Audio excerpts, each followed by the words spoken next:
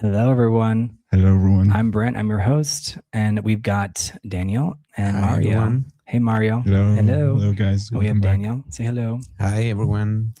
Okay, so now we're going to be talking about what is real. If you guys are watching, what is real? So it sounds abstract, but our phones show us all this stuff that, photographs that people never took, people who never existed, cloned voices saying things in their own that the owners never spoke. Social media feeds are personalized to show each of us a different version of the world and the public personalities who may be performing every moment of their lives. Mhm. Artificial intelligence has made the question harder, but AI did not create the problem. Long before deepfakes, algorithms, and virtual reality, philosophers asked whether our senses could be trusted. Plato imagined prisoners who mistook shadows for the whole of existence. Zhang Zhu, how about that pronunciation? He's the guy with the butterfly. He asked the question like, whether he's a man who dreamed of being a butterfly or a butterfly who's now dreaming that he was a man. That's a mind trip. So if you guys like philosophy, subscribe and follow for more. Descartes, how you say it, Mario? The Descartes? Descartes? Descartes. It's like my brain doesn't want to accept it. Yeah. It wants to Yeah, say it's too Descartes. many letters. Yeah. I'm like, why Descartes. French? Why Descartes? They are that way. Descartes asked whether an extraordinarily powerful deceiver might manipulate everything he experienced. I think there's some truth to that. Berkeley argued what the reality we know consists of minds and ideas. He argued that the reality that we know consists of minds and ideas. And Immanuel Kant claimed that we never encountered reality without the organized activity of the human mind, which sounds about right because you have to use your mind to perceive reality, right? Mhm. Organized reality. Mhm. Hegel argued that consciousness developed through contradiction, history, and the recognition by other people. And phenomenologist, say that 3 times fast, phenomenologist insists that reality is not first experienced as detached information. It is encountered through a living body already involved in the world, which I think that's true, right? I mean, would you argue that that's true? Like a phenomenologist, like you to be able to experience something as being real, you have to be in that world itself. Yeah. Hey Gizmo, how's it going? Hello, Gizmo. You guys, if you're in the chat, we're doing this live, so Tove, how's it going? Oh, are you sad about the username? Because I just changed the name. Yeah. Rob, are you here, Rob? All right, you guys participate in the chat, and I'm over here at the switchboard. Gizmo, I'm glad you're here. But phenomenologist insists that reality is not first experienced as detached information. It is encountered through a living body already involved in the world. And then pragmatist asks what our ideas allow us to do and what happens when reality refuses to cooperate. Have you guys ever had dealt with that? Like the ideas of old school pragmatism? That idea of no. I think we use the term pragmatist nowadays as like you're a pragmatist. You just practical. like you're practical. Yeah. But there's like it's a whole thing. Yeah. I definitely like try not to worry about like things that I cannot see, like concepts of like heaven or stuff like that, just to make my life easier. I'm just gonna do my hair over here. No, I like that. That's a good point. It's like that's very pragmatic in and of itself. It's like not worrying about what you can't control, right? Gizmo says, "I think, therefore I am." Rene does, Descartes. We're going to talk about him a lot. Yeah. And I feel like I always mispronounce it. Descartes. Descartes. Rene Descartes. Speaker. Yeah. If the art is here, we have some people who watch from France. Yeah. If you guys are into philosophy, y'all subscribe for more. We're a brand new channel. He says, "Hell is other people." Jean-Paul Sartre, right? Sartre. Sartre. Yeah. This is why I need you guys. Very good, Sensei Mia. Very good point. You guys leave comments and we'll put them on screen. And then Wittgenstein showed how language and shared human practice shape what can meaningfully be said. And I think that that's very true. Yeah. It says, I don't mean to be rude, but can you tell us the name of something about the two people and what they're doing with you? All right. So this is Gizmo. He's actually been here for a while. He's from Jimmy Explores. So this is Daniel and this is Mario. And I'm actually just because of this where people are, but Mario, he's been here. So Mario, do you want to explain who you are?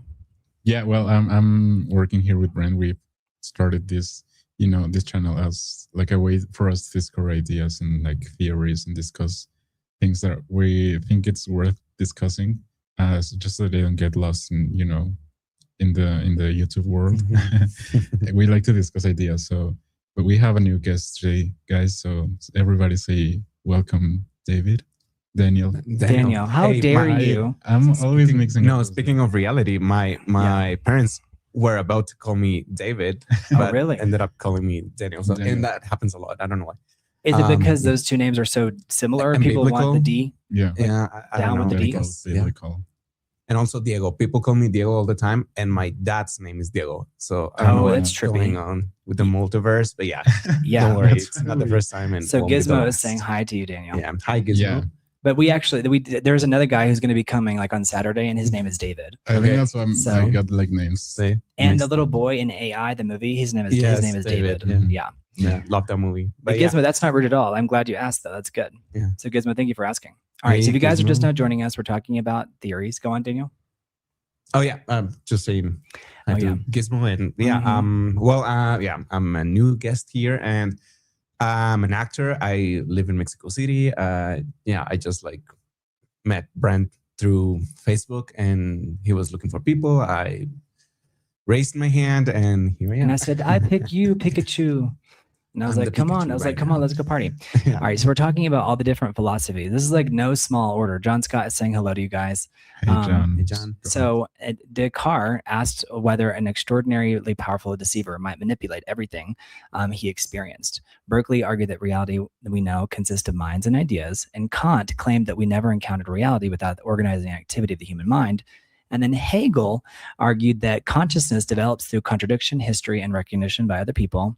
And kind of going through these again, phenomenologists insist that reality is not first experienced as detached information. It is encountered through a living body already involved in the world. And then pragmatists ask what our ideas allow us to do and what happens when reality refuses to cooperate. I think that's a really interesting point. And then Wittgenstein showed how language and shared human practices shape what can meaningfully be said. And then Foucault, is that how you say it, guys? Foucault examined the instructions that define which statements count as knowledge. And Baudrillard, how do you even say that? Baudrillard. See, Mario knows. Mario's good at this. It's like Baudrillard. I'll put it in the chat so you guys can see it. But if you guys like philosophy, you want to learn about philosophy, or if you already are a philosophy nerd, you're in the right place. So here's it says, there it is, argued that images and stimulations might eventually become more influential than whatever they originally represented. I think that's what we're living in right now, right? Yeah. Like the idea of the idea. Exactly. So tonight we are beginning with philosophy, not merely because the names sound impressive and hard to pronounce, but because these thinkers give us different tools for understanding our present crisis. Would you guys say that it's a crisis, like in terms of reality? I think so. Yeah. I think so. If we cannot agree in like what is truth, I think it's crazy. What's true? Yeah, I think there is so the art is here. He says, hello, I'm sorry I can't stay for long. I'm super tired. So if that's okay, I'll just listen for a while. Of course, the art. We're glad you're watching. He's watching from France, by the way. Oh, so you're probably mad at all the pronunciation. Feel free to because we just he just not joined, so he probably would have been like, because how do you put in a comment? You're pronouncing it wrong. It's like this. So what is reality? Is it something the mind organizes? Is it something communities construct? I think communities is a big key component because it's an agreement, right? Like we have to agree. I say something is real, you say something is real, so therefore it exists. And I don't know if it's something that exists, but I agree with the idea it's something that we experience and try to like explain to each other. Is it something is it whatever survives like serious investigation? Because some people might say something's not real until like it's put to scientific test. But I think it's like you can't test like whether people in the 1700s existed or what was their experience, were they happy? So is a theory real if it's just a theory? Right. That's the question. To be or not to be. To be or not to be. This is why these ideas are so hard to grasp. It's like water in the hand. Is reality, is it a simulated experience that's unreal? And when it change, like, is a simulated experience unreal when it changes a person permanently? Like that's interesting, right? So if something is not real, but it affects you, that makes it very real. Or for that person anyway. Like put your phone down if you get like hurt on the internet, like because it's not real, but isn't it? Like right. If it hurts, it's real, right? Yeah. Right. Is an online friendship less real than a friendship conducted in a room? Exactly. I mean, I don't know. I think it depends on, you may have a neighbor that you never talk to. Yeah. But you're physically with them, but you maybe have in a deep relationship with someone online, but you could find out that person online is not even real now. Yeah. Right. That's it's like catfishing. Yeah. This idea of catfishing is so easy nowadays. So thank you, Michael McSilvers. Wow. Thank you, Michael. Wow. Dun, dun, dun. Thank you, Michael. That's amazing. Michael, it's good to see you. Michael is a big champion of the channel. He's like, you guys go and do it. He's in Northern California. Oh, nice. Thank you, Michael. Michael, so that's much. amazing. That is so unexpected. And thank you so much. Thank you. Is it whatever survives serious investigation? Is money unreal because its value depends upon selective or collective agreement? I think that's what makes it right. Thank you so much, Michael McSilver. Speaking of money, thank you. What an exciting thing. So I think it's interesting because I remember being in college and the computers were already they weren't new, but they were kind of new. And the professor was saying, like, is it real? Because I just see the numbers in my bank account online. And I was like, that's a good question. Do you think that we're going to live in, Elon Musk said 2 days ago that we're not going to have money like in 10 years? Just what do you think of that idea? Well, this idea that production, or we may have money, but it'll be like deflation because the production cost will dramatically drop. So basically, the means of production are going to be so infinite that everyone will have access to abundance. So money will become more and more meaningless. Yeah, I'll believe it when I see it. Yeah, exactly. It's like we wish. Yeah. Thank you, Michael McSilvers. You're the sponsor of the hour. Thank you again so much. I was reading just today that money started also as an agreement because maybe trade wasn't like fair enough for some people if you trade. Yeah, and it was a good way to like secure like future, like you put like money in the bank, so people have it in the bank and they can like, I don't know, get credit and build something that they don't actually can afford right then and now. So so I wouldn't think it's far-fetched to think that money would eventually disappear or change in like its core shape, but I don't see like what could replace it necessarily right at this moment now. Maybe it's just calling something by a different name, but it's kind of like Romeo. Or Shakespeare, what a rose by any other name smell as sweet. It's true for like what we call things. I do think there has to be a change in money. Otherwise, I think there's going to be a revolution like around the world because it's so uneven. Yeah, it's not necessarily about how hard you work. It's about all these different things. And even the value that money has, like depending on the country and like the currency and everything. Right. No, it's very real, especially the more you travel, like it starts to become like monopoly money, but it's still very real. Like it still affects your life. Yeah. It doesn't mean like you're not taking it seriously. It's just like the numbers are so incredible when you go to certain countries and it's like, it's 3,000 or 5,000 for a cup of coffee. It's easier to see how made up it is. Right. The idea of the mode of currency, the unit of measurement. Is a public persona fake when the person performing it begins to believe it? And what happens when the evidence we once trusted, photographs, recordings, and voices, can be manufactured at scale? What happens indeed? I think that now it's like you can fake anything to the point where even if it's your own lived experience, you're like, it's like, what is spoofed? Yeah. Do you know what I mean? Or if you spent your life working on projects that were creating fake stuff, and then your experience on those things is like how much of it was like an AI hallucination. Do you know what I mean? Like how much of it feels like have you ever had an experience from a childhood? It's like a very vague memory. Yeah. How do y'all, like, it's like hard to grasp and that it comes in and out. Yeah. Like, was I told this or do I actually remember this? Right. And what's the difference? Like, I mean, For me, I think I try to grasp like onto the memory right at the moment, right as it happens. So whenever I remember it, later, I don't necessarily have to change it because I do think memory is tricky. Like definitely, it's not like reality. Let's say like an objective reality. because you obviously impregnate it with, feelings and sensations. That's a great word, impregnate. Yeah. Mm-hmm. So I did try to. Mario's going around impregnating ideas, impregnating memories.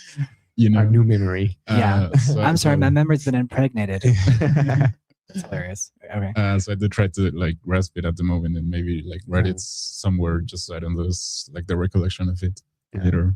I think memory is one of the most fascinating aspects of being a human or just being a creature in the physical world. Because it's all about like your perspective, like where you're standing, what your memory is.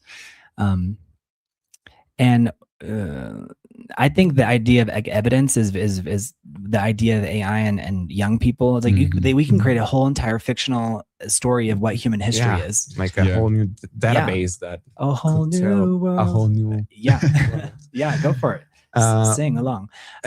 Welcome to our sing along. Yes, but yeah, I don't know the words. It's all right. Yeah. So Daniel is joining Mario and me tonight because this conversation needs some disagreement. And just we need to challenge his ideas. I think Kant, like the big opponent of Kant is like Hegel. Like those are kind of, they're very different in terms of you boil them down. The heated rivalry. Yeah. So I'll connect these ideas as much as I can to like actors, performance, public identity, and the machinery of modern culture. And I think also with social media, like everybody is an actor nowadays. Yeah. It's like everyone, it's like how much you want to participate in the social theater. It's like up to you, how much you want to participate. Like if you're watching this, you can like comment right now and be on screen. Right. So you guys, the chat is our philosophical jury. So throughout the conversation, we'll classify each example as objectively real, experientially real, or socially constructed or simulated or unknowable. We don't have to actually label them all, but we're going to just talk about these different ideas because they're so freaking mind-blowing. Yeah. Mark Sands is here. What's going on? He says, what's up, everybody? Hey, Mark Sands. Right? Michael came in here and you're just like, was like, bam. We're like, wham, bam, thank you, ma'am. Yeah. I'm like, dang. I was telling Daniel, because it's his first day, I'm like, listen, we're a new channel. Sometimes people will support, sometimes they don't. And it's like, Michael McSilver's like, let me impress Daniel real quick. Right out of the gate. Yeah. I loved it. Yeah. Right out of the gate. Okay, so we're going to be asking the other thing is true. What's the difference between truth, reality, and knowledge? How would y'all describe the difference? In the chat, you guys let us know too. If you guys chat, we can put it on screen. So, truth, reality, and knowledge. I think truth, for me, has to do with your own point of view. Like this is true to me. Okay, if it's true for you, it's true. Yeah. But reality has to do with a consensus, I guess. And knowledge, I think knowledge has more to do with a scientific method, something proven and something like that gets passed down or like stored, right, or taught, right, as fact. And yeah. It says, welcome, Daniel, strap in. So it's like, put on your, it's like that Betty Davis movie where she says, put on your seatbelt. It's going to be a bumpy ride. It's going to be a bumpy ride. Yeah. Well, we do live in Mexico. We do. And it gets bumpy sometimes. It does get bumpy. That's a really good point. I've never described it that way. But that's a really good point. For me, I think truth needs to be somewhat objective. Like I know that there's not like a real objectiveness in the world, maybe, but I do think that truth can be, or we should try for it to be like the most objective we can, maybe. Like it's an honorable pursuit. I think so. Then for reality, I would say I agree that it's more like an agreement almost, or a construction that we also have to agree upon. But I do agree that we also have like a certain level of individual reality, obviously. And then as for knowledge, I think that's I agree that it's like maybe like the most provable form of human consciousness around the things that we see in the world. And I think knowledge comes from like reality in itself.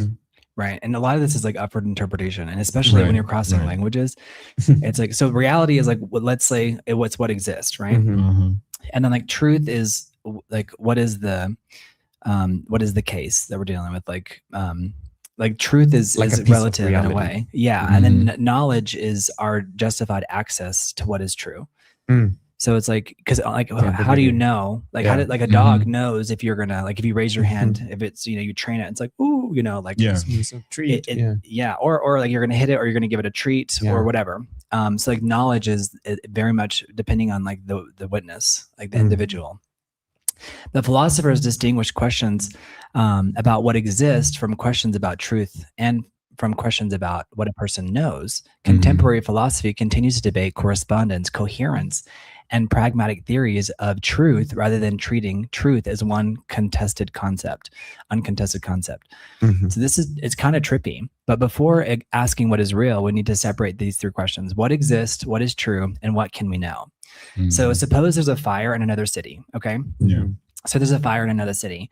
And the fire is a part of reality, whether we know about it or not, right? Yeah. So that's real, whether we know about it or not. The statement there is a fire is true, but if it corresponds to what is happening. But my belief becomes knowledge only when I possess an adequate route to the truth, perhaps reliable testimony, direct evidence, or verified reporting, right?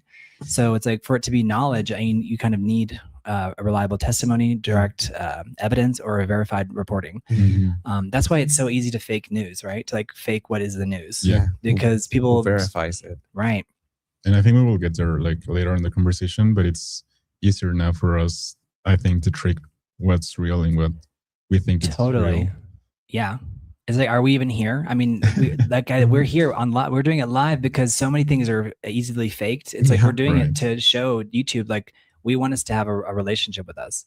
So it's like John Scott, Mark Sands, Michael McSilvers. We want to have a relationship with you. So we do it live because that way you know that we're real. Yeah, that we're real people. I'm a real boy. Like Pinocchio said. So there's this idea of correspondence too. Like a statement is true when it matches reality. Like the door is open. It's true when the door is in fact open. Yeah, well, it's a direct channel, but nowadays, how do you get a direct channel to the truth? Very good. Yeah. Mark Sand says, if a tree falls in the woods and no one is around to hear it, does it make a sound? I would say yes. That's the big question that they ask. I mean, even as a kid, we hear that question constantly in the English speaking world. Like if a tree falls in the forest, does it make a sound? Although no one hears it, does it make a sound? Exactly. Right. Good point. Good distinction. Like if there's no one that hears it, does it make a sound? Yeah. What is your answer to that one? I think the point of this question is to tell that like the person seeing the event is ultimately what's important or what matters. Because if you have no recollection of the thing, or maybe like how do you say it? Like a definition like of sensory? the thing. Yeah. Like if there's no one like to have any sensory proof of it. Right. I think that there's like the point of this is that to say that if there's nobody that proves it, then it doesn't really matter, because us as humans, we possess, let's say, the knowledge, and like the ability to access the knowledge, let's say. So if we ultimately don't know about it, it's like it didn't happen, maybe, and we know it happens. I mean, right. That's a good point, and that's why there's like correspondence, coherence. Coherence is a belief and is credible when it fits consistently within a larger system of belief. So, like, let's say a fictional universe can be internally coherent without being real, but it may be coherent. And there's pragmatic approaches, like the significance of a belief involves how it operates in inquiry, experience, and action. For example, like this does not mean that anything useful is automatically true, but like classic pragmatists differed significantly. But this is where it gets crazy. But I think it's a good question for sure. Yeah. What's up? We may be doomed. What's going on? We have a user. His name is We May Be Doomed. His name is Matthew. Chat, are we doomed? Yeah, are we doomed? Are we doomed? So can something be real without being knowable? Can something be real without being knowable? What do y'all think? I think so. Without being knowable? Like knowable. I would question it. I would say no. Like for it to be real, we have to like discuss it, right? I guess it depends on what your definition of real is. Because in my mind, I would say yes, because like there's so many phenomenons going on in the universe simultaneously at any given time, like all around the universe. I don't know about them. And I may not even be able to conceive of them because they're so outside of the realm of the human experience, but they're happening, So unless we're just inside of a big computer and I'm just confused, I mean, are we just inside of a computer? It's like tapping on the glass, you know? Right. What do you think, Mario? Can something be real without being knowable? I think yes. And I'm relating it maybe to the idea of us humans discovering like new things. For example, maybe people back then didn't know how exactly, I don't know, like the heart worked, for example. But now we know more about it. And it doesn't change the fact that our hearts have, you know, worked throughout history. But then that means it was knowable. I mean, but it came to a point where it was. So I think. Oh, right, like the tools, right? Like, of like, for example, they didn't exist at one point, and then they did. Right, like a aerial phenomenon or something in space. Like it's unknowable until we have the telescopes. I think so, and maybe that's why I'm inclined to say yes. Although I get the point, right? Like if it's non-existent at the time, it's maybe not. It may be. Not like fictional, inherently feels fictional. But I would say yes, because there's still like a level of you know, discovery that's going on there, and in that discovery, I think then you can later know what we now know. I love it. It's so crazy. It's like to mind, you know. It's so like you have to wrap your head around these concepts. It says Mark Sand says knowable by who or what. That's another good point, right? Yeah, exactly. Yeah, because if there's nobody to know, then again it becomes irrelevant, let's say. You know what I've noticed about YouTube too is if you watch a video, it'll say like who was mentioned. So I would want those people to show up in the video. So we talked about Immanuel Kant. Do we know what Hegel's first name is? Wilhelm Friedrich Hegel. Yeah. And you know, and Zhenghua, what was it? Zhenghua? It's a hard one. It's about the Chinese philosopher about the butterfly. So, can a person possess a true belief or for completely irrational reasons? Can a person possess a true belief for completely irrational reasons? Yeah. What is rationality? Right. Yeah. Like. Right. Good question. It can seem irrational to one person, but for them, there might be rational. Some way. That's a really good point, though. That's a great place to start. Like, what's rational? Is it something we agree on, or again? I think ultimate rationality, and you in chat, you guys can participate because I think we're all grappling with what is real in today's world with AI and everything. But I think rational is like what's to the best of, you know, of service to the individual thinking the thought. Right. Like that's a rational thing. Whatever it's like, it's in service to me. So I think it is possible for a person to possess a belief for irrational reasons, because I think a lot of people actually are irrational because they're not necessarily acting in their own best interest. They're just acting based off of their own like trauma or whatever. Yeah. I think in terms of thought, I don't know how many people, Mario, do you know anybody that talks about trauma and how it affects our ability to reason?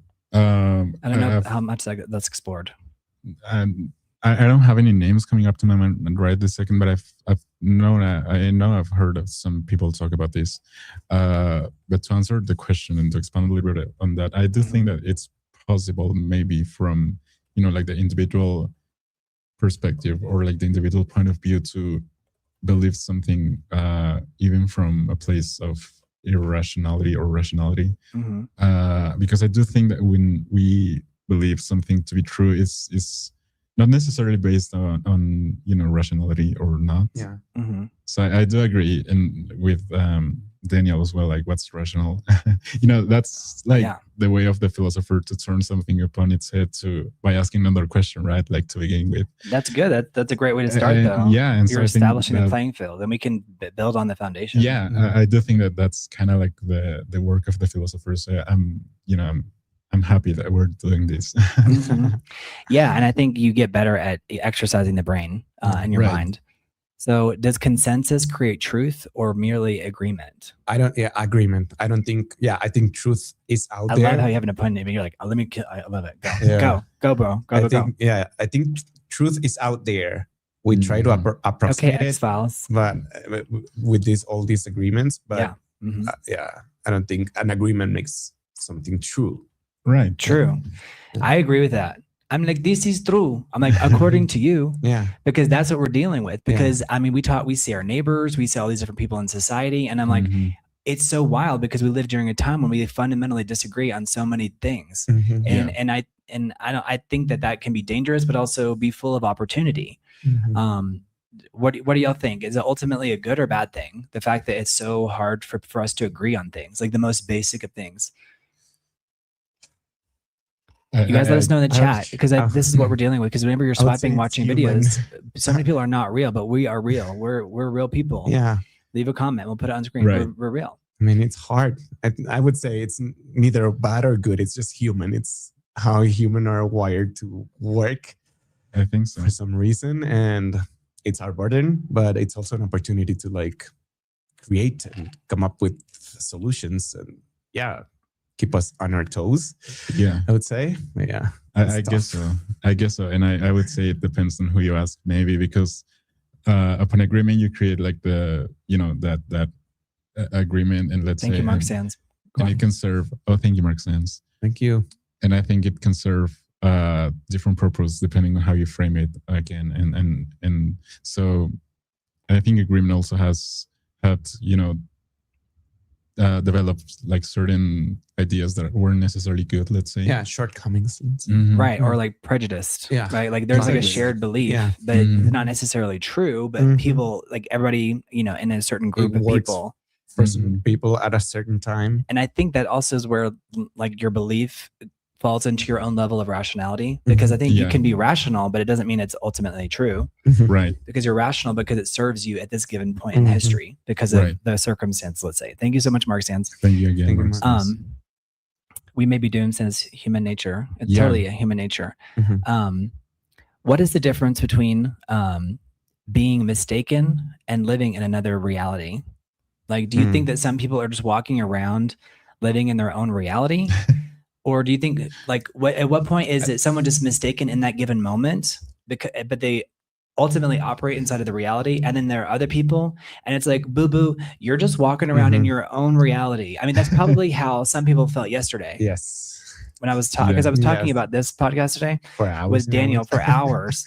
And I looked in the mirror and I saw like my face is all red. And I'm like, I probably look like a crazy person because I'm like, what's real? What's not real? And I'm like, at the end of it, I was like, oh, I probably scare these people to death. I'll probably never see them again.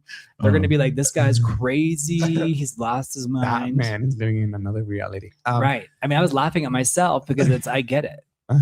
I think that at some level, we all have our own reality that we operate in. And then a shared consensus that we agree upon, and and it's limited, right? Like what we agree upon. Like I agree that you're here, you agree that I'm here. More limited and limited, right? Yeah. Because you're looking at your phone and you're like, everything's a lie, conspiracy theory. Your own reality. Yeah. I do think that I mean, you can have like a different perspective, and I do think that creates like an individual reality. But I do think it's let's say dangerous or more dangerous whenever that reality kind of goes against what's been proven to be truth. Let's say, maybe give me an example. Maybe someone believing that it's like a silly example, let's say, but maybe someone saying that the sky is not blue, like when it is, let's say, and even blue.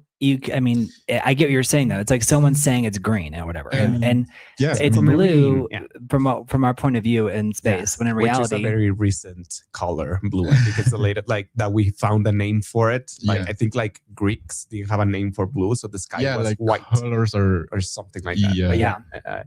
Blue was like the latest color to be like classified. Yes. And they experienced blue in the ancient world. It's just they didn't necessarily have a word for it, like an agreement. For it exactly. Or even a most like simple example, like the Thursday night and day, like that can almost not be questioned, let's say, because we have like this light and darkness. You can question that the sky is not blue, right? Maybe. You're like, it's not blue. I'm looking at it right now. It's dark. I mean, maybe, Yeah. So my example would be like, that's, against what's been proven to be true, right? And so I think that realities that differ from, what tends to be true can be more dangerous, let's say. And then I do agree that people can have also like their own perspective and things, on a more simple level, individual level. Right. It's very interesting. Can a fictional film reveal truth without depicting facts? What do you think in terms of like art? Like, can a film, and I'm using a film, but it's probably true for any piece of art, but can a film can reveal truth without depicting facts? I think so, yeah, like a metaphor. Yeah. Right? I think so analogy. Too. I would argue that. I think so. We May Be Doomed had a funny thing earlier. He said, I thought I was wrong once, but I found out that I was just mistaken. Like, that's very funny. I mean, it's definitely playing with language. Yeah. Officer Matthews says, our eyes are like the sun reflecting colors, but it's what makes it interesting, Brent. I agree, Officer Matthews.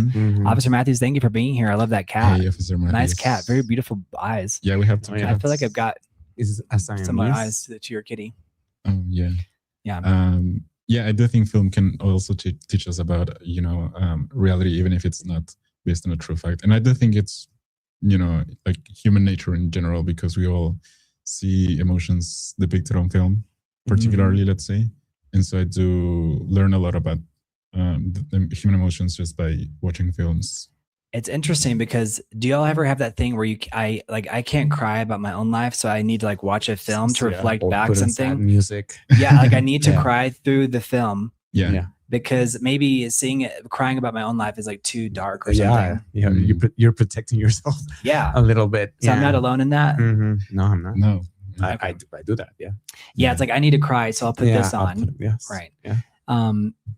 Yeah, I think it's very interesting because I think sometimes documentaries lately, I feel like are more fake than fiction because they have like a clear point of view. Yeah. And the whole documentary is designed to convince you of whatever the point of view of the documentarian is. Yeah. And so I've noticed in the last 20 years or so, it's like I don't trust documentaries because so many of them have an agenda. They feel didactic. Yes. They're like, this is the conclusion versus just presenting the facts. Whereas fiction, it's like, in a way, it feels more truthful because they're depicting a story to get to a more universal truth of the human experience. If you guys are just now joining us, don't forget to subscribe. This is live. So you can leave comments. You can leave us, be like, you guys have to talk about this theory. Like the video. Questions. Yeah, like the video. That's another thing. Yeah. Don't forget to give the video a like. So can a true statement come from an unreliable person? Sure. Like, what's the saying? A broken clock is like correct twice a day. At least twice a day. That was really quick on your part. Good one. Very good, Danielle. This is Danielle's first time here, guys. So that was so good. I love that experience. I mean, that's a great point. It's interesting because, we have the expression, don't or consider the source or but you're right. It's like someone who's inherently wrong or even just downright crazy can be right or like some of the acting, in bad faith can be right. Yeah. Absolutely. Like they're like putting on a show or like they have some kind of sinister, I think it's funny because sometimes I feel like we project that onto other people too. Sometimes I'm like, people think I'm like, there's no trick. And, they're like waiting for the trick. And I think that's like a hallmark of maybe modernity or maybe that's been around forever. Maybe it's not even a modern thing. Yeah. Can everyone agree and still be wrong? Sure. Yeah. I think so. Yeah. Daniel's like, oh, like you mean like right now, like in reality? Like, yeah. I think so. Yes. No, definitely. I love how you were so quick. Yeah, I'm the same. I was like, when I saw that, I was like, yeah, for sure. Yeah. And I think that creates like a sesgo, like believing that something is like, let's say, truth. And then you find someone else that believes the same thing, and then you think that makes it more true. Yeah. I mean, people that are right often, like, that aren't proven right yet, often look crazy in society. Right. Yeah. Like tell me about it. It's been that way. Yeah. I think it's like, the Greek myth Cassandra, where she was given like cursed to know the future. Cursed with the knowledge of the future. Yeah, you were about to say blessed. It's like blessing or curse. It depends on how, because she knows the future, but she's doomed for no one to believe her. For no one to believe her. I feel that way sometimes because you've lived through so many different experiences and there's no way to articulate it other than projecting your experience onto this new thing and be like, this is probably what's going to happen based off of my experiences. Yeah. But it's very interesting. And there's so many movies that explain, like Rashomon. Have you heard of that movie? Yes. Okay. What do y'all know about that movie? Because I'll pull up an image here. It's a simple story. I think it's in Japanese, like feudal era. I think. Yeah, that's right. And some like travelers like run into someone else. The simple pitch is like a simple story told by 3 different like points of view. Yeah. And you never know which is true. By the end. Yeah. It's like the same story retold 3 times. And they are all very different from each other. So yeah, they have like those moments where because it's about like the because I think it's the same anecdote. Let's say like someone gets attacked or someone gets robbed or something like that. Yeah, but told through 3 different point of views and very different. Yeah, I mean, it's Akira Kurosawa's. I think it was like the 50s. In 1950, it's a landmark Japanese psychological thriller directed by Akira Kurosawa, widely considered one of the greatest and most influential films in cinema history. Yeah. It's set in the 12th century Japan. The film revolves around a horrific crime in a forest, the murder of a samurai and the essay of his wife. The narrative unfolds through 4 highly contradictory eyewitness accounts presented at a trial. There's the bandit, the wife, the murdered samurai, and the woodcutter. And it had a huge effect on filmmaking. And it was a screenplay adapted from 2 short stories from, I'm not even going to try to pronounce this name, but it's called In the Grove and Rashomon, the Ruined Gate framework. But it's very interesting. So what did y'all learn about this in film school or in school? Yes, Rashomon? in film school. We saw Akira Kurosawa films, and this is one of the main ones. And you're cool if you know who Akira Kurosawa is. Yeah, and this is from 1950. One of the cool. This is Rashomon. So the idea of having so many different eyewitness accounts. Have you ever been in a situation where you were in an argument with someone and you were like fighting over what actually transpired? And you're like, we were both there. How do we not agree? Like, I was there, you were there. Yeah. Do you ever have that? Have you ever had like that scenario? And does the identity of the person ever come into play? Like, is it usually a woman or another man, or does it have to do with a cultural point of view, or is that not, or is it more like their emotional state? Not a full on, discussion, let's say, but yeah, like realizing that we may not have been experiencing the same thing, even though it was the same event, let's say. And I think it's happened to me with friends mostly, and I noticed that it has to do with like feelings. I do think it's kind of like the feelings that you come across through in that moment, and how it affects your way of perceiving reality. Yeah, or that's how we put tone into like text messages. Or the lack of tone, and then we project tone onto it. We project that tone, and like we're having a bad day, so we're like how dare you come at me, bro? Like how dare you? Without emojis. I think. What do you mean? And you read it back, and it's very different interpretations. Or it's like, why are you mad at me? It's like, because someone's just been sending you up like thumbs up. It's like, no, I'm just saying, I agree. But some people are like see that as hostile because it's not like friendly enough. It's like, you need to be like, I'm like, I don't need your whole life story to say like that's fine, bro. So it's very interesting, our communication styles. As to the cultural as well. That's a very good example. It's a very recent argument that I had that a lot of that came into play. But all right, tell us about your argument. I don't want to name names, but let's just say that I'm part of a group. Give us the tea. I'm part of a group, and there's a group message. Okay. And we try to agree on like some activities and this like activities that we do like over time. And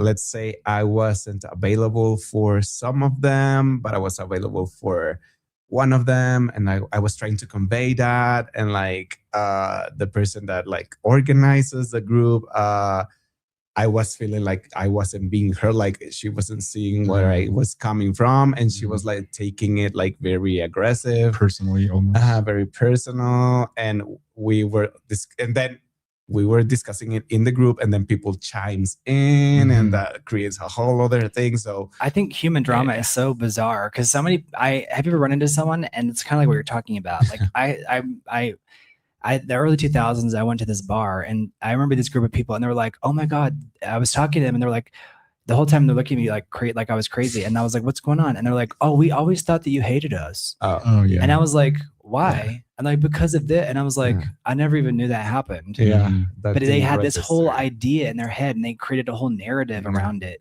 And I was like, that's so wild. That this entire group of people thought I hated them because of some event I didn't even know transpired. Yeah. But you feel like there's like there's the projection of the tone, of the meaning too, and like I've the been let go. I mean, as an actor, I was once let go of a production. No, because that's like dramatic. It was dramatic. It was dramatic. I even literally and figuratively. I shaved my head after that. I've done that. Mario's seen it. I did it twice. I did it twice. When you're like trying to grapple with reality, sometimes a good head shave for men, I think works. Women, I think it does for real. But yeah, because I was like, I had a lot of questions about the scheduling. They were scheduling rehearsals and then the actual shooting. But for rehearsals, it wasn't like a crazy schedule. They wanted like 40 hours of rehearsal for like a student short film. That was going to be like 3 minutes or something. Yeah. You're like, why? I had a lot of questions. So I kept asking questions to the assistant director. And when I got to the rehearsal the other day, they were like waiting for me. And they were like, we're letting you go because of the way you spoke to the AD. And I'm like, the way I spoke to it, I was just like by asking a question. Yeah. And I read it back to so many people. Like, do you find that tone here? Like, and you're legitimately trying to find like a shared reality. Yes, because I was feeling crazy. Like, you got that from what I wrote. That makes you feel crazy. Yeah. So, I think sometimes that has to do with like gender too, because of the culture. Yeah. And I think it's not in one gender's fault. It's because of the framing that the culture sets up. Things we project onto them. Exactly. Right. Yeah. So was it a woman? The producer was, the director was a man. The AD was a man too. Okay. Yeah, it was Yeah. So it has to do with so many different things. Yeah. And there's that idea too, right? Like, don't question me. Yeah. But I think we have to question. I thought we were collaborating on something. Yeah. Yeah. And they were like, you were wrong. Yeah. We're not collaborating. Yeah. Yeah. Especially if it's for like film students, where there should be more flexibility. That was my experience. So that's why it was like, you're not Spielberg, bro. Calm down. I mean, And I think even if you are Spielberg, he exists very much in that spirit of collaboration. I think so. Right? Yeah. So one of the examples of the different kind of reliable sources is like Anatomy of a Fall. Have y'all seen this? I have not seen this. Absolutely. Yes. It's kind of like a Russian movie of sorts. Yeah. Okay. So what if, Brent, they have a thing where you play a game and you I know, I saw that. I was like, what is he saying? So he says, what if, Brent, they have a thing where you play a game and you punch a real wall, but in the game it's fake. So does AI take the real wall down? How insane would that be? How it got created? Officer Matthews, you're blowing my mind over here. But I think you're making a good point. It's like, at what point is something real or not real? And there's so much. It's like going back to Ready Player One, the idea, the Spielberg movie. The Anatomy of a Fall, you're right. It's a French film. And it's a drama, legal drama and psychological thriller directed by Justine Triet. The film won the Palme d'Or. And I did not see this one, but the story follows Sandra, a successful German writer living a secluded life in a remote chalet in the French Alps with her French husband. And their partially sighted 11-year-old son, Daniel.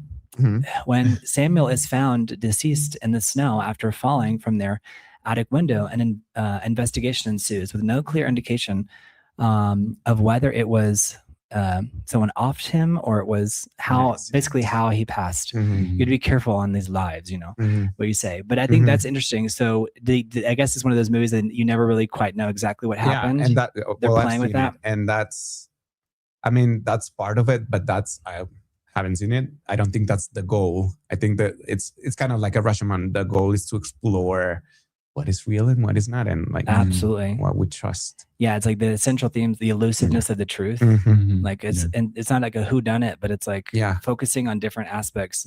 The marital arguments, and also like just it's so interesting because the way we decide if people are guilty or not is like if they have motive. Because I've had motive for so many things, I never acted on it. But I've had a motive, but I never did the deed. Right. So it was like if something ever happened, it's like that could, So it's like you try not to make enemies because just if they fall down a flight of stairs, someone could be like, "Yeah, well, you were mad at him, so you could have been the one who pushed." I'm like, "What are you talking about?" I have an alibi. Yeah. All right. So now that we've separated reality from knowledge, so like I would say knowledge is something that you can kind of store, and as an individual, you process it. And then reality is, I mean, it depends on who you are. It exists, right? Exist. And we enter the most famous image in Western philosophy, a society in which people mistake images of the world for the world, which is what? Allegory. Do we know that one? Plato's That's right. Cave. Dun, dun, dun. The Plato's Cave. That's exactly right. Very good. Here we have it. So we have the cave here. Yeah, it's like a very famous example of how perceived reality cannot be necessarily the true reality, let's say. And he argued that the person who was liberating, the slaves was the philosopher, which questions, reality and stuff. I mean, this allegory always becomes relevant once again and again and again, because it's kind of like the idea of, you're good on now, yeah, like we perceive as, the slaves. So this one is a famous philosophical argument, or thought experiment, rather, exploring how human beings perceive reality versus true knowledge. So, because what they're seeing is reality to them, but it's not necessarily knowledge. So people are chained inside of a dark underground cave since childhood, facing a blank stone wall with their heads immobilized. Fire burns behind the prisoners. People walk behind a low wall carrying various statues and objects, casting shadows onto the wall ahead of the prisoners. And the illusion, the changed individuals believe those moving shadows and echoing sounds are true and only reality. One prisoner is unchained and forced to turn around, seeing the fire and the actual physical objects, realizing they were only looking at copies. The freed person is dragged up and out of the cave into the sunlight, which initially blinds and hurts them, but eventually allows them to see the real world and the sun as the source of all life. When the enlightened person returns to the cave to free the others, the remaining prisoners mock, reject, and show hostility towards him, refusing to believe his stories. So it's basically about ignorance and knowledge and the role of the philosopher to like go back and like educate the populace. They added this new thing. So they just added this on Streamer. So if someone leaves jewels, we can see it. Yeah, thank you, Officer Thank you Matthews. for the jewels, Officer Matthews. Thank you. Thank you. All right. So when did y'all learn about Plato's Cave? I've got some different images I can pull up here. I think middle school or high school. High school, I think. I think high school. Mario's like, I learned it in kindergarten. How about that? I read Plato's Republic when I was 2. I'm the one who drew Before it. you could read. I think high school. High school too, I think. But I don't think it tends to be like oversimplified, maybe. I think so, probably. Yeah. And I don't want to oversimplify it, but I also don't want to I'm not saying freak people out. But it's like the idea of, because it helps explain like several, parts of reality. Yeah. There is, when I was looking it up, there were so many different, it showed people on their phones and how like what we're seeing through social media in a way is the shadow. Is the shadows of the real world. Yeah, right. I would agree. That's why we do these live, by the way, guys. This is live. So this is like as close as the real thing as you're going to get. We're not shadows. This is real time. So you can leave a comment and be like, yo, bro, what's up? Why you tripping, bro? You are tripping. Yeah. So the cave represents the physical world of sensory perception and ignorance, while the outside world represents the higher realm of ideas, reason, and truth. And so the person who escapes, and he symbolizes the philosopher who has a duty to return and help pull others out of ignorance, despite the social friction that it causes. I think that's what's really difficult, is there's a lot of friction. Hello, Sultan. How's it going? Hey, Sultan. We have a new guest here. We have Daniel. So Daniel's here. So I think how have you ever felt that sense where you have to be like the philosopher for the idea that you're encountering? Like you learn something and it's like your moral duty, it's your moral responsibility to teach your friends about it. Or you hear people talking about something, you're like, bro, that's completely not real. But you're like, do I have to be the person who breaks the news to them? Like maybe they're talking about a fake news story, and you're like, well, actually, I'm actually. No, but I did. I mean, in high school, I think we used to have like calculus class, and I would break it down to my classmates in terms that you mansplained it. Yeah, I mansplained it basically calculus to my. I think mansplaining is such a scary word. I'm like, what is that? Like, Go on. But yeah, because I understood it and because you're the chosen one. Because I am the Harry Potter. No. Yeah, exactly. Right. Yeah. But and maybe the teacher wasn't like getting through them, and I would like she wasn't getting through to them after class, and I would like redo that class for them and make sure that they got it. Let me give you your gold star. Yeah, thank you. Yeah. No, but I think that's real, and I think that so many people are ridiculed for being like the wisdom bearer, right? Yeah. It's like it's like a burden, and even Plato knew that there's social friction when you have to teach people like, hey guys, this is actually the real. Like you've been you know what you know is a shadow of the truth, and I think that's where we're living in that now with the ideas that are spread on social media and even in the mainstream news. Yeah. But we're gonna go. These are photos of Plato's cave. Some different ways to view it. The cave here. For me, I think it's been that way too. But I do think sometimes society maybe wears you down to the point where you no longer want to explain it because you don't see necessarily the point. Okay. Which is not a good thing, so right? Sad. That's why super chats help you guys. Yeah. Super chats help like give us like, okay, like people want to know the truth. We're exploring the ideas of philosophy and like, what is real. And it's very validating. So thank you, Michael McSilvers. Thank you, Michael Sands. Thank you, Officer Matthews. Thank you guys. Which isn't like necessarily a good thing, right? Because you would want to explain, you know, maybe help others. But whenever someone doesn't want to necessarily learn, I think that's when it can be, you know, when they're trapped in the matrix. Yeah. Here we have the matrix on screen. Or seem crazy. Yeah, exactly. So well, the matrix is also like the ultimate cave, right? Like this idea of like, do you take the red pill or do you take the blue pill? Yeah. Like getting out of the cave. I'm sure there are probably other theories too that are even more enlightening. But I think the matrix is like as an allegory for the cave. And here's where he touches the mirror and it turns into liquid. And it's like, very trippy movie. Have you guys seen the Matrix? Yes. Do you remember the first time you saw it? It was a long time ago. Yeah. It's good though, right? I don't remember the first time. Yeah. But I've seen it. But it's a trip. Yeah. Yeah. It's a real trip. Yeah. Okay. All right. So we talked about the cave. So the prisoners, the other prisoners, I think it's really important to note that like if someone is ignorant, it doesn't mean that they're not intelligent, right? They're interpreting the only evidence that they've ever received. Yeah. About the access. Right, exactly. So that matters. So Plato's cave is not necessarily about stupid people believing lies. It's about the limits imposed by an environment. Like there's an environment that's dictating how much you see. I think what's interesting about now with social media is because we actually do have it feels like we have the choice, but is it still an illusion choice? Like, because I feel like if people knew better, they would reach for it, but they don't necessarily reach. So how do we teach people to reach for the ultimate truth?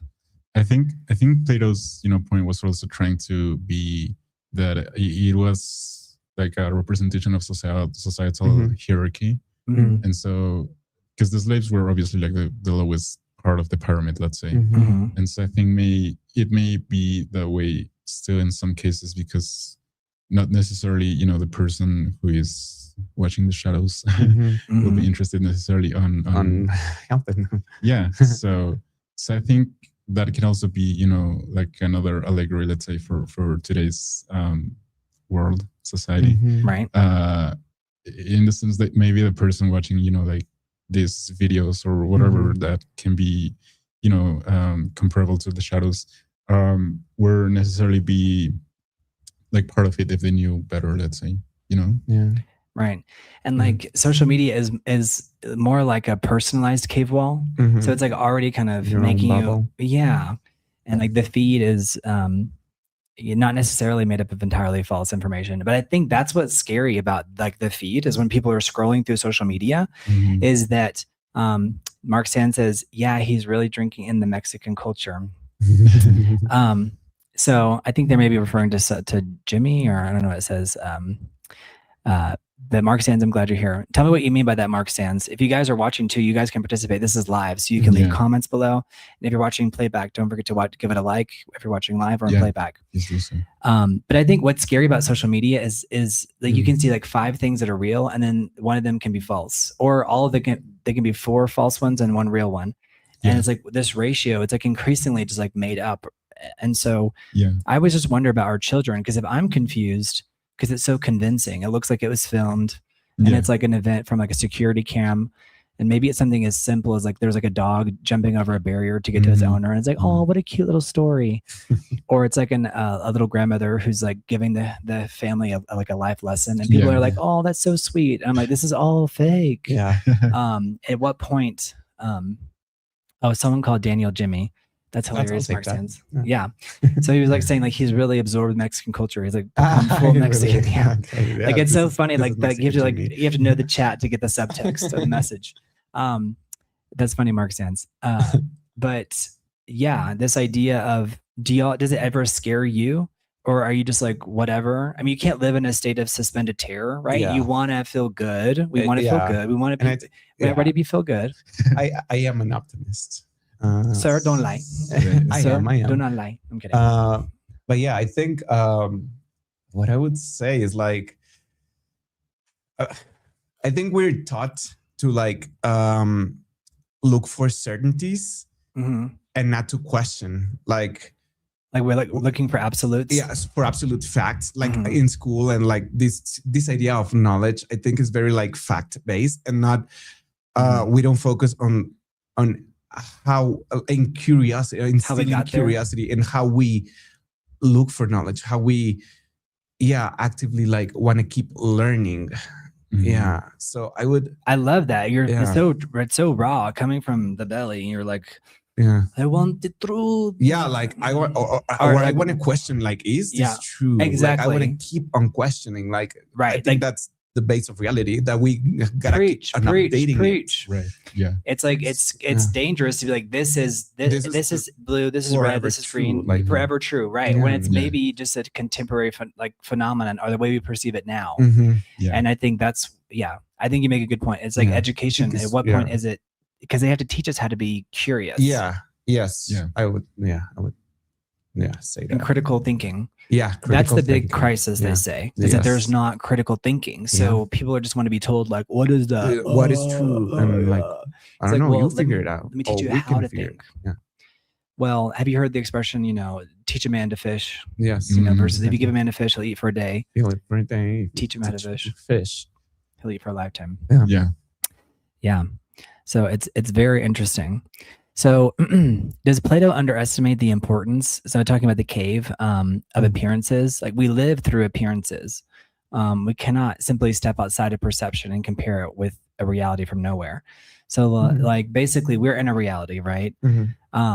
At what point can we, like how much can we step outside of our reality and turn back and look on it and reflect on it? And I was talking about this yesterday a bit.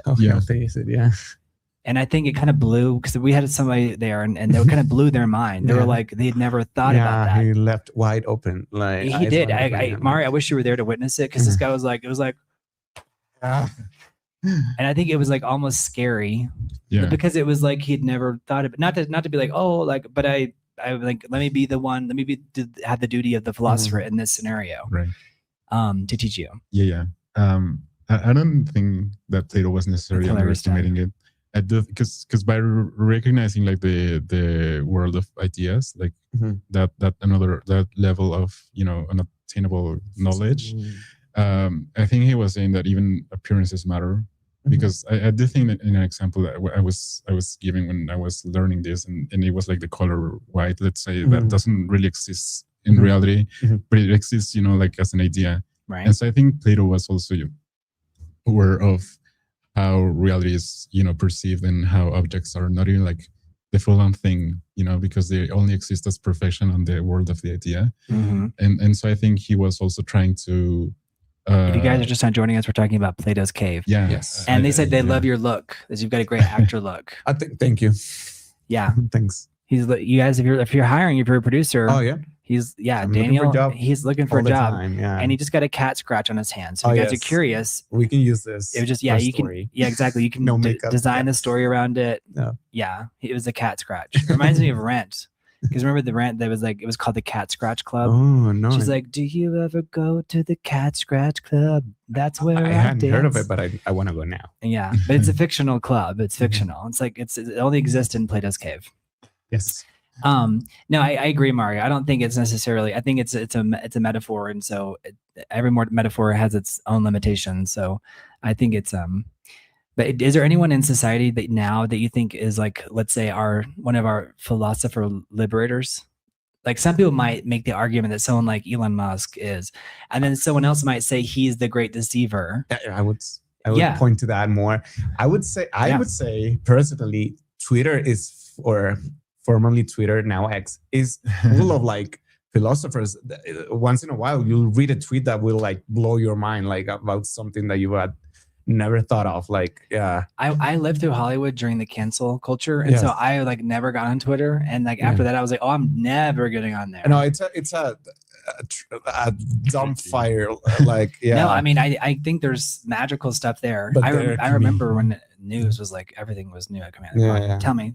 But there are tweets that are like mind blowing because they just get to the truth. Just a way to think of the world that you never thought. Like, this is coming up. Like, someone tweeted, also you're dating the weed man for weed. I don't know if we can say weed on this. Yeah. And that's a real thing, right? People do that. Oh, are you texting the text man for text? Oh, are you sleeping with the text man for texts? And I was like, right, like, what do you get? Like, what's the real exchange? That's going on in a relationship just for like texts, like. Like to not feel alone. Everything you're always in like a negotiation like, of sorts. So dun, dun, dun. Yeah, that's like, so real. Yeah. I was thinking about that this morning about how like everything is like a negotiation. Or I was telling Mario something, and after I told you, because I was telling him like, oh, because sometimes I'm like, oh, maybe I need to go back to LA. But I also think I'm like, oh my gosh, I just realized the way I said that was almost like a threat. Do you know what I mean? But I didn't mean it to be. But it's like, but after I say it, I'm like, it sounds like if this doesn't work, I'm going back to LA. And I was like, oh my gosh, like Brent, I was like saying bad boy, bad, because it sounded like, but it was just me trying to explain my thoughts of like consequence and how we're all grappling with reality, and which is why I love talking about these topics, because everything that we say is consequential. And I think I think if we really love someone, we want them to understand us. So I'm always trying to explain my point of view and then understand the other person's point of view. As much as they want, because I used to, I'd be too inquisitive and then be like, let's, I don't even explore that in my own mind. I'm not going to speak it, Right. So I think the self-reflection is important. Yeah. Another example of Plato's cave in film. So there's the Matrix, but there's also, do you know the movie where there's a guy who finds out his whole life is in a reality show? The Truman Show. Ding, ding, ding, ding, ding. Yeah. Very good. Yeah. Totally a trip. Yes. So here's the scene, whatever, the light falls out of the sky. And he's looking up, he's like, what is that? And then they come up with the story in the news. They're like, there was an airplane that went by and they lost one of their blah, blah, blah, making an excuse to it to make sure that he heard it. What do y'all think about the Truman Show? I think this movie is freaking revolutionary. Yeah. And I always find like a way to tie it to film, because I feel like film is so underappreciated by modern young people. Not just all young people, but certain young, because it's not reaching them. It's not their fault. It's because the tools that they're given, it's like, don't watch this movie clip, watch this short reel that's selling you a toy or an item. Watch this short film, explaining the movie instead. Oh, right. Yeah. I do think it's a great metaphor that was maybe ahead of its time, which is said lightly, but I do think it's the case for this movie, because, we later see like maybe like the ramifications of how portraying something is not necessarily the reality itself. And I think it relating it to the film world, it's kind of like how we are constantly man's search for meaning. Yeah. This it's funny because we talked about this the other day, and he was thinking of this wall, like when he gets to the wall at the end. That's the image I get. Yeah, but it's funny because I never think of that. I always think about the other things where he's like looking in the mirror or he's talking to his wife. But I was thinking of I think your age has to do with like what parts of the movie like stand out to you. Not that I haven't seen it in a while. I think I need to rewatch it. Yeah. Not that like my takeaway is any more important at all. No, that like, makes sense. What was shocking to us, or like what we related to. Yeah. But I think that is an iconic moment, right? Yeah. Because this comes up in the images. Yeah. a lot. But the idea of him just like looking in a stupor, like I feel like this is me most days, right, Mario? I'm just like looking around, being like, "What is going on? Like what is this?" I think that's like very healthy. That's my regular face. When I walk down the street, people are like, "Did you just get thrown out of a tour bus? Like, what's going on?" Because I'm in Mexico City, and they're like, "Are you okay, bro? Like, ¿estás perdido, güey?" And I'm like, "No, like I'm good. I promise." Need help. Yeah, yeah. And sometimes people like actually say like they want to help me and stuff, and then I'll just kind of like just to be nice, I'll go along and I'm like, "Oh wait, no, you're the one who's actually trying to like sequester me." Like that's real. And like, yikes. Right. But anyways, that's the Truman Show. If you guys haven't seen the Truman Show, definitely go check that out. I think I want to rewatch it now. Yeah, it's definitely a rewatch. And then another thing that makes us question reality is like the manufactured reality of like The Village. Have you seen this movie from 2004? Yes. Oh my gosh, it's such a good film. Yes. Like what is reality? Shyamalan. So good, right? So good. Yes. So those days when nothing seems right are prearranged. LOL. John Scott, good point. So he's like saying that, whenever I have that face where I'm like looking around and being like, what is this? Yeah. It's very like Donnie Darko, where it's like, what has this all been predestined? What's going on? Yeah. So The Village, this one's really interesting because I'm curious if anyone in the chat has seen The Village. You guys let us know in the chat if you all have seen The Village. But this is about, okay, yes. Danny, go tell me. Tell us what The Village is. No, I have seen it, but yeah. What do you remember about it? That it blew my mind the first time I saw it because I remember the trailer. This was supposed to be like, if anyone hasn't seen it, spoiler alert. This is supposed to be a period movie, like with all these like weird creatures, and it turns out it isn't. I don't want to fully spoil it, but yeah, I'll spoil it. It's by M. Night Shyamalan, and it centers on an isolated 19th century community living in constant dread of nameless creatures living in the surrounding woods. The community of Cummington appears to exist in rural Pennsylvania during the late 1800s. The villagers abide by strict rules. They wear yellow to stay safe. Avoid the color red because it attracts the monsters, those we do not speak of, and never venture past the borders into the forbidden forest. Mario, doesn't this sound familiar? Yeah. we have a story that's like, it's so adjacent to so many of these other stories. And they never venture past the borders into the forbidden forest. When a young man named Lucius requests permission to cross the woods to fetch medical supplies from nearby towns, an uneasy truce with the creatures begins to break down. A tragic stabbing leads to blind village elder's daughter, Ivy Walker, to brave the forest herself to save Lucius. And there's a twist. So the movie relies on a major narrative twist. Ivy reaches the edge of the woods and climbs over a modern security wall where she encounters a park ranger in a truck.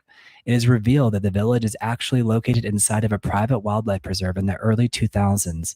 The founders, all former victims of violent crime in the modern world, used their family fortunes to make a historical setting and invent the monster myth to protect their children from societal trauma.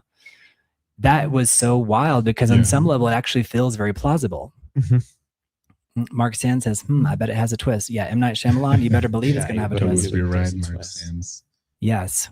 And this, I think, was one of the most well-received, I feel, movies for... from M. Night Shyamalan. I have nothing but good things to say about this movie. Yeah. And it explores also like grief and isolation and like the way that they were dealing with, because it's like the idea that the modern world became so violent. They were like, we want to create another world that's in the past. But do you create another type of social trauma? Because I would say like... Yeah. I think in some ways we're it's like, I don't know if we may be doomed to still hear that username, but I feel like in some ways we're destined to be traumatized on some level. So it just depends on what, pick your poison type of thing. Yeah. But I think questioning your reality, like it's helpful to like view your trauma in a different way, maybe. Yeah, versus like carrying it around like baggage and be like, let me relive it all the time. It's like, calm down, boo. Like it's gonna be fine. And then there are people that are really wrapped up in their trauma, and you're like, hey, I made coffee for you. It's like, you put cream in it. You don't know me. You don't know my life. And it's like, oh my gosh, calm down. Yeah. So go on, tell me. I think I've taught a class or two on screenwriting. I went to screenwriting school before becoming an actor, and a very interesting exercise that I always used was try telling your story from someone else's point of view in your life. But what story would you tell of yourself from someone else's point of view to see like, well, yeah, to practice like that storytelling? And you find out you're the monster. Yeah, you find out you're the B word. Yeah. I mean, Tina Fey wrote a book. She's yes. And she was like, do you remember?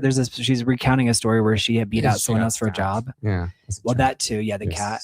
Or no, like someone stabbed her. I remember when she said someone was like, honey, did a cat scratch you? But it was like, that was a really big deal. Huge cat. But there was a story where she was looking for a job at the YMCA, which is like a community center. Yeah. And there was another woman who like really wanted the job. And that person, she was in her mind, she's like, that person will probably work that job dutifully until they're retired. But she was like, I needed the job. So she like outsmarted the other person. Yeah. And in the book, she's like, do you guys remember when I was the hero of the story? And she goes, yeah, me neither. Yeah. And I was like, that is so, she's so clever and she's so self-aware. I was like, that is my kind of gal. I went into screenwriting school because of her. Like Mean Girls inspire you? Mean Girls, and inspired me, and also like got me the interview, because the last step of the whole process was an interview. And I could tell that the person that was interviewing me, there were 5 people in the room, but only one person was in the actual interviewer. And everything that I said, like she was like, no, she didn't wasn't vibing with me, until I said, like, someone asked me like, what's your favorite movie? And I said, oh, Mean Girls. That's a perfect script. And one of the other writers in the room was like, yes, you are very right. And he is the one that championed me to get into the school. And that's amazing. Well, it's funny because I talked about it yesterday. And now when I said that, were you like, oh, I'm convinced, I'm on board? You know, like, it's funny how movies can bring us together like that. Right. Yeah. Did you watch that Renee Zellweger thing yet? Her acceptance speech? No, I gotta watch it.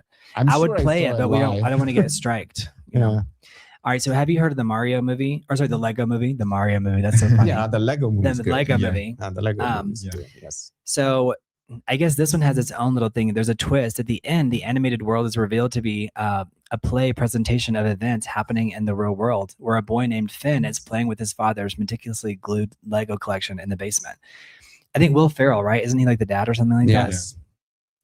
Yeah, so that's like another twist where at the end, like the whole story was, we were living out the whole story with them, but we realized the whole thing was a fictional thing. And I think I wonder how many, I think that happens in our real lives too. Like the stories that we tell ourselves and then we find out at some point, it's like, no, like this is the real thing. Or and you're like, you can maybe let go of this part. Like it's not true anymore. Let it go. Yeah, 100%. Let it go. That's a big deal. Letting it go. Yeah.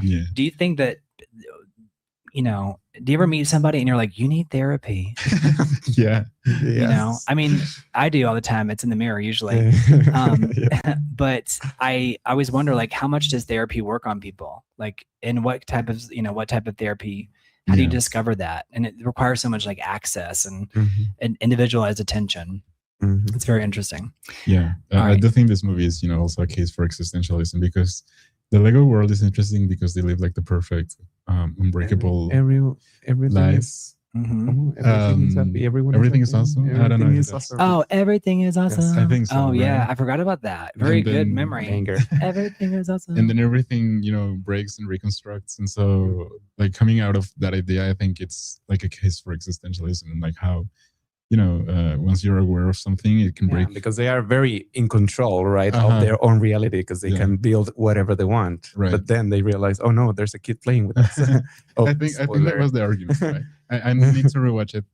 I do enjoy the Lego movies, but it's interesting that even these stories can summarize reality. No, it's real. Yeah. Like the most simple idea can be like super profound. In fact, in some ways it makes it more profound because it's more accessible. Yeah, exactly. It's like, oh yeah, so we're seeing it through the eyes of children. John Scott says we're all just toys in a bigger game. Maybe we are, John Scott. That's a big argument you can make. Like, are we? No, M. Night Shyamalan did not direct the Lego movie. No. That was from Phil Lord and Christopher Miller. There's no spoiler there. Yeah. Right. That was and Sultan loves travel, so Sultan's always giving us travel recommendations. Food, China, best. Yes, I agree. I just had. He just had some. You guys are brand new to the Big Idea Show. This is our first day for being called that, because we were a spinoff of another channel, And so now we found our voice, we found our name, and we're the big idea show. Yes. So I think so far we've covered some pretty big ideas. Right. So we just covered the Lego movie and how at the end they're all. Did you all remember that twist? I remember now because it was like in his dad's basement. I think so. I'm remembering too. I need to rewatch it. But... So I'm gonna pull up an image and you guys can kind of tell me what thoughts this evokes. Yeah. All right. So what do y'all think when y'all see this? I think here it is. They have a little bit of a delay. You can see it here. So well, that's me. Is that you every day scrolling, being like, what? I mean, the guy is perfectly inoffensive because of work. Yeah. So you work a lot through your phone? A lot through my phone, which I wish I didn't have to, but that's my reality. I think it's a lot of people's reality. Yeah. You guys let us know in the chat if you have to work from your phone. I remember people saying like, one day this is going to like replace the computer. And I was like, no, it won't. And I was like, actually, what are you talking about? The computer is a full room. Well, for a second there, yeah. When I was back in my day, it was a full room. Yeah. It looks like a picture of every child in America off in their own little world. Gizmo, you could argue the whole world now. Mm-hmm. But you're right. I think it feels like I feel like the American children get so much media coverage. Yeah. But I do think it's the, do you think one country is worse off or better off than another? Because I think I told you yesterday, I was like, the chat, if they're seeing it from the American point of view, we're going to be very critical of America, which, listen, we all can be. I think we all should be, because to make it better, not to bring it down, but to make it better, right? John Scott is watching from Vegas. He says, shout out to Vegas. Lovely town. I love it. Yeah, it's fun. It's like it's definitely like Vegas is its own illusion. Yeah, there's two reality. I mean, at least two realities going on, like the Strip and the rest of Vegas. I think feel very different from each other. Yeah, it's its own illusion. It says, which country is the man from? So you're from Mexico. Yes, I'm from Mexico. Yes. So born and raised. Mm-hmm. All right, let's see here.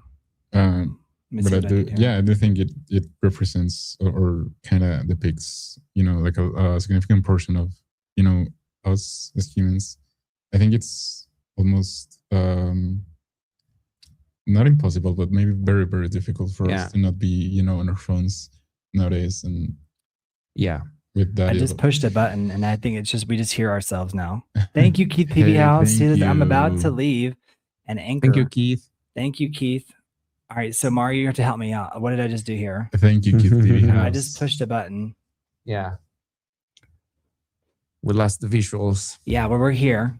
Yeah, we're here. In reality. In reality. We're real. In one reality. Mm-hmm. I think I pushed some. Oh, there it is right there. Something Never drama. I'm sorry about that. And I hear you. Here we go. I figured it out. Yay. Yeah, you're back. He says, because my neighbor drama and thievery of Coast Guard, I'm removing myself. I'm not involved, just looking for my little corner of peace. And am I revealing in my ego and drama since I'm repeating it like movies do? Keith PBS, I know what you're saying. It's interesting because anytime something affects your personal life, like it affects your day-to-day life, even though you can ignore it to a certain extent. Mm-hmm. Yeah. And I think that we have to master that, like the idea of compartmentalizing things, but in a healthy way. Like something's happening to you and it's like, you still have to like show up for work to do the thing. And so like, this is like a job. We have 20 people in the chat. You guys subscribe, leave a comment, let us know where you're watching from. But Keith PB House. I think we talk about first person syndrome all the time. Thank you, Sultan. Like we all have, we're inside of our bodies, right? So we're going to have first person syndrome by naturally, right? So nothing wrong with that. But this idea of fake news, what is it? How does it affect your life? Like, how does it affect your lives? Do y'all feel like you may be beyond it, but how do young people interact with it? Deal with it with my parents, for instance. Like, they fall into the trap. Yeah, sometimes like they're like, have you seen this? This is very alarming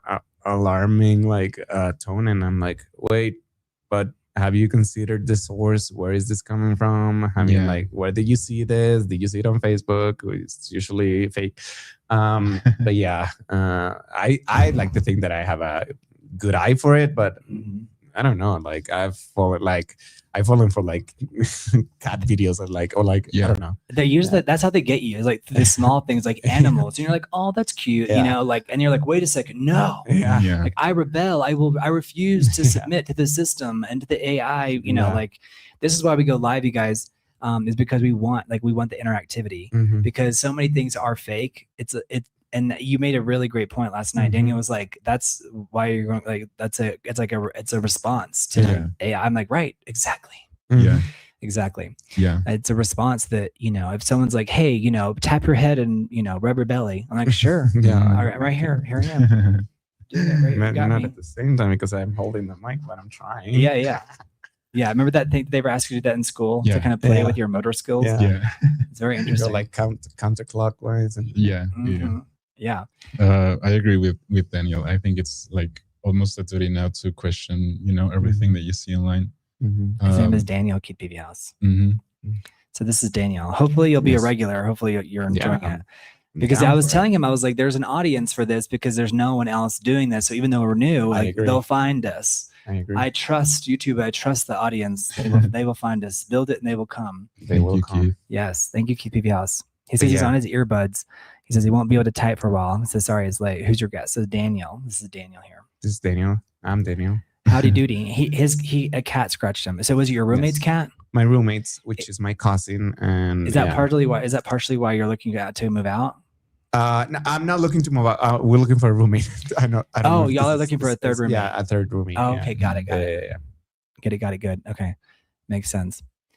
All right, what's more powerful, do you think, like in terms of like what's the modern cave? Is it like news, entertainment, social media, like religion? I don't think maybe religion's less so.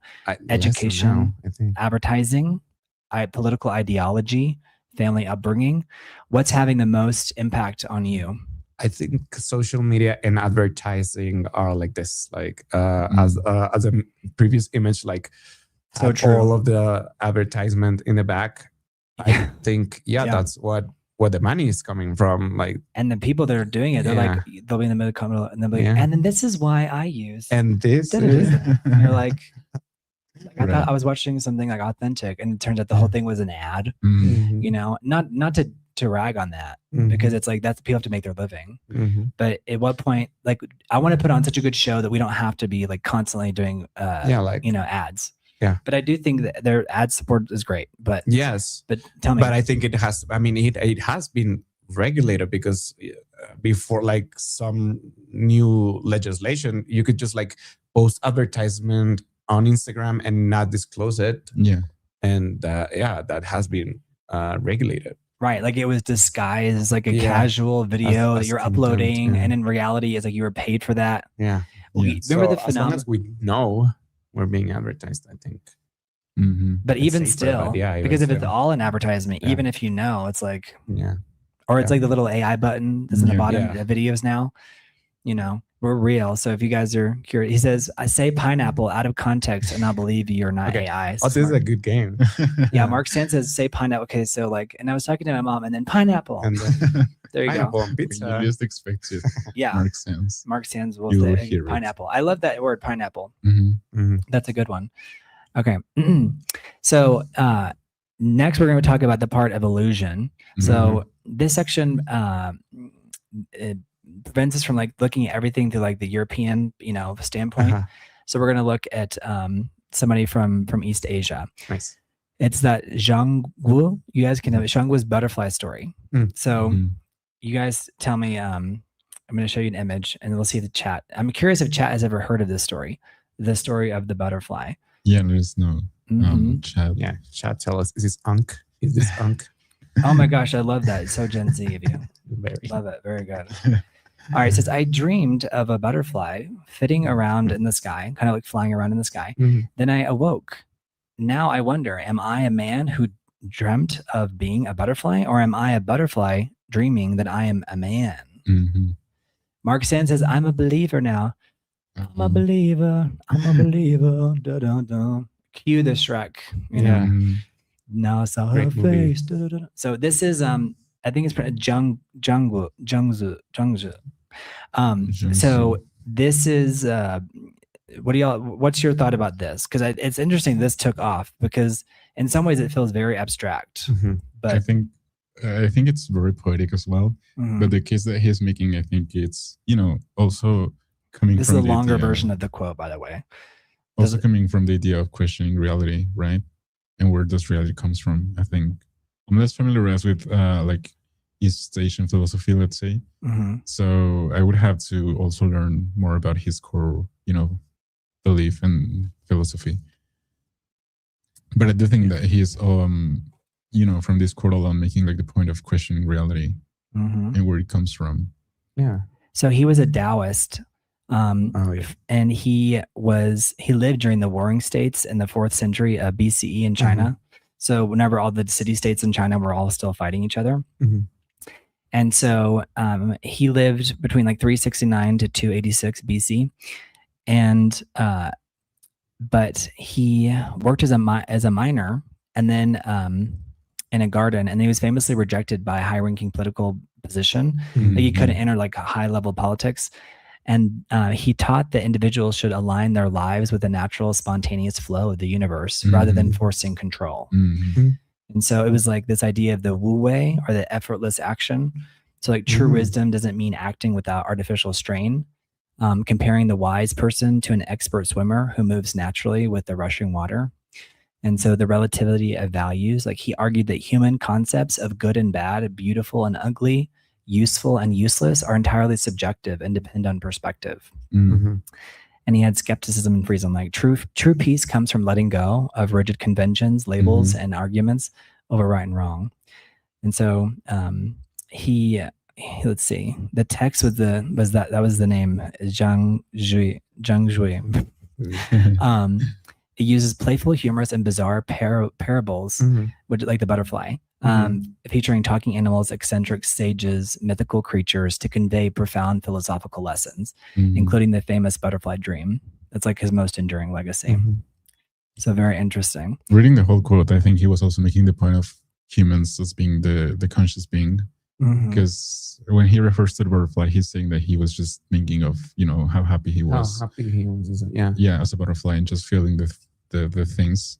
But then as a man, you become aware, right, of, that you may not be the thing that you're, accepted that you were, maybe. You were told that you are. So it's really, it's really interesting. The quote is really poetic. So yeah. And I also I have woken up from a dream, like really mad at someone.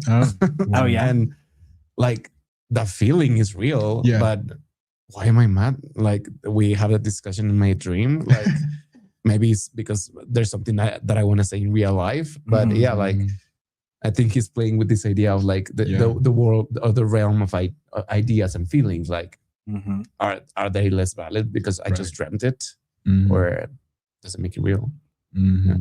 Love it. Sometimes, but sometimes reality feels like a dream. Definitely, yes. It does. It does. Especially now with everything that we're experiencing, it's like, what is real? Yeah. So you guys in the chat, have you ever had a dream that affected you after waking? Was the experience like unreal, or what was? I tend to remember my dreams. Like if I wake up and I go back to sleep, I'll remember the dreams after I went back to sleep. But it'll only be there for a minute, and it'll vacate the mind. I think dream journals are probably good. I probably need to do a dream journal. Do you guys do that? I have, I've tried, or really weird dreams. I sometimes write them down. Yeah, I feel like I should, but I and I don't know if like talking to your phone is that like I don't know. I have to you have to train yourself to do that, because I think we're taught to like let it go. Like that's not because you could spend all day trying to interpret maybe the dream. I don't know. And most of that I've like written down are just like plain nonsense. Like but it's fun. Gizmo wants to know if in your John Scott says I have zero dream recall lately. A lot of people are having that phenomenon. But Gizmo, and you said same for you, Mario. No, I barely remember my dreams. Richie's here, you guys. Hey, Richie. Hey, Richie. What's up? So this RWG is Richie. So Richie, what's going on, bro? How's it going? So we're talking about what is real, what is reality, right? So Gizmo asked you, he said, after a dream, were you still mad at that person? Yeah, I mean, it definitely like made me question, like, wait, should I be mad? Like, is there something that I am not remembering? or a subconscious thing. Yeah, but I had to consciously like tell myself, no, you're crazy. It's just a dream. And then later you find out that there was the guy was cheating on you, with your girlfriend, or you know what I mean? Like revelation. Yeah. It was actually like prophetic. Yeah. You just like squashed it. Right. It says I once dozed off, like fell asleep for 30 seconds, and I had a dream that I felt like lasted for hours. That happened to me when I was a kid. I had there used to be this thing where I had a whole life, and I was a race car driver, and I literally, and it fun life. Yeah, it was a fun one, and I remember having a whole entire life. But it was this thing where people used to do it back in the 90s. It was so crazy, but where you would grab somebody and like squeeze them until they passed out. Oh yeah. Or like, yes. Yeah. But, and I did it to me, and I was like, I can't believe we were doing this. I don't recommend it. But when I woke up, I had an entire like fantasy world that I was a race car driver, and I'm not even into race cars. So it wasn't like I was. It felt very real. It felt very real. So everyone's saying hi to Richie. It says they're the dreams of past lives. John Scott, very possible. Yet to be proven. Yeah. Very interesting. No way to prove it yet. Exactly. Right. Exactly. So, in several Buddhist traditions, emptiness does not mean that nothing exists. It means that things do not possess fully independent, permanent self-natures. They arise through causes, conditions, and relationships. Conventional reality continues to function. So like a chair exists conventionally, let's say. Okay, so you can sit on it, you can break it. It has consequences, but where is its permanence, independence, chair essence? This kind of goes back, I think, to even Plato. Was it Plato with the forms? Or I think it was Aristotle. Plato with the forms. And Aristotle. He's like, actually, it was Aristotle. Boo. Yeah. Let me correct you. That's why I'm glad you're here. Yeah. No, I think he was the one that systematically created a way of defining like the core things. Right. Like the true forms. Right. Like what was needed in order to color the chair and not something else, which is really interesting. So like the chair, if you remove the wood, the maker, the purpose, the language used around it, and the person using it, like what remains. And so like emptiness isn't necessarily nihilism, but is it an attack on the assumption that things exist entirely by themselves? Does that feel it feels kind of like the idea of the tree falling in the forest and no one hears it. Doesn't make a sound. But I think the reason why these feel applicable is because of like the new digital identity, like the new digital reality. Because so many people put things out there into the void. Yeah. And it's like maybe people see it, maybe people don't. Right. But it's like people are more real in our minds because so many people see them. Like so many people see a famous figure, but you may have never seen them physically in reality. So I'm like, at what point could that person be completely fictionalized? Yeah. It's like that. Have you ever heard of that movie Simone? Yes. Yeah, it's a good one. I saw it. Yeah. Yeah, it's really good. That was like back in my day. Yeah, back in the day. Yeah, Al Pacino, and there's like a fake actress, but now we've come full circle. So now it's like that idea of Simone. It's like I'm also curious, like, why are we not exploring some of these movies that were so like prophetic? Like, why aren't we talking about those more? Because I don't see people talking about those. Yeah, right. Richie is saying, if we think that's real while not moving physically, that means it'd be the same if this was all a simulation. LOL. Yeah. Well, Richie, that's why we go live. At the end of the day, that's the main reason is we want people to know that we're real. Yeah, to prove. Yeah, and we don't have to go back and like decide what we're going to include and not include, because in a way that's like also like forming reality for the viewer. Yeah. And it's like by going live, it's like the most honest way. And if the whole point of the conversation is to have like intellectual honesty, it's like, then let's do it live. That way there's no tricks. Yeah, it makes sense for it to be discussed this way. Yeah, and John Scott says, the theme of dreams is often a metaphor of something going on in our lives. I definitely agree that it's a way of our brain to process what exactly we went through, like during the day or the days prior. Yeah. And I think what's crazy is like how much can happen in a day, and how people you have to like simultaneously respect the day and at the same time let it go. Yeah. It's such an interesting relationship. Yeah. And I was having a conversation with my mother today, and I was like, what you're saying to me is so, like, I love my mom and I love everybody. I really do. Like, I want the best for everybody, but we all kind of traumatize each other. And I'm always like, thank God I'm strong, because otherwise, like, this could like break another person. And I'm like, what a day can bring, or what it can. And so how much of it, like the sheer force of will, I think for me is important. But I understand people like the stories like the Tao, or the, this Chinese philosopher who's like saying, like, don't try to force your views on things. Try to but control. I feel like I have to, just to function, right? So it's very interesting. So Richie's point is, I think with what's real, while not moving physically, that means it by the same, if it was all a simulation. Richie, do you want to expand on that? Feel free. And feel free to leave a super chat, Richie. We've been missing you over here. But here's a picture of Simone. Simone is that movie. Yeah. Which means simulation 1, I think. Ding, ding, ding, ding, ding. Very good. Yeah. Yeah, I love that, because at the end, there's like this discovery for the other characters, like the audience we know. I also think it might have been, I don't know, sometimes it's better if the audience doesn't know. It just depends on the narrative device. But Simone, if you guys haven't seen this movie, I would go check it out, because this is playing with what's real. But it's Sim 1, like Simulation 1, a 2002 science fiction satirical comedy film that stars Al Pacino as a struggling, washed-up Hollywood director who secretly replaces a demanding lead actress with a completely computer-generated synthetic woman. Named Simone. Yeah, exactly. And it's happening right now. But I'm like, why are we not talking about these things? Why are we not talking about these movies that like predicted everything? Yeah. Richie, go check out this movie. Richie, this will be a good education. It's Richie is a young actor. He's 17. Nice. Are you 17 or 18 now? Richie, how old are you? Are you still 17? Nice. And it's true about directors. Like directors can have like one. The guy who did Troy, for example, like he didn't really work again. He did like one more movie in Germany. Or Sweden or something, wherever he was from. It was Wolfgang Peterson, I think it was. But it's just crazy how, this industry is so, it used to be so unforgiving. I think for actors, it's more forgiving.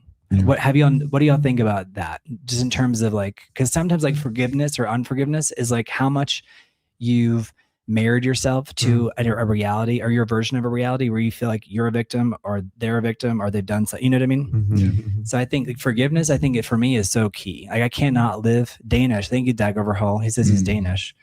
Wolfgang Peterson. But how important is forgiveness in your lives? Not to get like too like Oprah, but I think it's worth mentioning. No, I think very, yeah. I think like, are you quick to forgive, or are you? Yes. Like all it takes is like a recognition, like an apology, and like moving forward. I think, and I think it's selfish for me because I know I'm human and I know I'm gonna like F up right at a lot of points in my life. So I'm hoping for some grace too. So amen for grace. That's such a great word too. I think it's like underutilized, probably only used by maybe televangelists or something. Yes, but it's actually a great word. It is, yeah. I did try to apply forgiveness in my life too, and I do agree that if you maybe set up the bar too high, then that also will come back to you in depending on how much you decide to forgive. And it's hard to forgive, sometimes. So I'm not saying it's easy, hard but to let go of stuff. Yeah, exactly. Sometimes it's hard, but I do think it's very important. Yeah, it is. I think John Scott says forgiveness is the first step to moving forward. Yeah, it's very true, and I think we mistake like why do you think people harbor unforgiveness?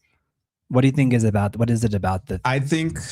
This is personal. I think sometimes it's very like easy to like play the victim in our own like life and story that we tell ourselves because we do not want to be the bad guys.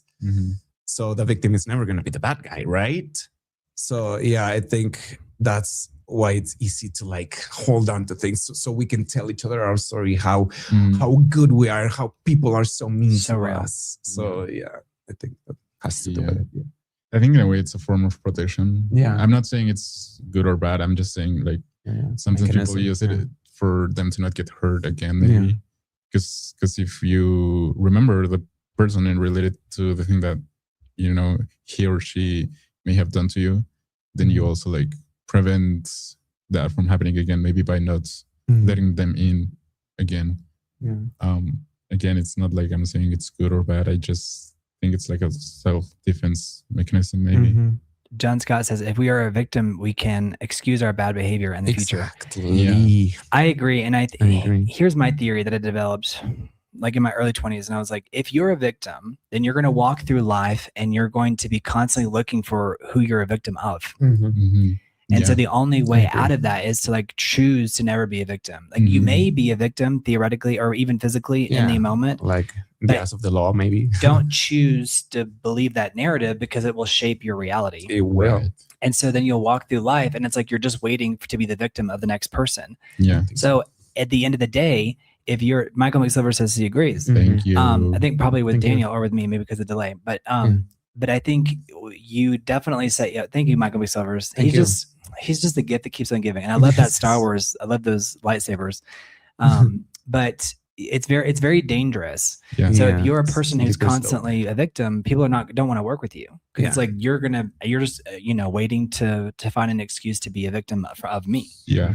And it's like, bro, it's like or gal or whoever it may be.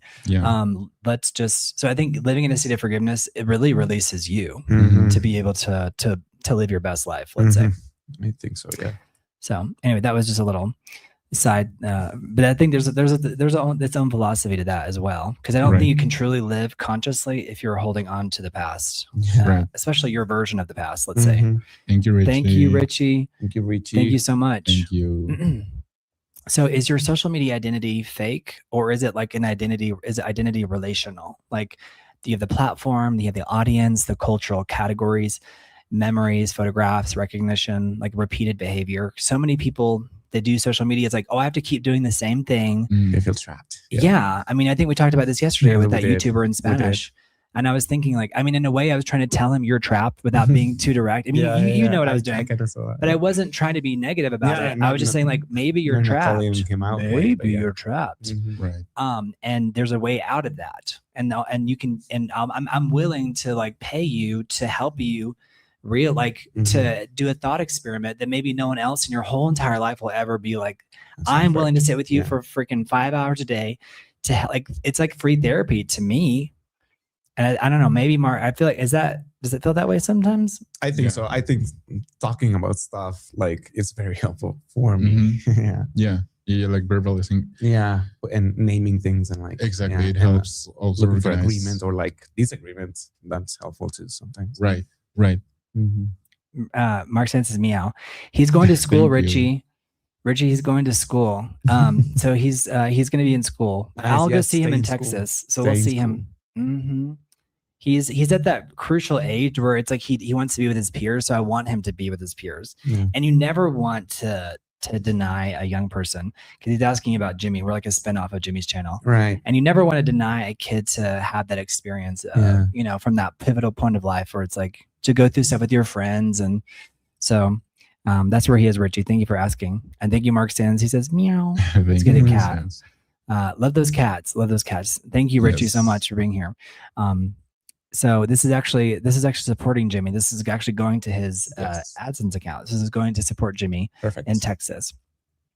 All right. So does the absence of a fixed self make authenticity impossible, or does it make authenticity a continuing practice rather than a hidden essence? So it does. I'll put that question in the chat because it's very I think it's also, so many questions can be loaded, right? Yeah, no. Like, even if you're not trying to make it loaded, it's like it's loaded. It's like, that's a loaded question. Richie, you're so kind. He says, I'll be here regardless. Thank you, Richie. Thank you. I see you, Richie. Richie, invite me to come to Florida and I'll coach you. Mario and I, we coach to win, baby. Yes, we coach to book the job. Yes, to get that job. Yep. Yeah. All right, so here it is. Here's on the screen. It says, does the absence of a fixed self make authenticity impossible, or does it make authenticity continuing practice? So am I a poser if I change my coffee order every day? Or like, or like, I think I've always said this, and I think because of the way I was raised, and I had to like really change my views on the world, etc. And I think this is helpful for people who are watching. Like, you have no obligation to be the person that you were yesterday. Like, there's no one that the only person that's holding you to that standard is yourself, because you can let go of things and become like you can reinvent yourself. It doesn't mean that you're going to be like, oh, be crazy and be like, I'm a wizard, I mean, sure, I guess if you want to do cosplay, and listen, in Los Angeles, you encounter so many people. After a while, it's like they call it Holly weird for a reason. But Mario? What's your take on this? I think I was also like thinking of it, and I do think that because fixed self it's like a very strong concept, right? Like what is a fixed self? Yeah, and I do think that maybe we all are always changing because we are also like part of an environment, right? And I do think I don't think it makes authenticity impossible necessarily, but I do think it if you don't have a sense of self, it can also be trickier for you to define yourself maybe, and for that reason to also develop like a true sense of individuality. I would say, is there a need to define yourself to find identity? Right. Do you have to define yourself? Because for me, like define, it's such like a hard word. Like define, like to put like into a definition, finite walls onto something, and I'm like, is that identity? I don't know. But as soon as you define something, it's dangerous territory. Yeah. Right. I mean, it's inherently limiting, right? It's limiting. Yeah. But I do think that on an individual level, it might sometimes be necessary just for you to know that you are, this way or the other way. More like on a personal level, more like for yourself, maybe, or at least that's what I think for myself. A good point. I love having a guest. You've all been great. Because if you don't stand for anything, you can fall for anything, right? Yeah. That's real. Yeah. Because it's like if you're just kind of floating around, and after a certain period of time, you kind of want to lock it down. You're like, this is what I believe. What I stand for. This is what I stand for. This is my experiences, and then you can step away from things or not, depending on what those experiences were for you. What I think was so interesting is like how you can have an experience, and then after a period of time, the way you view that experience radically changes based off of like what your views are now. Yeah. And then, you wonder, you never want to fall into like a moral decay or even a decay of like reasoning, which might be described as like just going crazy, right? Yeah, losing your mind. Right. And that happens. That happens. And I've seen it. And I've seen it too up close. Yeah. Yeah. And I think sometimes the self-exploration process can look that way. And so it's like, at what point can I play around metaphorically and then find my way back home? So I'm just like not lost in this like, I'm like, Mario's like, are you okay, Brian? I'm like, I'm like drooling on myself because I've been in my head all day, trying to figure out something. Yeah. Maybe there's no conclusion. I would say like that for me is like personal values, not per se like things I like or things that define me, but values. Like where do you put value in things or things out in the world, in reality? Exactly. What do I value? That's always like helpful to like go explore and go back to the values. Yeah.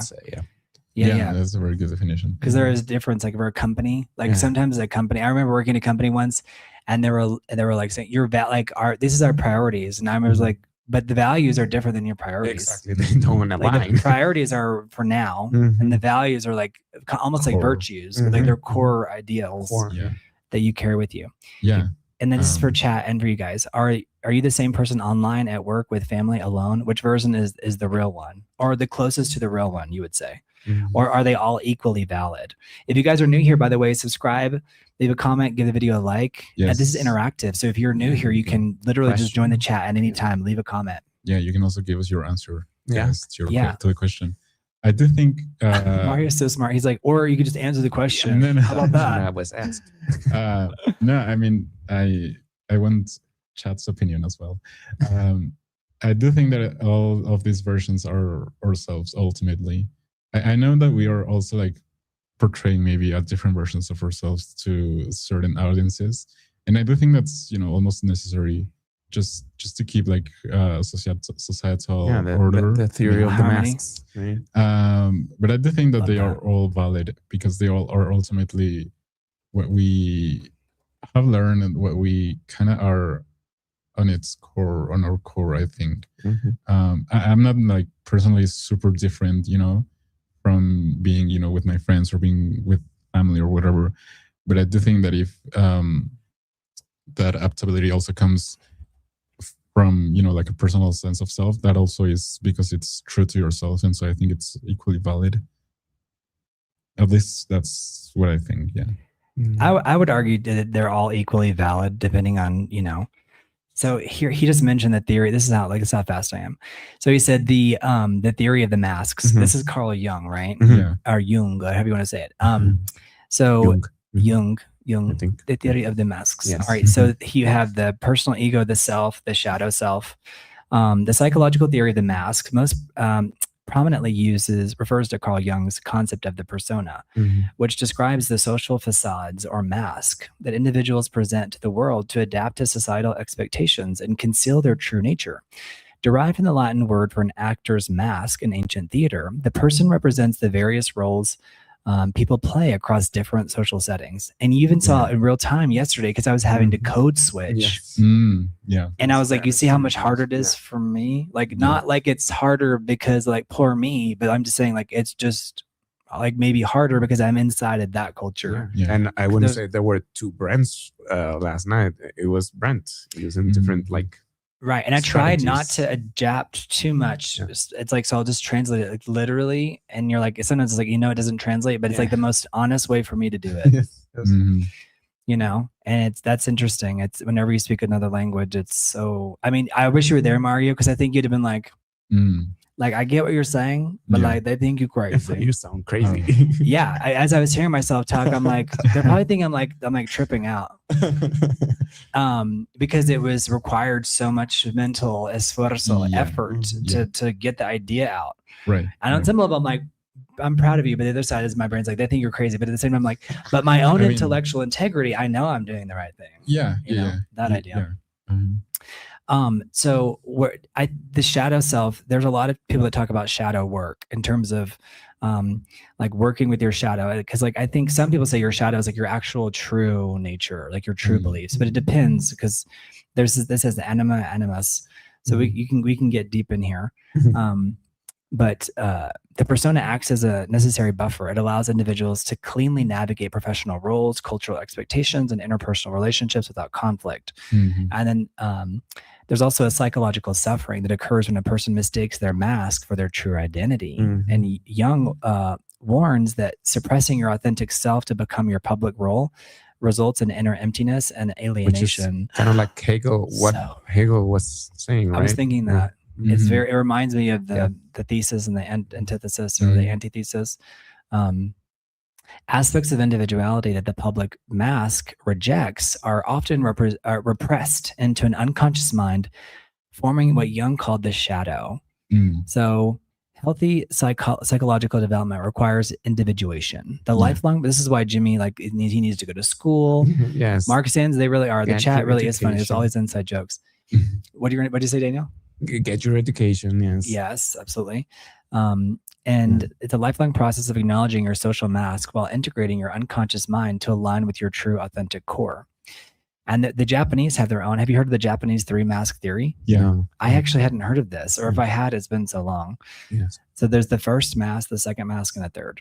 So the first one, can you guess what the first one was? Or family? It's you get that word. It's social. So it's the outermost, highly polished masks shown to coworkers, acquaintances, and the general public to maintain societal harmony. Then there's the relational mask. That's the softer and more vulnerable mask reserved for those really close friends, romantic partners, and immediate family members. And then there's the third mask, and that's the core one. It's the unfiltered true essence of who you are, which is never shown to anyone else and is only witnessed by yourself in absolute isolation. I think that's really fascinating that the Japanese have this theory, because I think that you can project onto all of these theories. I feel like lately, and Mario can attest, I've been exploring the third mask, like when you're alone with yourself, like it can be inherently like terrifying Yeah. I mean, to me, I'm so used to it though. 'Cause I'm just like, oh yeah, I'm just used to being in a state of abject terror. Yeah. But which one do y'all feel like you occupy the most? The social mask, the relational mask, or the core face? I think the self mask, you know, like also being alone maybe with your thoughts. I think that's for me as well. I think for my work, I try to bridge the second mask with the third mask. Yeah, because, and I think this is a little bit of what we talked about yesterday about Wendy Guevara, which I think her success is due to that. So this is a Mexican celebrity, for those who are listening. Yeah, Wendy Guevara, a very big celebrity that is like radically honest on also like lives and like social media. And I think her success has to do with the fact that her like third mask and second mask are basically the same. And yeah, I think you can find a lot of success in that, but at a cost, I think. Yeah. Good point. So like there's always some costs that come. Yeah. This is interesting. This is not to shame her, but this is like the picture that comes up because this is actually like the picture that, because it's like part of her identity is like being like unapologetic. Yeah.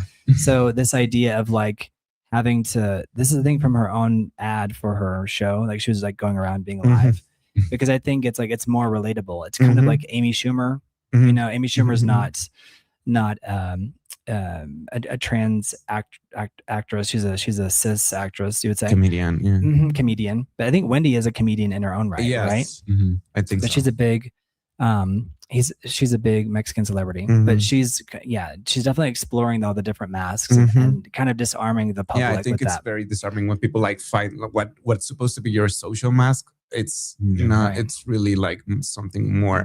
It creates intimacy too. Yeah, it creates intimacy whenever you break these down. But if you watch some of Oprah's like it's called Super Soul Sunday.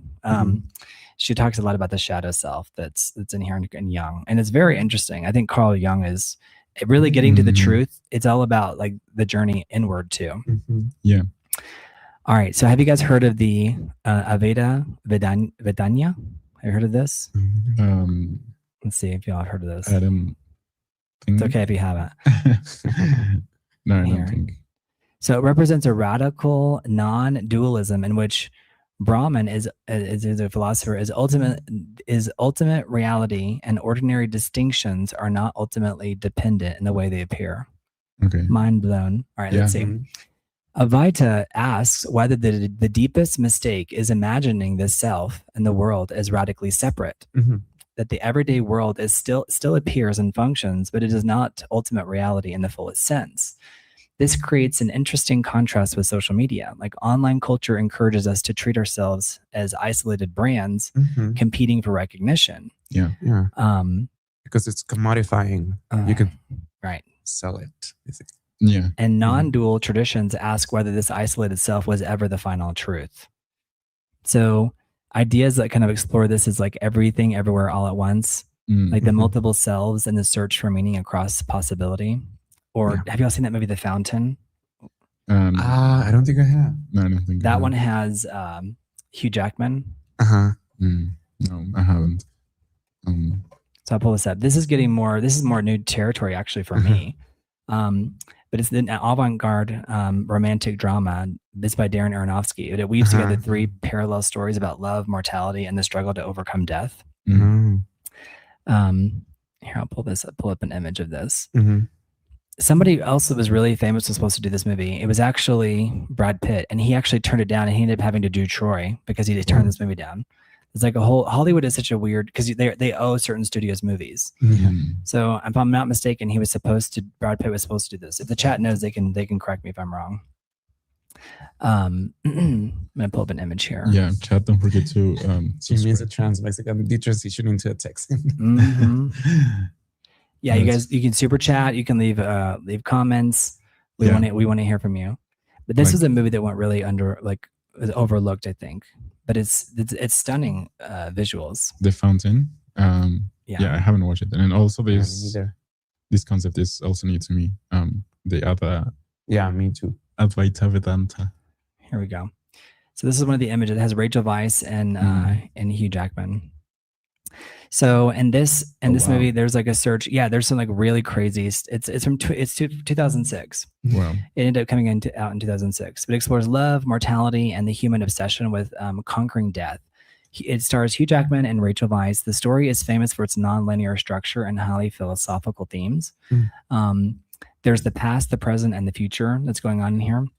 And to understand the plot, while the trailer framed the movie as a time travel or reincarnation sci-fi pick, the core story is actually much simpler and grounded in grief. The present-day timeline is a literal timeline based of the film. Tommy is drowning in work to find a cure, while Izzy has come to terms with her own mortality. In the book, before she passes, Izzy writes a historical fantasy novel called The Fountain and leaves it for Tommy to finish. And in the future, the 26th century, space sequences are widely interpreted as surreal, abstract manifestations of Tommy's internal mind wrestling with grief.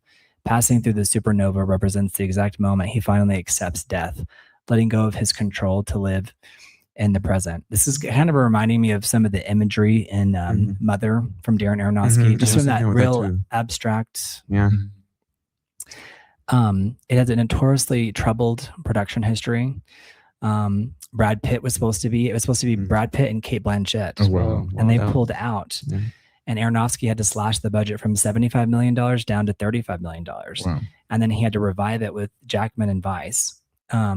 There are no digital effects to make the deep space sequences. Aronofsky refused to use computer generated imagery. Instead, the visual effects. I was going to say, somehow it looks better than CGI. It's macro photography of chemical reactions that are inside petri dishes. Wow. That's beautiful. Yeah. But this one is, I would just say go check out this movie because we could probably spend hours on this one movie alone. Yeah. But this is a movie. I mean, it's so trippy. It's hard to understand. Yeah. Mark Stand's new. Brad Pitt was originally lead cast. Very good. You know it. Thank you, Mark Stands. Dag Overhaul, you're funny. So, and then there's Cloud Atlas. That movie is mine. Oh yeah, that was crossing your mind too. The Wachowski sisters. Yeah. Yeah, that one was now, and I think that's another thing. It's just like and also like reframing all your experience. If you met people too, you're like, what was? Oh yeah, like I could see that now, or just wild stuff. Right. So I'll pull up Cloud Atlas, and I think what's great about movies is that they're great unifiers. Like they bring us together. And I was gonna say this when we were talking about dreams, that dreams are so cinematic, and that's I read this in film school. I don't know. I think it's Truffaut, like Sculpting in Time. Truffaut. I don't remember. But yeah, it's because they basically work the same as dreams. Like they access the same type of language that we have before our language, like our verbal language. We have this image language in our brains that movies access so easily. And that's why I think they're great to convey these bigger ideas than language. They really are. Like you don't have to fully movies. Yeah, you have to explain it. You just have language. To portray it, and we get it. This movie, I'm kind of close to this movie. This movie will blow your mind. It is great. And every time I see it too, I'm like, oh yeah. It holds up the ideas of it. Yeah. So this is an ambitious 2012 epic science fiction drama that weaves together six distinct nested stories spanning from the 19th century to the distant post-apocalyptic future. And yes, the Wachowskis and Tom Tykwer. But it's based off of a 2004 best-selling novel of the same name. And this was like the most expensive independent film of all time. Wow. And most of the main characters play multiple roles, up to 6 each across different timelines, genders, races, and that suggests reincarnation. Are there like robots in there? There are. In fact, one of my favorite parts is like in the distant future, they worship like a clone from the distant past. Right. Like remember Sumney? Yeah. It's like Sumney 451. Yeah. But the main tagline is everything is connected. So this movie, I'll let people go watch this movie on their own, but it's definitely worth watching because it's Susan Sarandon's character is so crazy because she's like has visions and she sees the past through the eyes of it explores different ideas too, like Soylent Green, like, because she finds out that they're eating themselves. Yeah. And this movie was just, some people at the time were like, this is all over the place. But later you're like, no, they're really exploring some big. Watch it. But at Sumney 351, she works in a fast food restaurant in a futuristic dystopian Seoul, like South Korea, and awakens to consciousness and sparks a revolution. And then in the distant future, these primitive tribesmen in this post-apocalyptic Hawaii, they interact with technologically advanced visitor who's Halle Berry, who comes and they're like, what is this? And it all ties together. But this movie, people have spent years trying to understand this movie. It says, I had to stop maneuvering the boat to reiterate Daniel's image language. I love that phrase. Oh, I love it. So Keith Peaveyhouse, he's on a boat. He's literally on a boat. Well, then don't. He's an expert. He's an expert sailor. Perfect. But he's almost always listening on a boat. Okay, perfect. So, so nice. Since Daniel's I'm like, he's literally on a boat. Like he's like, oh, you're a metaphorical boat. It's like, no, he's on a boat. No, yeah, it's really funny. That's cool. All right, so next we're going to talk about skepticism and Descartes. I'm like, why? Descartes. So the letters that don't get pronounced. I know. I'm like, just I need a Pictionary, or I need like phonetic alphabet. Yes. So here we are. So we're going to talk about skepticism and Descartes. So, what do y'all know about Descartes? Not much. I don't remember. I think he was like a rationalist, I think, and he essentially said like the thing that I think therefore I am. So I think they had the idea that ideas were prior to like material stuff, and there were also the materialists who were kind of like the opposite. But I think he essentially understood reality based on like logic. And I mean, we might see that logic, can guide you through like deductive ideas, but it's not necessarily always true.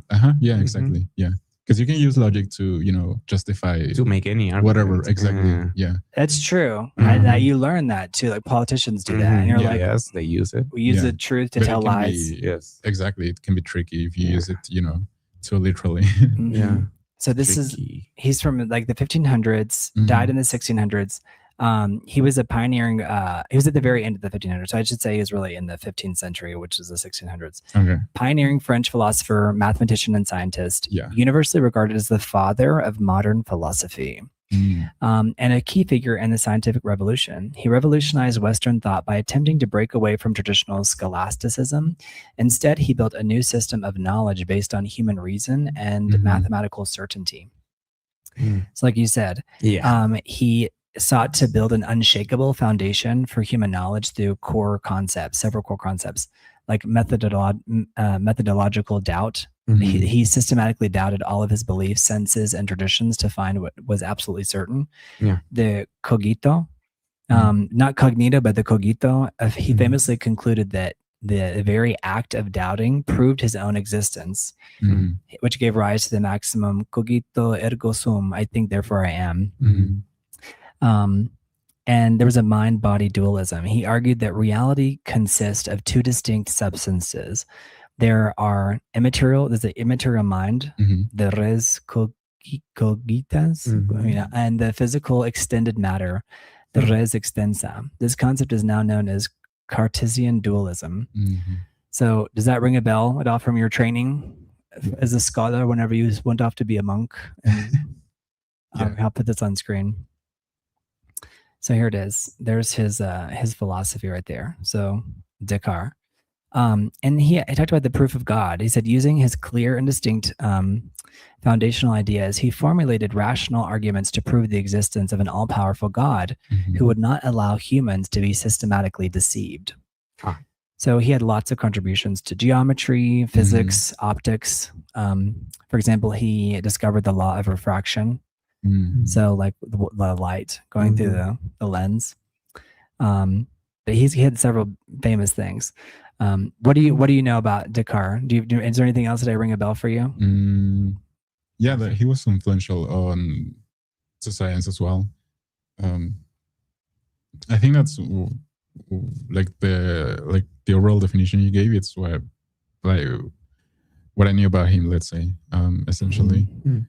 He went to go be the personal tutor of Queen Christina of Sweden, and near the end of his life, but he got sick because it was so cold. Oh wow!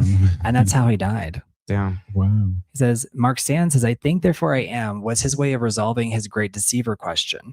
Yeah, because we're talking about the great deceiver.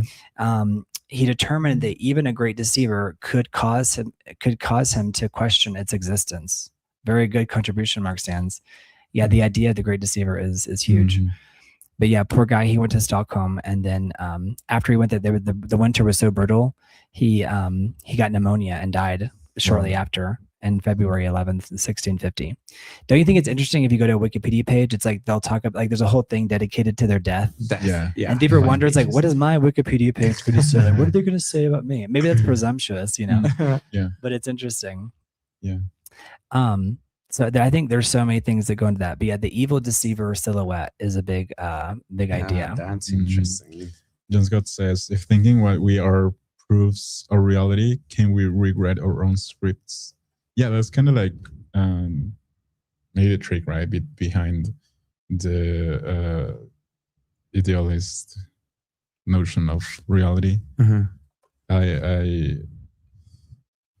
I think that the opposite was like a little bit of phenomenology and like materialism, proving, you know, reality based on like a material or tangible thing, let's say. So I think like the idea with idealism can be tricky, I think, in my opinion. Because I think you're right, John Scott, in the sense that you can fundamentally change or accept another idea and you know, as you said, rewrite our own scripts. I think that's kind of like what idealism allows you to do. Well, it's not necessarily you know, like a proof of something necessarily. Proven. I think so. Yeah, if you guys are new, don't forget to like the video. Please do so. This has been good. We actually have had lots of subscribers. We have new people today, which is exciting. All right, so the evil demon idea was from Descartes. The evil demon hypothesis is a radical thought experiment where an all-powerful malicious entity devotes all of its energy in tricking our senses, memories, and even basic logic. So the core idea is that the demon can fabricate a fake sky, earth, objects, and your own body, and logical truths like math. So the extreme test is Descartes did not claim a demon actually exists. He used it as an extreme tool to test if any belief was 100% immune to doubt. And so to systematically strip away every belief that holds even a shred of uncertainty, while normal skepticism proves our senses can fool us locally, the demon challenges our entire cognitive framework. And so that's where it came about. So he hit it right on the money. Was it John Scott who said that? That was John Scott, right? So. Yeah. Yeah. And Gizmo, you make a point. I think we all write our own scripts, right? And I think if you're not writing your own script, maybe you're at the mercy of the crowd. Yeah. Too. You are. People can use you and take advantage of you. Right. It's like if everyone else is writing your story, it's like, well, dang, like yours is the only story you get to write. Yeah, that's true too. But yeah, the cogito ergo sum is the I think therefore I am. Yeah, very deep stuff. Yeah, I like his methodological doubt. I like that. I like that. Like questioning everything, basically.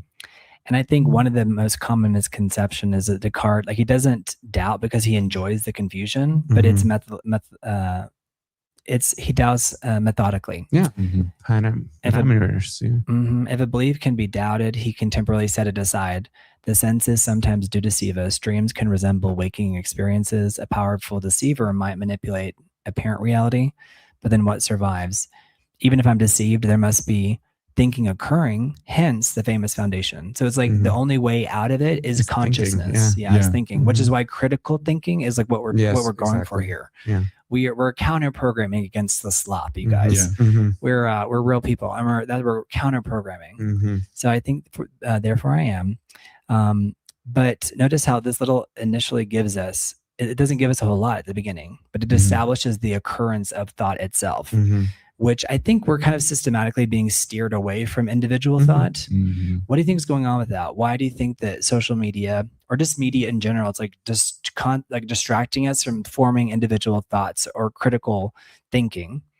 Because they want cheap or free labor. I think it's all about labor. Yeah, it's like going to Marxism almost. Like I would say, yeah. I mean, because he's a big part of this, the conversation. He has his own framework.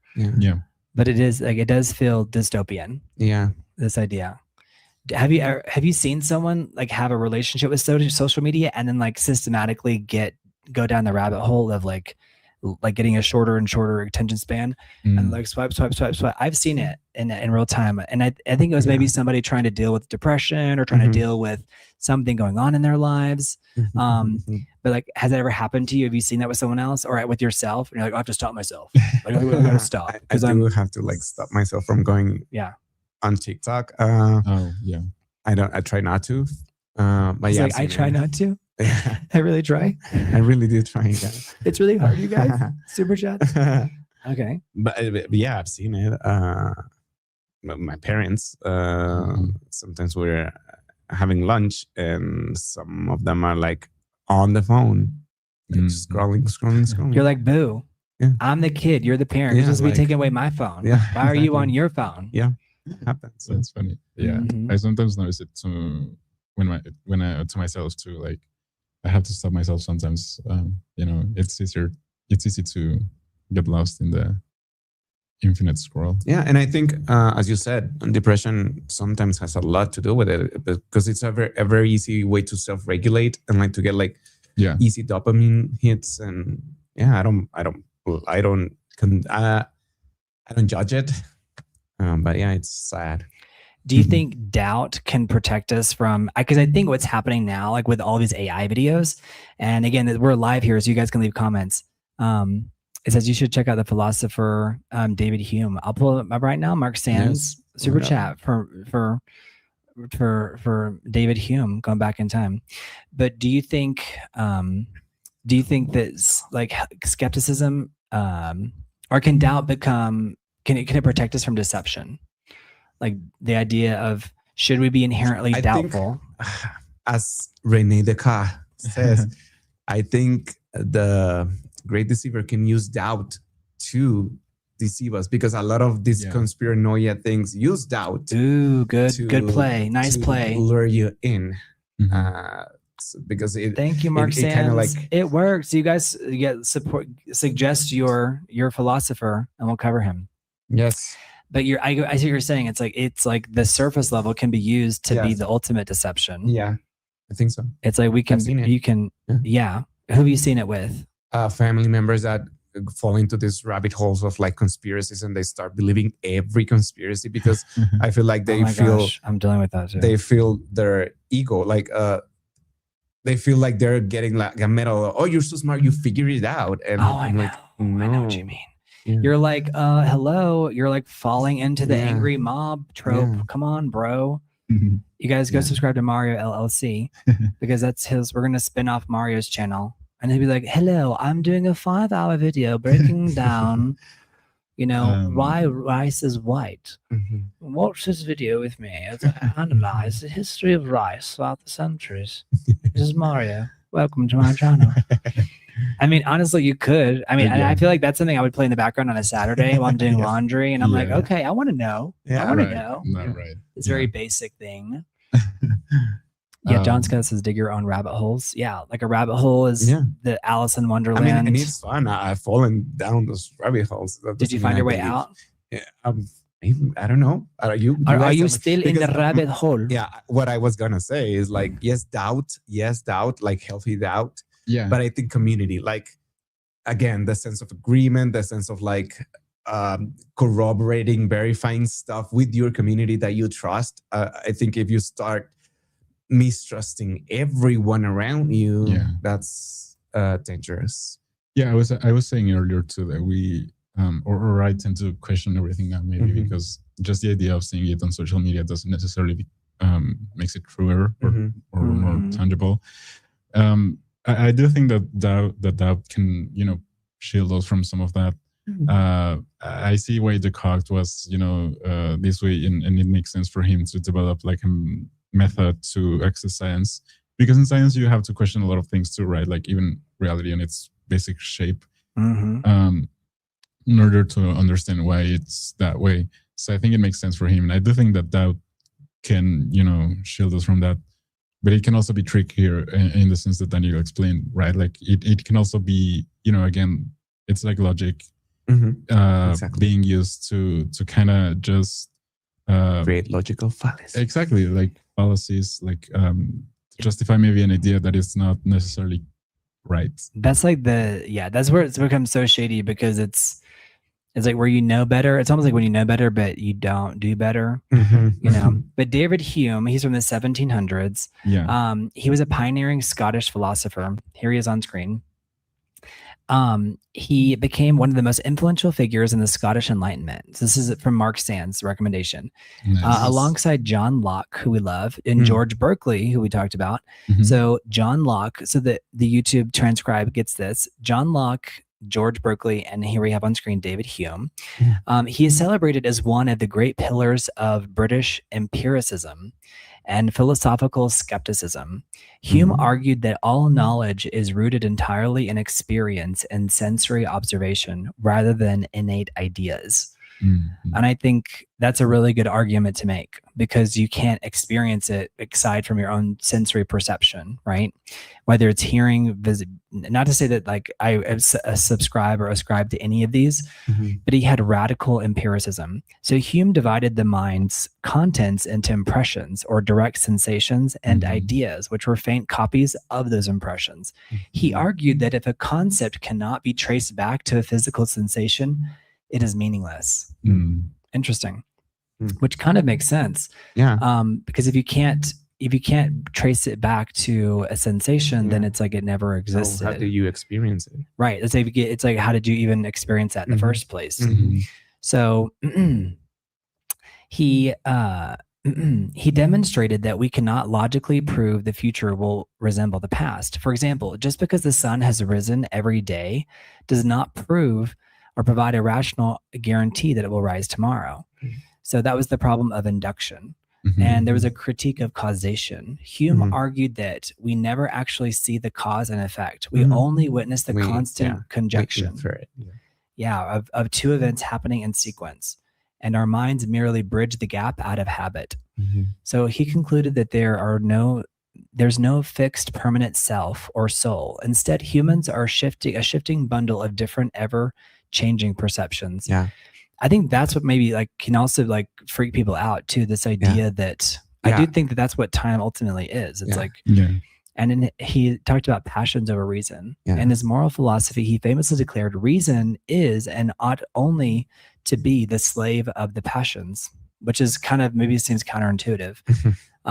Meaning our emotions and desires drive human behavior, while reason just figures out how to get what we want. That kind of makes sense.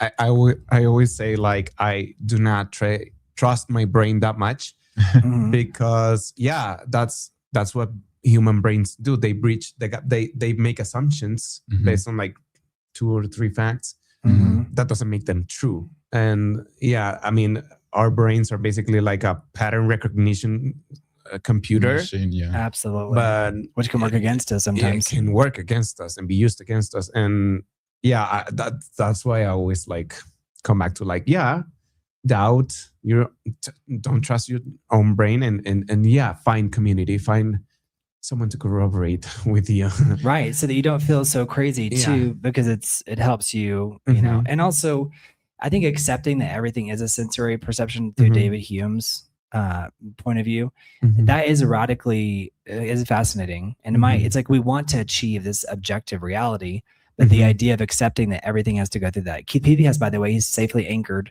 And so he has our full attention now. So thank you, Keith Peavy House. Keith Peavy House is literally, there have been days like in the very early days where I was like, oh no, I don't know, Mario, can we do it? Like, and then Keith Peavy House comes in, he's like, you got this, bro. Yeah, nice. So Keith Peavy House is like, he's like a savior. He's like Michael McSilvers. They're both amazing. So there are some different movies that explore some of these ideas. Now, I'll say movie, and if you guys tell me if you've heard of it. So The Matrix we've heard of. Yeah. Because it's like there's the real world, final reality, and then there's merely another layer after that. But have you heard of Total Recall? Yes. Okay. What do y'all remember about Total Recall? It was made in the 80s first with Schwarzenegger. Mm-hmm. And it's this guy that starts remembering his like parts of his like an old life that he may have had or something like that. Yeah.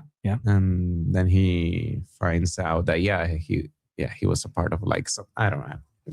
I haven't seen this plot, but you'll recognize the image. This is a great image. Some of it they filmed it here in Mexico City, I think. Yeah, I think you're right. I think you're right. In Metro Chabacano. Oh wow!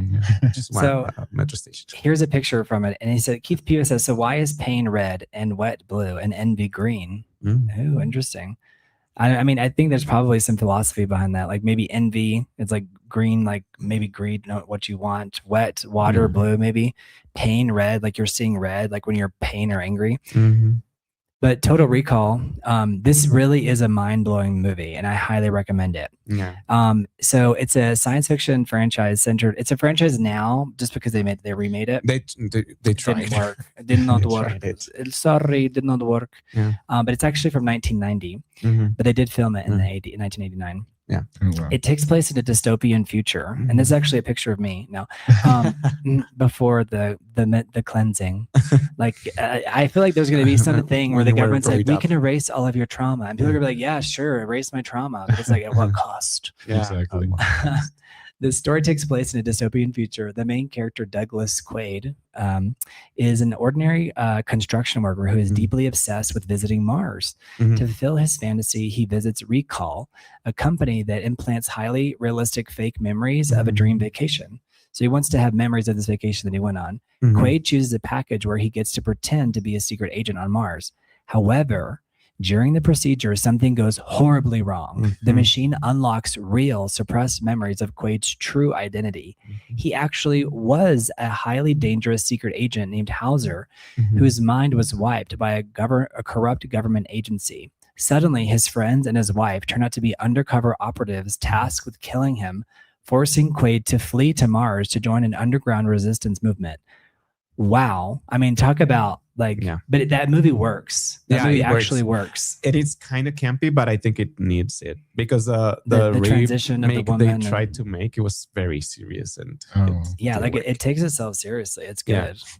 Yeah, I love this. This is like this is the realm of Demolition Men for me. Yeah, this is made by the same guy that made RoboCop, which had the same problem when they try to adapt it. It doesn't work when. Sometimes you got to rename it. I feel like if you're going to try to remake something, maybe like change some of the bits because the hardcore fans are going to be like, that's sort of rejected. Yeah, there's definitely some campy stuff in there. I'll pull up some of the campy images because they're iconic.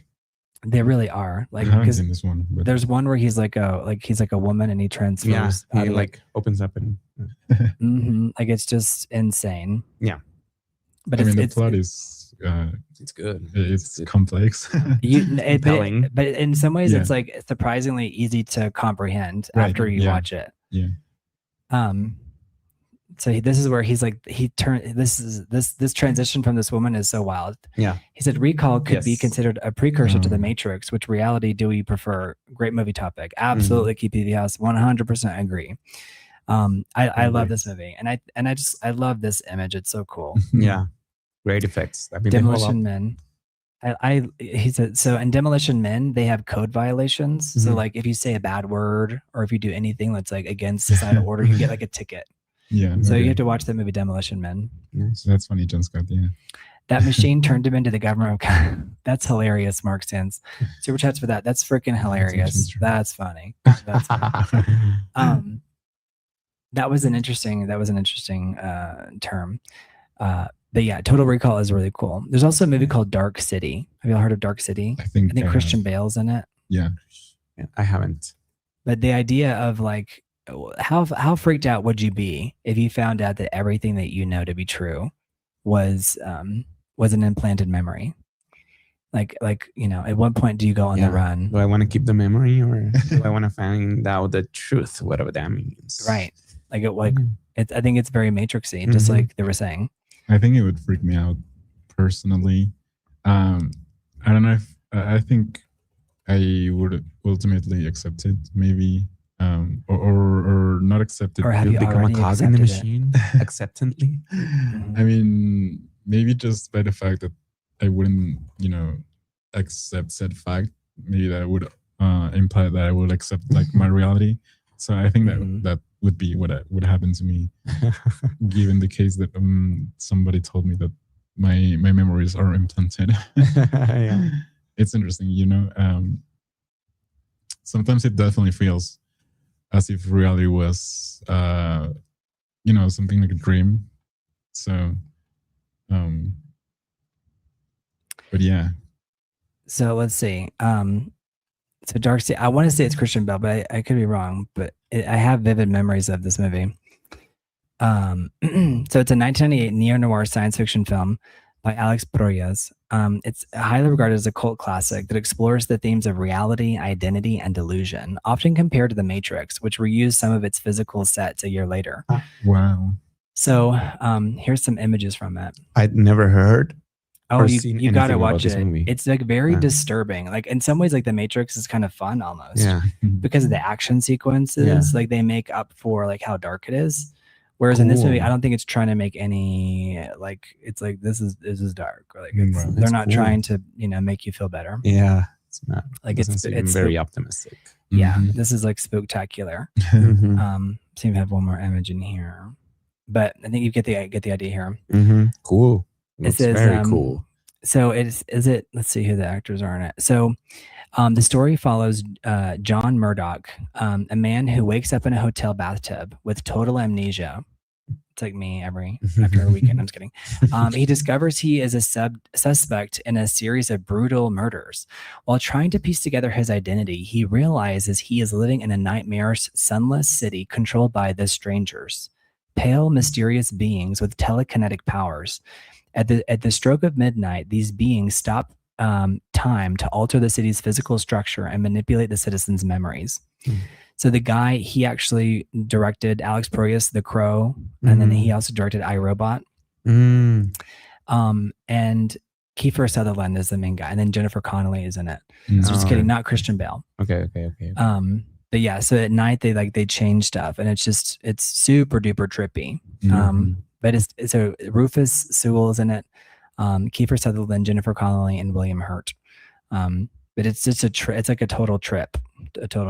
So I recommend this. But again, it's dealing with this idea of like, what is identity and why do we explore these topics so much at the end of it? Dagger Rawls got it. Yeah.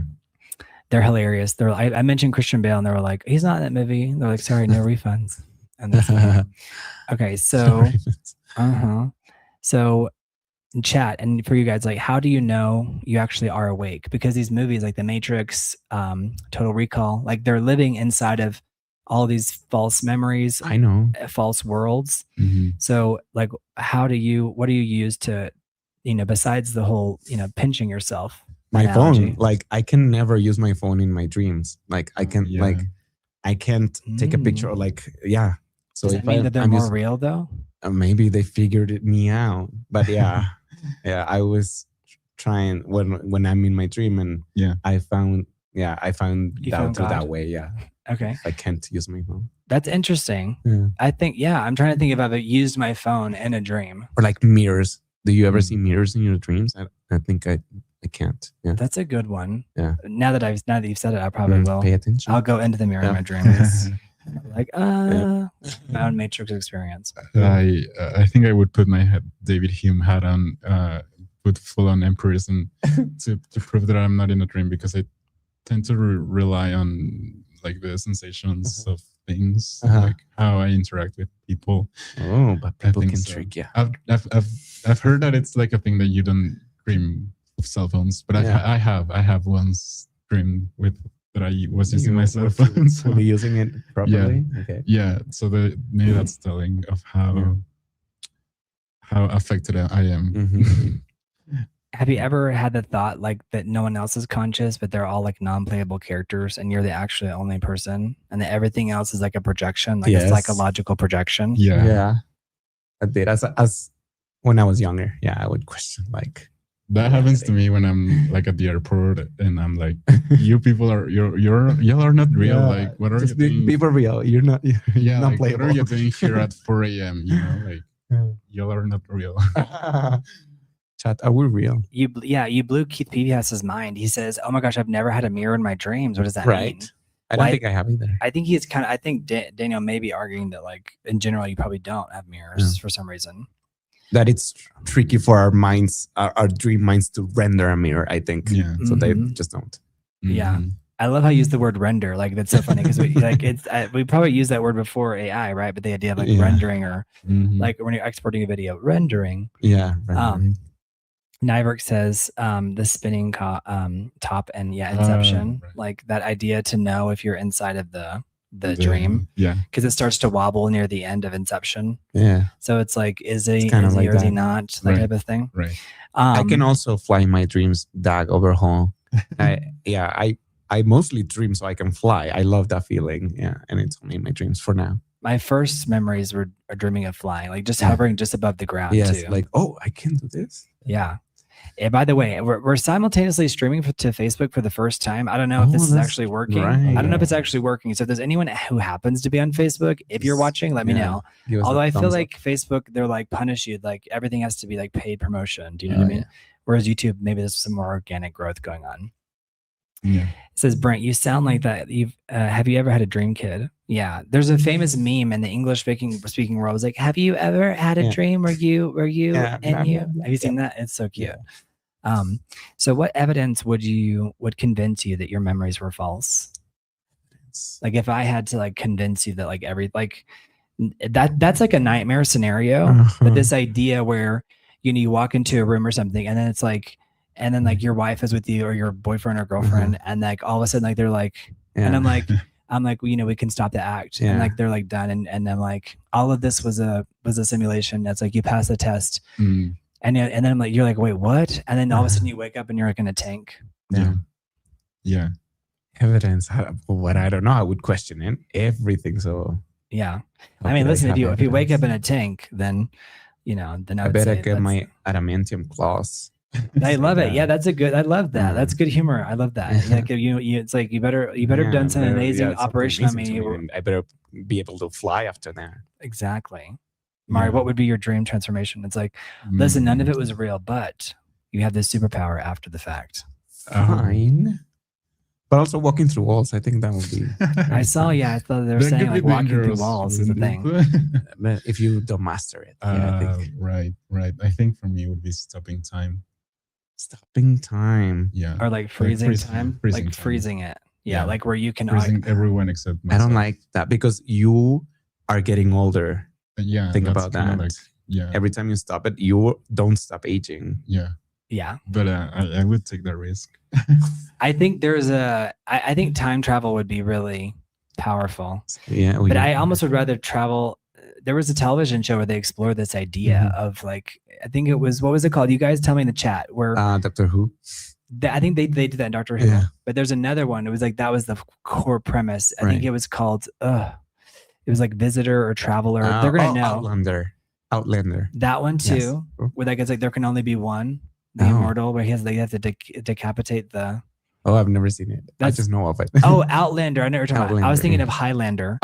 Highlander that too. He time travels, right? They're immortal. But there was one, I think it was called Visitors or Travelers. Anyway, he jumps into other people's bodies in different people's times. And it could be a woman, a man, a child.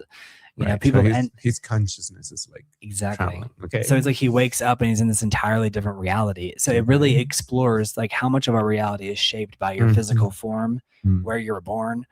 Voyagers. Thank you, Keith Peaveyhouse. Voyagers. Yay, Keith. Keith to the rescue. Yeah.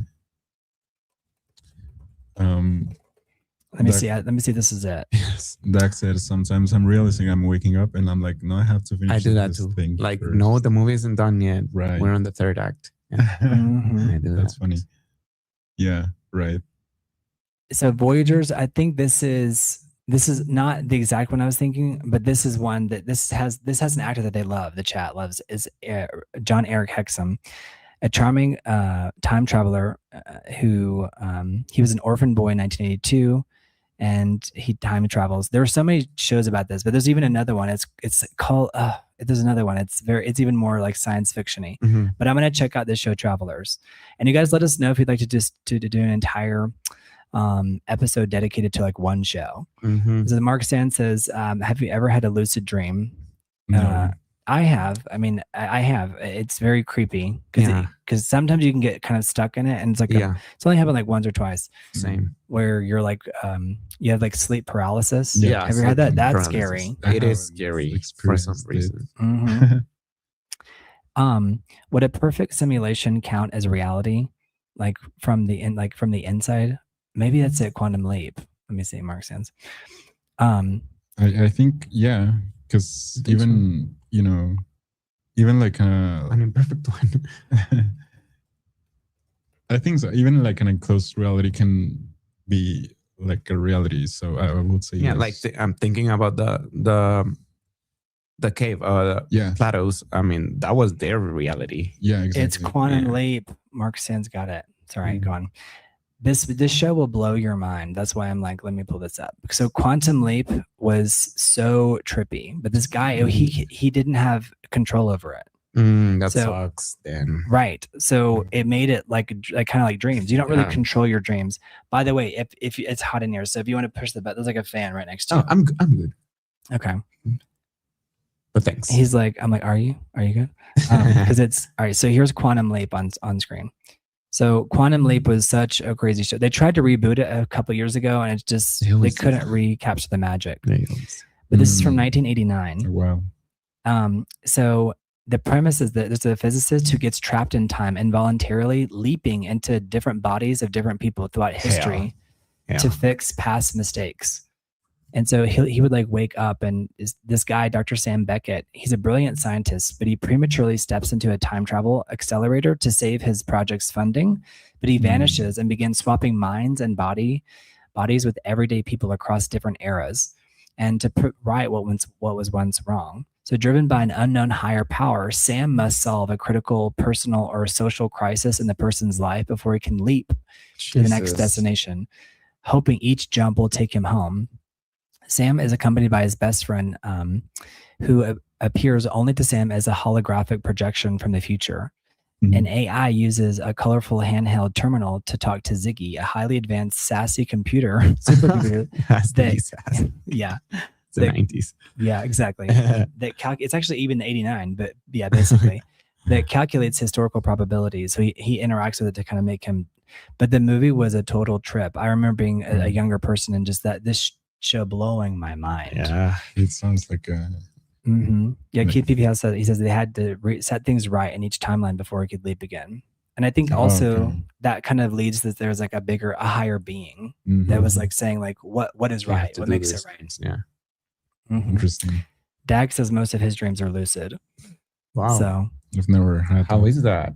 What is that like, Dag? Does that explain? Does that explain you? Does that explain you like why you are the way you are? Your lucid dreams? Let us know. So Berkeley and Kant had the idea: is reality dependent on the mind? So I had this picture, but I don't have it here. But it was like a tree in an empty forest. Like, does it exist when nobody perceives it? That's the idea. So Berkeley defended idealism. The familiar reality we encounter consists of minds and ideas rather than mind-independent material substance, as conceived by his opponents. So Berkeley, have you guys heard of Berkeley? Berkeley's thought. He has a less unique sounding name, so I think maybe he's less, special. I don't necessarily remember anything about. Yeah, no, it's okay. I don't necessarily either. I have him on screen, but he's often caricatured as saying that nothing is real. So people kind of make fun of him.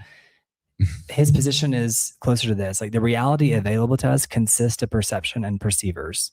So he's definitely like the tree in the forest. Yeah. We never encounter a material object stripped of every possible relation to experience.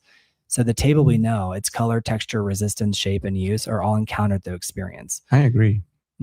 So he's like the tree in the forest. If it falls, if nobody hears it make a sound, did it really, if a virtual table can be seen, touched through haptic feedback and used by several people, what property does it lack? Like if it's an AI table, let's say, but let's say you have like a suit on, like in Ready Player One, and you can feel it. Like, is it unreal because its casual basis is computational rather than wooden? That's like very trippy. At what point does a virtual object become real property? Like when it costs money, when it can be stolen, when several people can share it, when it affects motion, or never. So Berkeley, that'll have to be for a whole day, but we can move on to Kant, because I think we all know Immanuel Kant. Yeah. Yes. All right, let's see if I have a picture. I have a bunch of Kant quotes, because you guys can correct my pronunciation here. Yeah. So here's our first quote from Immanuel Kant. All right. It says, only he who himself enlightened is not afraid of shadows. So what do y'all think he means here? Himself. Only he is Immanuel Kant.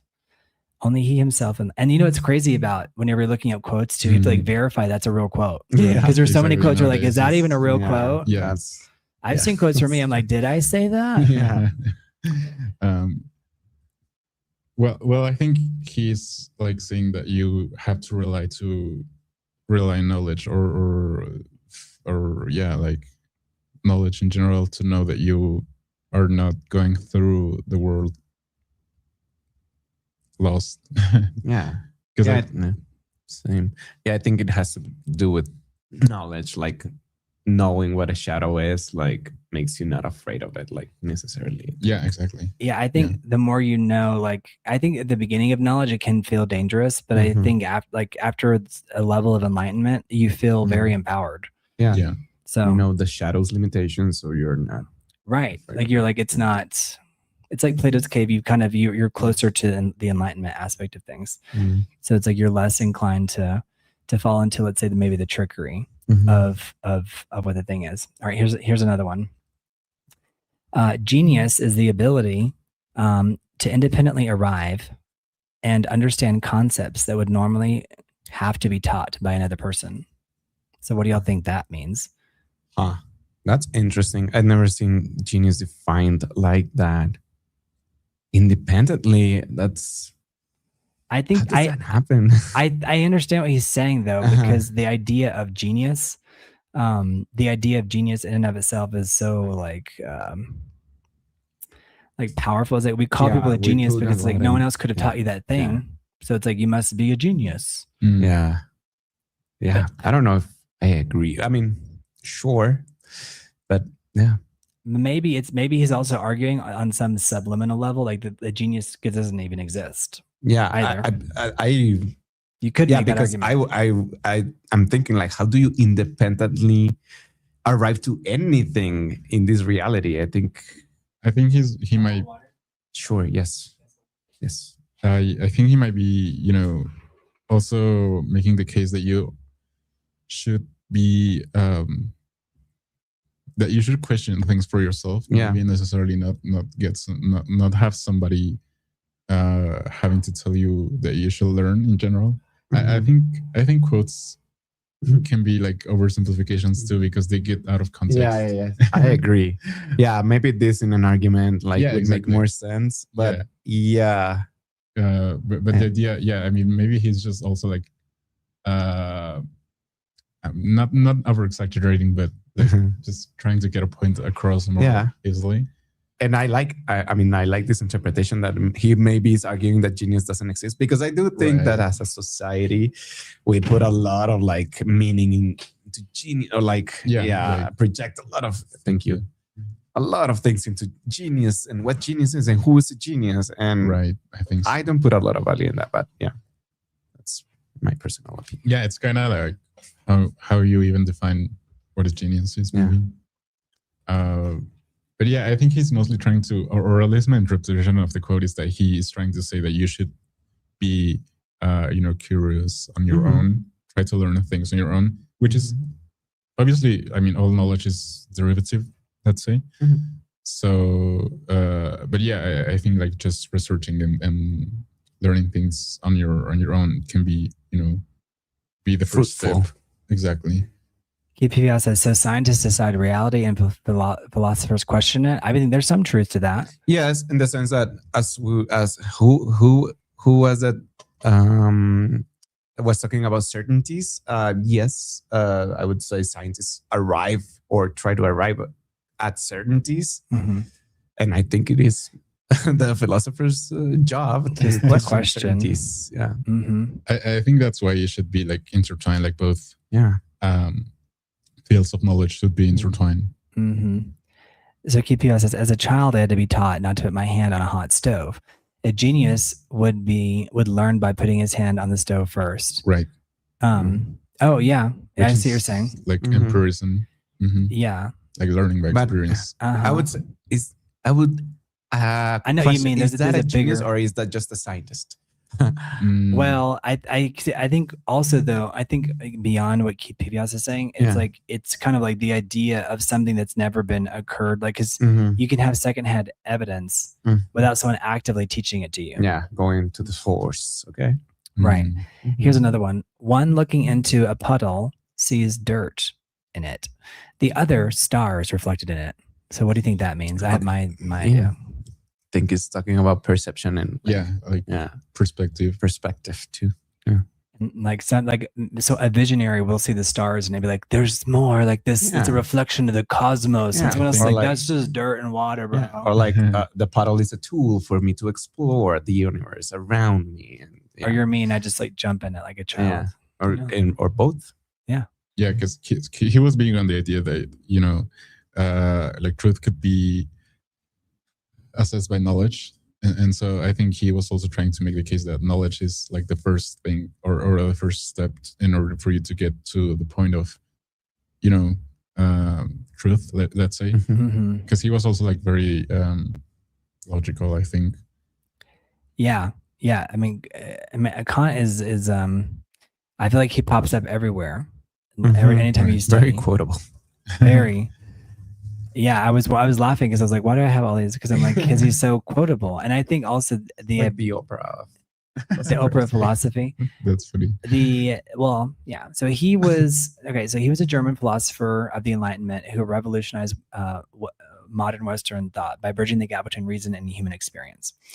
But he was born in Prussia, which is now Kaliningrad, Russia. But he spent his entire life in his hometown working as a university professor and writer. He is best known for his work on epistemology, the study of knowledge itself, and ethics, shaping how we understand morality, perception, and human freedom. So he had a really strict daily and life routine. So he lived such a precise, mechanically daily routine that neighbors reportedly set their clocks by his afternoon walks. And he was a late bloomer. He did not publish most of his famous breakthrough work, like the Critique of Pure Reason, until he was 57 years old. Despite his quiet life, his ideas were considered destructive, world-smashing thoughts that challenged traditional philosophy completely. So in 1795, he wrote an essay proposing international cooperation, constitutional republics, and a League of Nations to prevent war, which later inspired bodies like the United Nations. Right. So it sounds like a person who was like really like conscious of himself. Yeah. So here's another one. And you guys can debunk any of these if you're like, wait a second, these are not. Because I think these are, because he's just this fake. Yeah, exactly. Yeah, but I think these are real. I was doing some double testing. I think that's a very actor philosophy. I think I'm very much of the idea of just do it. Like just do it and learn. Don't talk about it, just do it. Yeah. And sometimes the talking is the doing, depending on what it is, like this. Yes, I agree. All right. It is through education that all the good in the world arises. Do y'all agree or disagree? It is through education that all... I simple, but I would agree. Yeah. I think the more I deal with young people, I agree with this. Because education can be seen as different things, obviously, like traditional education and good point. There's a lot of and then there's like this bigger picture where again it's like a societal consensus. I do think that education should be collective, Yeah. So communal, collective. Yes. Yeah, I agree. So I think it's true. And questioned, like exactly. Yeah, like Right. Depending on what also like the political context, not political, like the historical context is. All right, here's another one. Out of the crooked timber of humanity, no straight thing was even made. Like was made evenly. Timber. So that's, there's like a Spanish expression where it's like, tronco torcido. Su rama endereza. Right.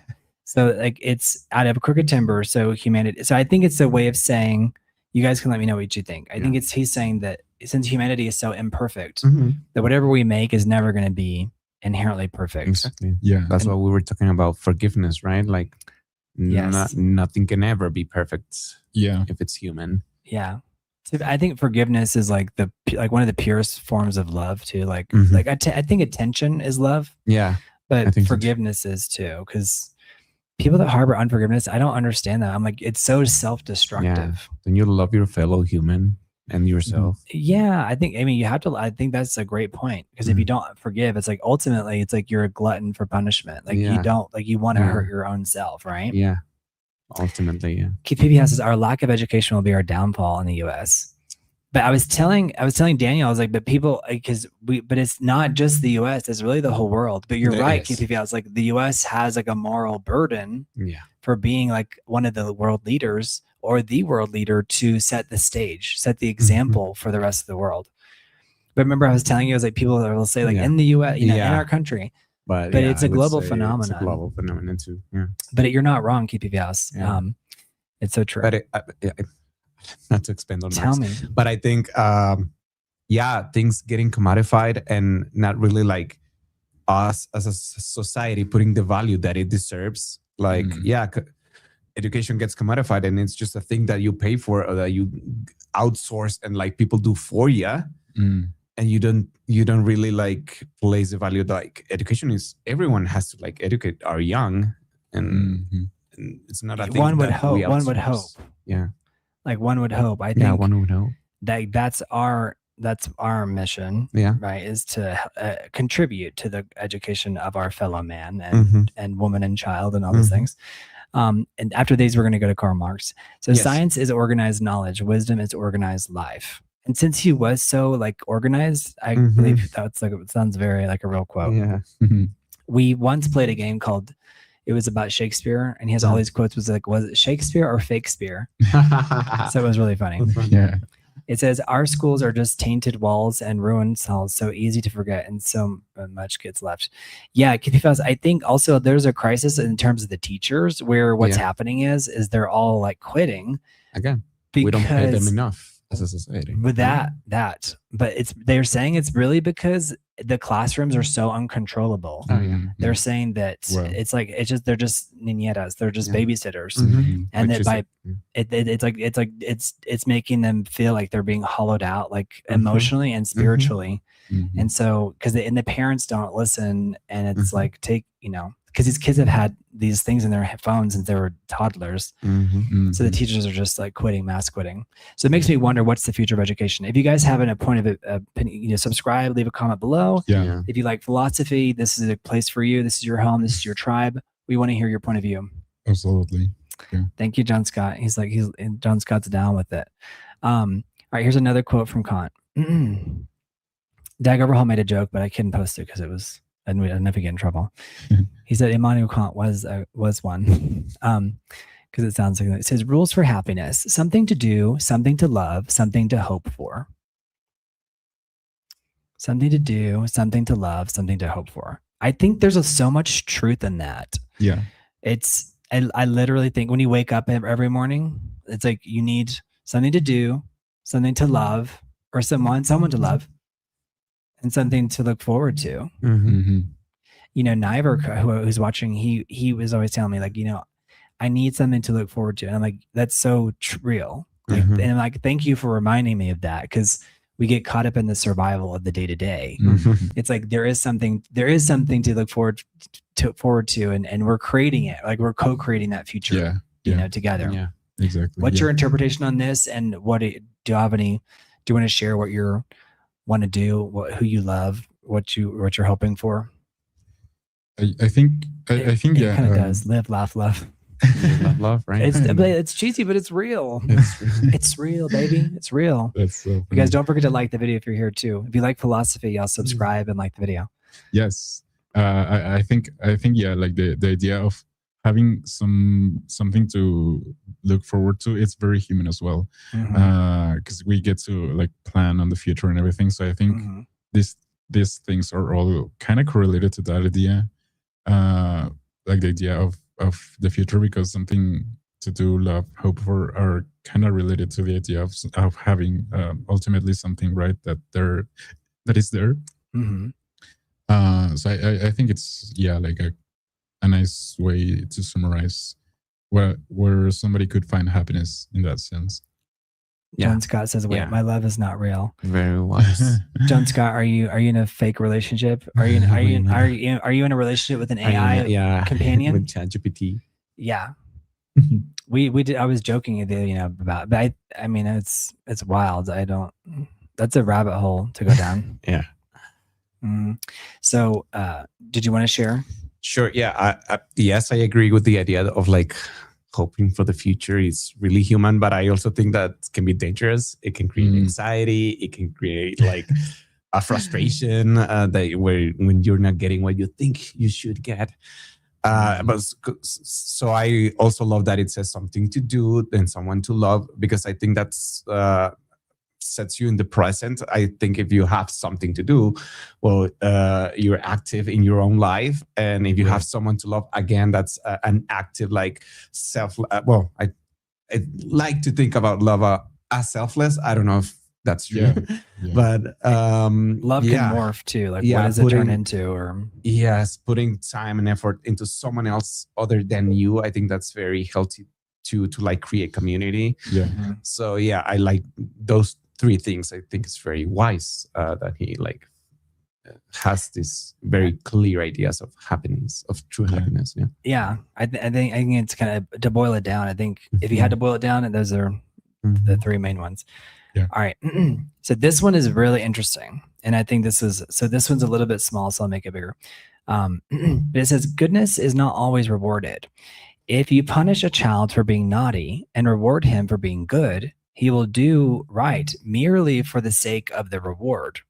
And when he goes out into the world and finds that goodness is not always rewarded, nor wickedness always punished, he will grow into a man who only thinks about how he may get what he may get on in the world, how he may get on in the world, meaning like succeed or get along. So, and does right or wrong, and he does right or wrong according to as he finds either advantage to himself. So essentially, if you create a reward system for a child, let's say, if you created a reward system for a child, it creates a situation where people do things or not based off of what they can get out of the situation, not based off of what is morally right. Yeah, it's almost like conditioning. But I think, how do we fix that? Like, if you're parenting and you're trying to teach your child right and wrong, you set this aside. You say, okay, this is good, this is bad. You create a reward system. But if you don't have a reward system, like what replaces that? Maybe chat has an idea, because I think that's one of the bigger crises, is like, how do we inform our children? Maybe they'll never know about Immanuel Kant or Descartes, or these bigger philosophical ideas, but just right and wrong. And also that's subjective, I guess. Maybe it's like doing the most harm or doing the least harm to the least number of people. Right, how do y'all define right and wrong? It's hard. I was brought up a Christian, and how dare you? I'm kidding. I was. Me too. Yeah. And can I get an amen? Can I get an amen up in here? Chat. Can I get an no? Yeah. Get an amen. I do value the golden rule of treating others as you would like to be treated. Legit rule. It's golden for a reason. Yeah. But I think that again talks about creating community. So yeah, I would just like instill in a child like there's value in community. There's value in because it's hard. Like we use these systems because it's such a shortcut, right?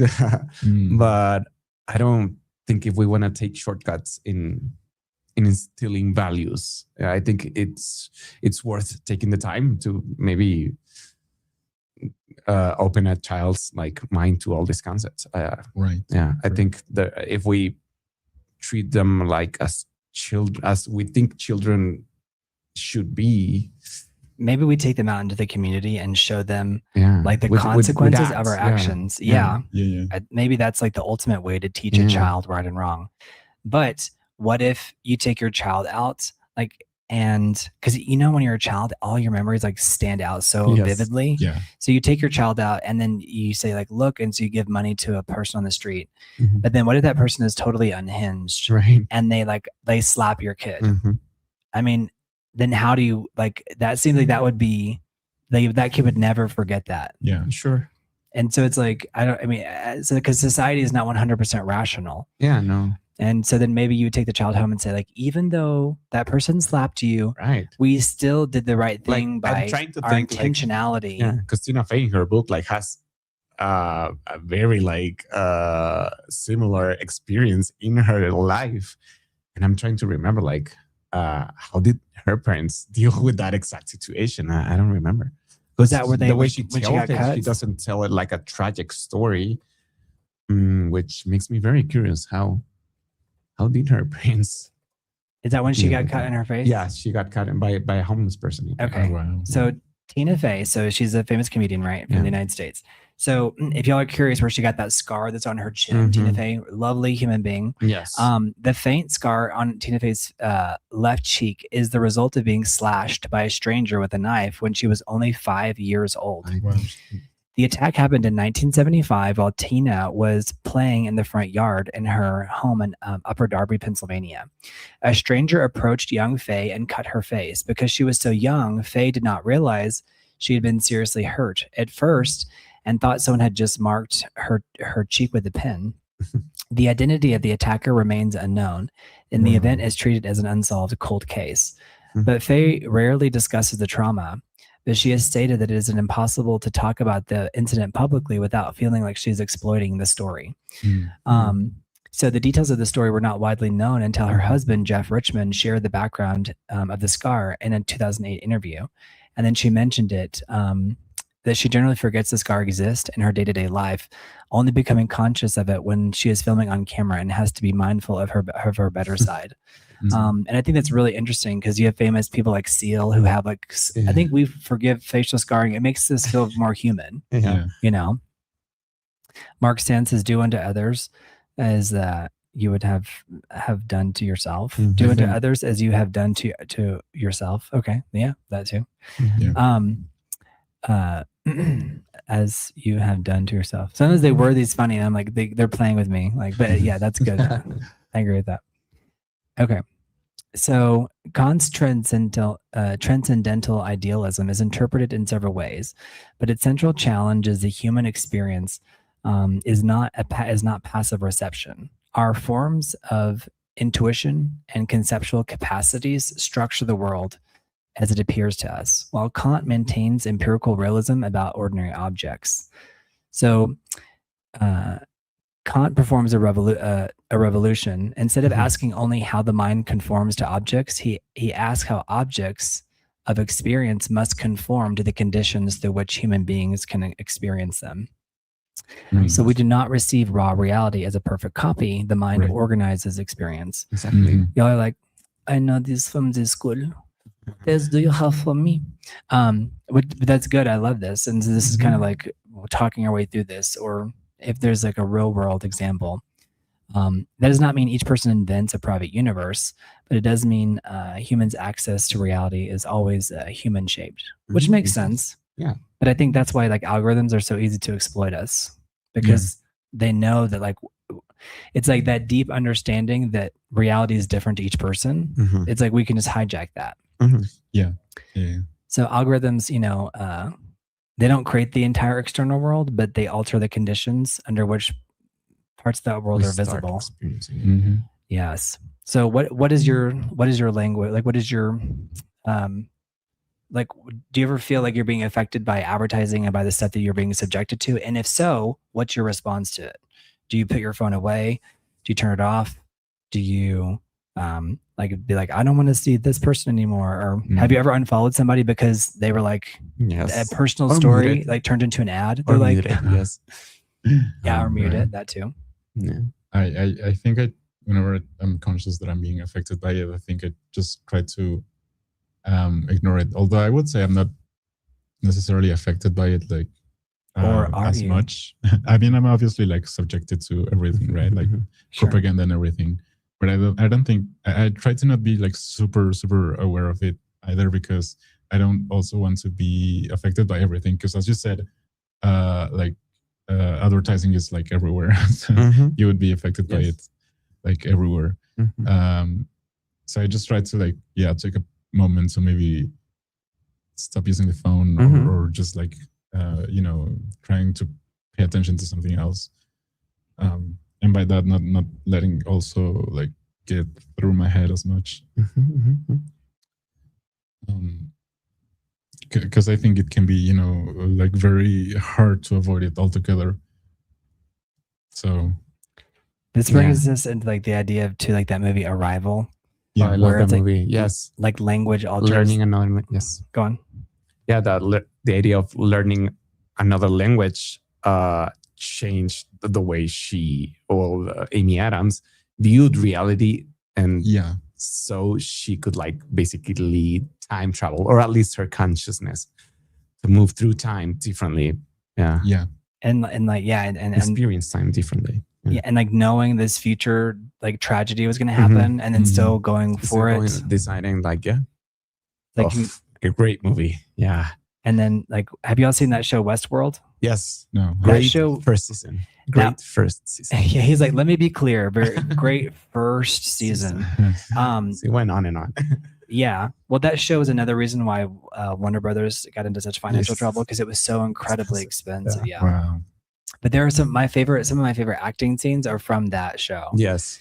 A great cast. Anthony Hopkins is in there. Yes. Man. And even like the German, I think she's German or Swedish or something, or Danish, the woman who's running the park. And there's this really famous scene where she's like, we're just trying to protect your legacy. And he like, this scene is incredible. I would show it, but we can't. But Westworld, like perception is organized through like these narrative loops. And so it's like, how do we perceive world? And it was funny because on Sunday morning cartoons, so just yesterday, it was Duck. Have you heard of Duck Dodger? They play it in Mexico. Oh, I think, Have you in chat? You'll let me know if you've heard of Duck Dodger. It's an animated show, but it was dubbed in Spanish, and I was watching it. But it was literally Westworld. It was they were inside of Westworld. It was blowing my mind because they were all robots, and it was a Western. It's an old comic. But it was. But Westworld was a book from I think it was Michael Crichton, because he also wrote Jurassic Park. Yes. So it was literally Westworld, and I was like, wow. Y'all let me know. Let's get to Marxism. I'm down for it. In fact, he's literally my next picture right there. They were reading my mind. So before we get into it, I'll be right back. Yeah, go potty. Yeah. So if you need to go to a potty break, go for it. We have two different bathrooms. I think I'm good. Okay. Yeah. All right. So what do you know about Marxism on its surface? He was talking about how everything is about who controls the what's the word in English? Was it means of production? Means of production. I want to say, yeah. Which I think is true. I love it. They're so supportive. They're like, y'all go take your body breaks. I love it. And I think he was saying meism. I know there's memeticism, but so Marx is a 1960. I'll give like the dictionary, and I'll let you guys give us the human. Yeah. I'll give you like the as if dictionaries even exist anymore, right? So I don't know if anyone's watching on Facebook, because I think it's going live on Facebook, but it may not. But if our audience is over here on YouTube.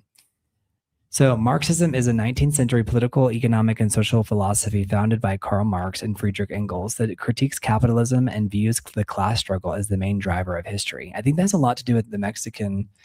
Yes. Yeah. Well, entertainment landscape or story. Basically, that's the story we tell each other. Right. So, it comes out of this historical materialism, like the belief that human society is fundamentally shaped by its economic system and how people produce goods rather than by abstract ideas or spiritual forces.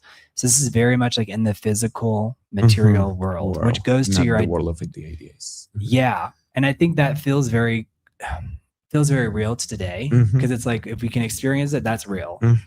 Because so few people, I think, are willing to go on these thought experiments because it's like, no, I just want to buy the product. Pay rent. Yeah. So the class struggle. So society is divided into the bourgeoisie, the wealthy owners of factories, land, and resources, and the proletariat, the working class who survive by selling their labor. This may change with everything with AI, etc. We shall see. If you guys have comments on this, I'd be curious to know. There's this idea of the surplus value. So capitalists generate profit by paying workers less than the actual economic value their labor creates. And there's this idea of alienation, like workers become disconnected from the products they make, the production process, and their own humanity under industrial capitalism. Exactly. Thank you, Michael McSilvers. He says, materialism is natural to the human psyche. I think there's a lot of truth to that. I think the way we right now, yes, but more there now, might be some other options that we do not explore because we are all under the spell of the spell of capitalism. Yeah. Michael McSilvers is big in like work hard, like capitalism, and that makes sense. But this idea of like the materialism, it makes sense because we're in a physical world. We are living in a material world, and Thank you, Michael. Material world. Yeah. I love it. Thank you, Michael McSilvers. He's always got our back. Thank you, Michael. So the path to communism. So Marx predicted that capitalism's internal economic crisis and increasing exploitation would eventually cause the working class to revolt. I mean, that was very prophetic. Yeah, right? which we are due, maybe. Yeah, and so. Do y'all think that that's true? So Marx predicted that capitalism would lead to increasing exploitation. Although I wonder, I feel like there may be something going on with AI, the way it's going to change everything. Yeah. Although I wonder how like revolutions would look now in terms of how people would revolt. Because I don't think it would be like as necessarily as it was before with, again, like all the technological advancements and everything. Right.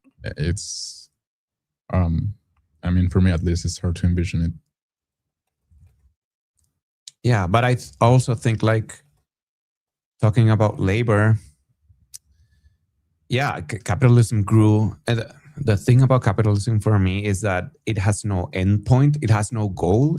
The only goal is like growing and growing. And it clashes with the reality that we have because we live in a physical world that has limits. So Greta Thunberg said it really well. She was like, your capitalism is a fantasy. It is a fantasy. It is. Because it clashes with reality. We are a physical reality. We're kind of experiencing it right now. Like, as we're seeing like crisis, the end of like, it's not eternal. And I think so. I think that also like putting the value in the product and not in the human labor. Like, why isn't there like, is it so wild that we pay the humans for their labor what it's worth? Like, shouldn't we all agree that that's what's hard? Is like, what is it worth? Because you go make a movie and then people pirate it, or it's interesting because I bought several movies over the years again and again, and I'll move and the thing will get lost, and then it's like, I think you can justify anything, right, to yourself. Yeah. But it's interesting because I think like profits are falling, and it's for a variety of reasons. But here's the eventual, like the idea of this revolution by Marx. He's saying that the falling rate of profit, capitalists continuously automate labor to beat competitors, which reduces wages and ultimately shrinks their own long-term profit margins. And you see that with like major big box retailers, where.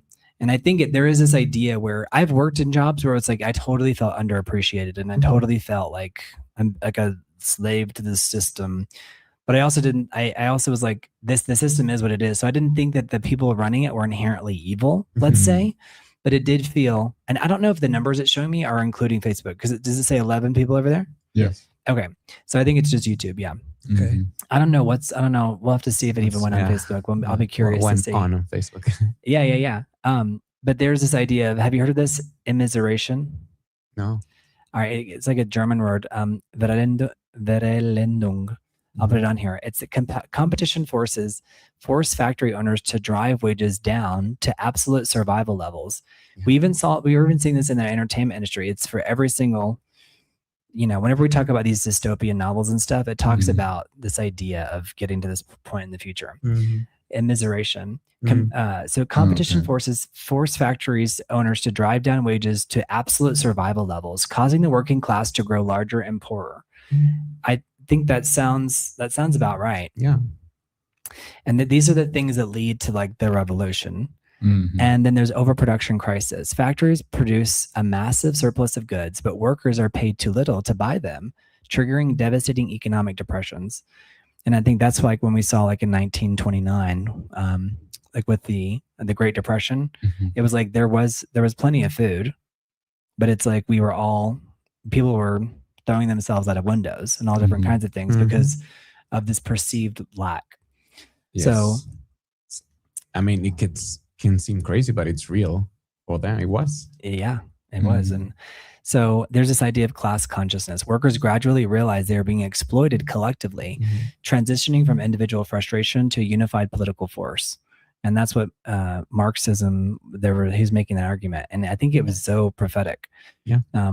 I guess my thought is like kind of like Elon Musk. Some of the stuff he says sounds maybe inherently wrong or evil or dystopian, but in a way it's like, I think that's his response to like, instead of this Marxist world, it's like, but it sounds kind of like Wall-E too.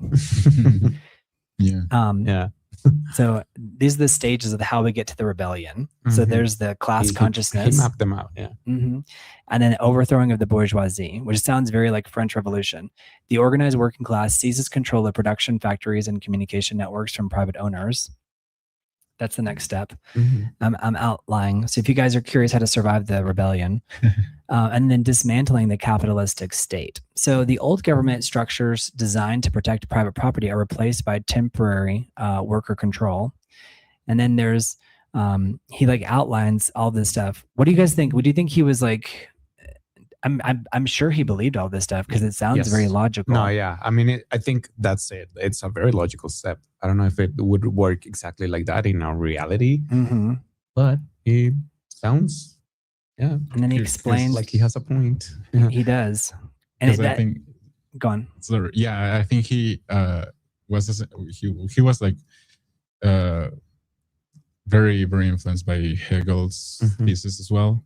And so, but he explained it through like class relations and how it will ultimately explain history. And so I think in that sense, it's more than an economical theory, and it's also like a way to explain history altogether. Agreed. Yeah, like one of the ways he was trying to, explain like the journey from feudalism to capitalism and these stages. So next is like there's a dictatorship of the proletariat. So there's like a transition state where the working class holds political power to prevent the old ruling class from staging a counter-revolution. And then there's a socialization of production. And so, hold on, I pasted that again. So the socialization of production is where private property in land and industry is abolished, shifting ownership to the public to serve human needs instead of private profit. So that would be like the ultimate, like the end goal. Yeah. Now I don't know how, because I feel like those systems would be inherently corrupt. Yeah. I think it is. So I think that's why there's this. And can you guys think of any other people that have these ideas? Like there's Vladimir Lenin and Mao Zedong. Oh yeah. And like the idea. Engels. Yeah. Who's it? Engels? Engels. Yeah, Engels. Very wild. All right. So now we're at Hegel. So, okay. So Hegel's dialectic.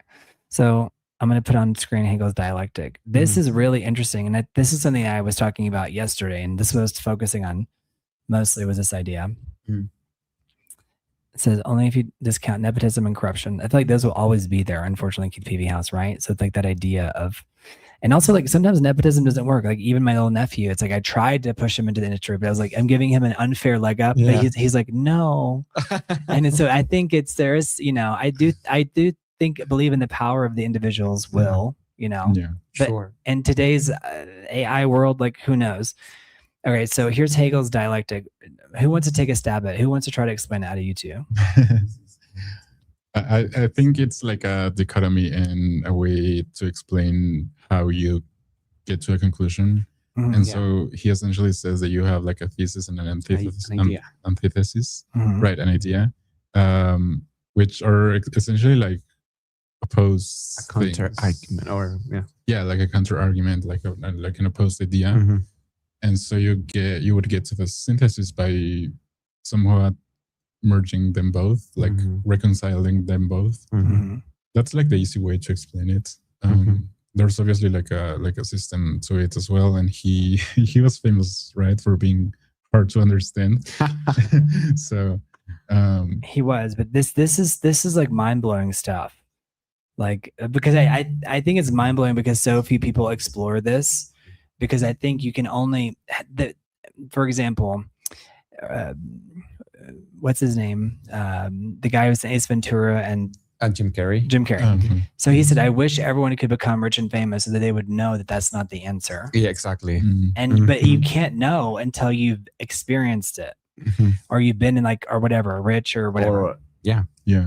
So you can't like speak to it fully, I would say, because it feels like it's easier for you to say. Right. Well, it's like, right. But if we as a society start putting value in other stuff other than the amount of money we have and that kind of thing, maybe we don't need all to go through it and just put the value somewhere else. Yeah. So Keith Peavy House in the chat says, I hereby declare myself to be corrupt overlord. You're corrupt. Send me all of your money. Keith Peavy House, I counter argument. I will be your corrupt overlord. Send me your money. I'm the good one, I promise. John Scott says, capitalism has brought clean water to 30 million people. Do socialist countries do that? Yeah, John Scott, we're not making a case for one or the other. Sure, yeah. No. We're more kind of just pointing out like what this idea is. Or do we have other options? Like, I'm not saying socialism, but have we explored other options that maybe have goals and not like capitalism? Well, that's the ultimate is Star Trek. Like there's no money and we're all like living and this utopian, because we've been talking about this for the last few weeks. And we were like, okay, together. What do we they would value like knowledge. They go like to planet and conquer it. If they can help them. Yeah, that's the big thing is that you would think that they be a conqueror, but it's like they don't. Yeah, no, they understand if they can help them in any way. If they don't interfere. Right, and if they're still developing and they don't know about like interstellar travel, they don't even allow them to see their ships. It's like the prime directive. You guys know what the prime directive is? The chat loves Star Trek. Like they love Star Trek. I know this. I've never seen Star Trek, but I know about it. Dun, dun, dun. My gosh, I'm clutching my pearls. Sorry, Gladys. I did see the remake, the 2008 remake. Have you seen Weapons? Yes. I have Gladys's bell. Yes. Yeah. That's scary. It's the original bell. And I'm kidding. Oh, nice. Wouldn't that be hilarious? We are Gladys. Yeah. No. Can I have a piece of your hair? No big deal. Sure. Yeah, it's like, I've seen Weapons, So Hegel's dialectic method is a philosophical framework for understanding how human thought, history, and reality progress through internal contradictions and their resolutions. Developed by German philosopher Georg Wilhelm Friedrich Hegel, who lived from 1770 to 1831. This is so the YouTube transcribing can add them to the people mentioned so that we get suggested along with our other philosophical peers here on YouTube, who we love so much. Lots of great philosophical content in English. I feel like maybe God can help me and do some searching in Spanish and see if maybe we can do a Spanish version just to expand our minds. I would love to, because I feel like there's like a real niche there waiting to be explored. So I agree. So he lived from 1770 to 1831. His method rejects the idea that truth or progress moves in a straight, static line. Instead, Hegel argued that everything in reality contains internal tensions that drive continuous change. And so when I was doing research for Hegel in particular, they were saying that like people constantly like deduct it. It's like they dumb it down or they make it too simple, which I think maybe makes sense. So I'm gonna break it down just so that we get we get people like, okay, I got my money's worth. Okay. So while popular descriptions often use the term thesis, antithesis, or antithesis, I think, but you can say both, and synthesis, Hegel rarely used this exact triadic formula. Instead, his actual movements involves 3 internal phases. There's the abstract, the negative, and the concrete. So I'll put them on screen here. So the abstract is the immediate. So it's the initial idea or concept or state of affairs. And remember that famous picture of Ariana Grande where she's on stage and she's like super skinny and people are making the case like this is an example of like she got everything she wanted, but it doesn't look like what she probably thought it was going to look like. So not that there's anything wrong with that. I think it's just it probably wasn't what she imagined. So the initial idea, concept, or state of affairs that appears fixed, simple, and true on its own. Like, I want to be famous and rich, or I want to be a superstar, or I want to be a big YouTuber, or I want to be Elon Musk, or whatever it may be. Because I don't think he imagined how polarizing of a figure he was going to be. Right? So he's experiencing, no matter how big or famous you are, or the president of the United States, like they have, I don't think that they imagined how polarizing they were going to eventually end up being. Because I think Elon wants to be liked. Like, I think he struggles with that.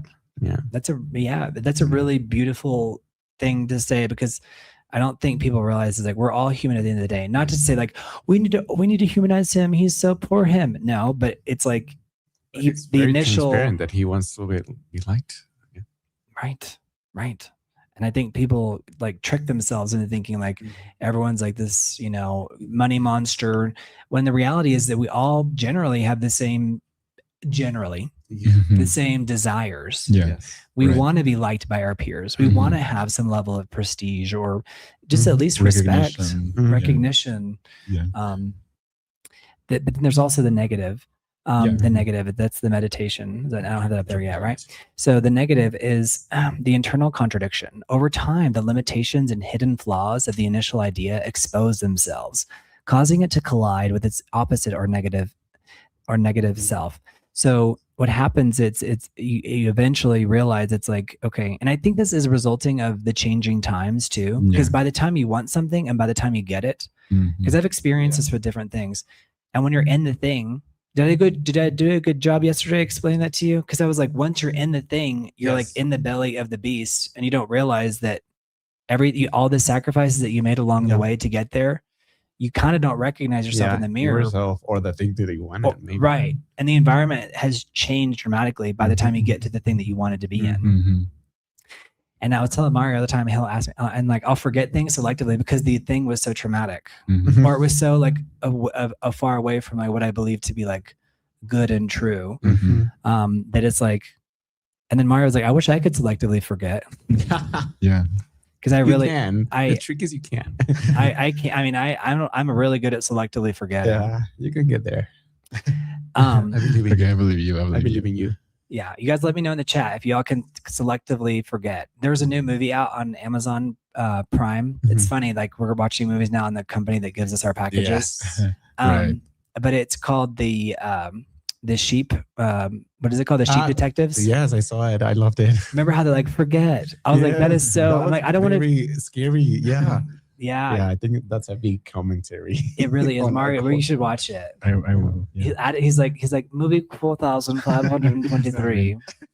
I love it. It's good. Yeah. So there's the concrete. So after the negative, then there's the speculative, the resolution. This stage overcomes the contradiction by combining partial truths and the previous stages into a higher and more comprehensive understanding, which essentially you would say leads to like the synthesis. And here it is on screen. Here's the thesis, the antithesis, and the synthesis, which is like the new thesis. Do you have examples of this in your own lives? Like being an actor. Right. Like Marilyn Monroe said, dreaming of becoming an actress is way more fun than being an actress.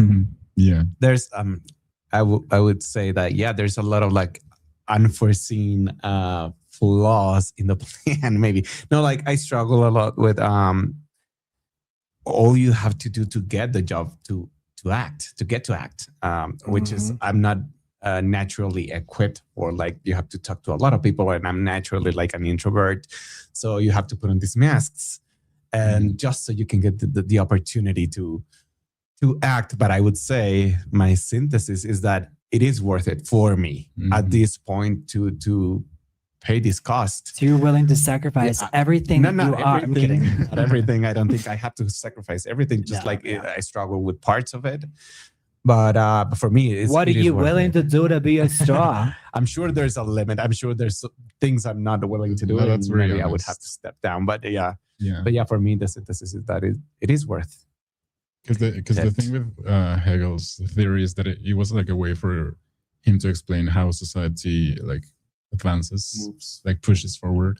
I think, and I do think that maybe the negative or the antithesis could be seen as that thing that pushes you, to take you away from your comfort zone. To explain it in simple terms. You make a good point. Like, and I think as you get older too, I think older people try to explain it to younger people. But what we're ultimately saying, or what they've been told to me, and then what goes down the line is like, you make compromises. But sometimes the world changes so much, you don't realize you're actually compromising because you're just doing the job. Right. Yeah. And then sometimes it's like very overt. Like someone's like, sleep with me. And you're like, no. And then other things are more like subtle. Like make this ad or edit this. That's why I'm kind of so against editing too, because I've edited stuff that I kind of feel guilty for making. Do you know what I'm saying? Because it like affected the population in some way. I'm talking about like 15, 16 years ago, not like recently. And where like, I don't even remember, but I had like a visceral reaction to editing. And because of when I was doing it then, it's like I inherently knew it was like maybe wrong. Do you know what I mean? Because it was like maybe propagandistic. You felt like you were compromising something on yourself. Yeah. Or at the time I was so in pro survival mode, it's like I wasn't even paying attention. And then later I was like, oh crap. Like this is the synthesis. Right. And I think anytime you become a star, you become something, or become successful in your career, or become a director, or I wonder even like Nolan, I'm like, doesn't he want to cast like some people who are kind of unknown? Why does everybody has to be celebrities? And I'm like, maybe there is some level of compromise where these movies are in some level the new synthesis. But it's like the managers and the agents are like, if you don't, and the studios like, if like these are the only people, there's only 5 people per role that you can cast. Make another movie. Right. Right. I remember kind of being shocked with whenever I love Anne Hathaway, but I didn't think she was a natural choice for Catwoman, let's say. Right. So whenever she got that, I was shocked. And this was like in 2008 or 7, 9. And I was like, what? 2008, was it? I think so. And it's crazy. That's almost 20 years ago now.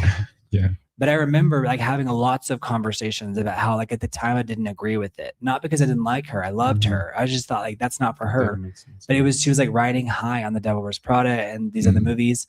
And I was like, I get it though, because we were already seeing some of the cracks. Like some of these movies like bombed. Like there was The Devil Wears Prada, and then there was another movie which I think is actually just as good in different ways, but it was called Confessions of a Shopaholic. But I actually love that movie, and if you go back and watch, the physical comedy is great. I'm not saying it's a superior cultural product. Thank you, Mark Sands. No, but I love Fisher.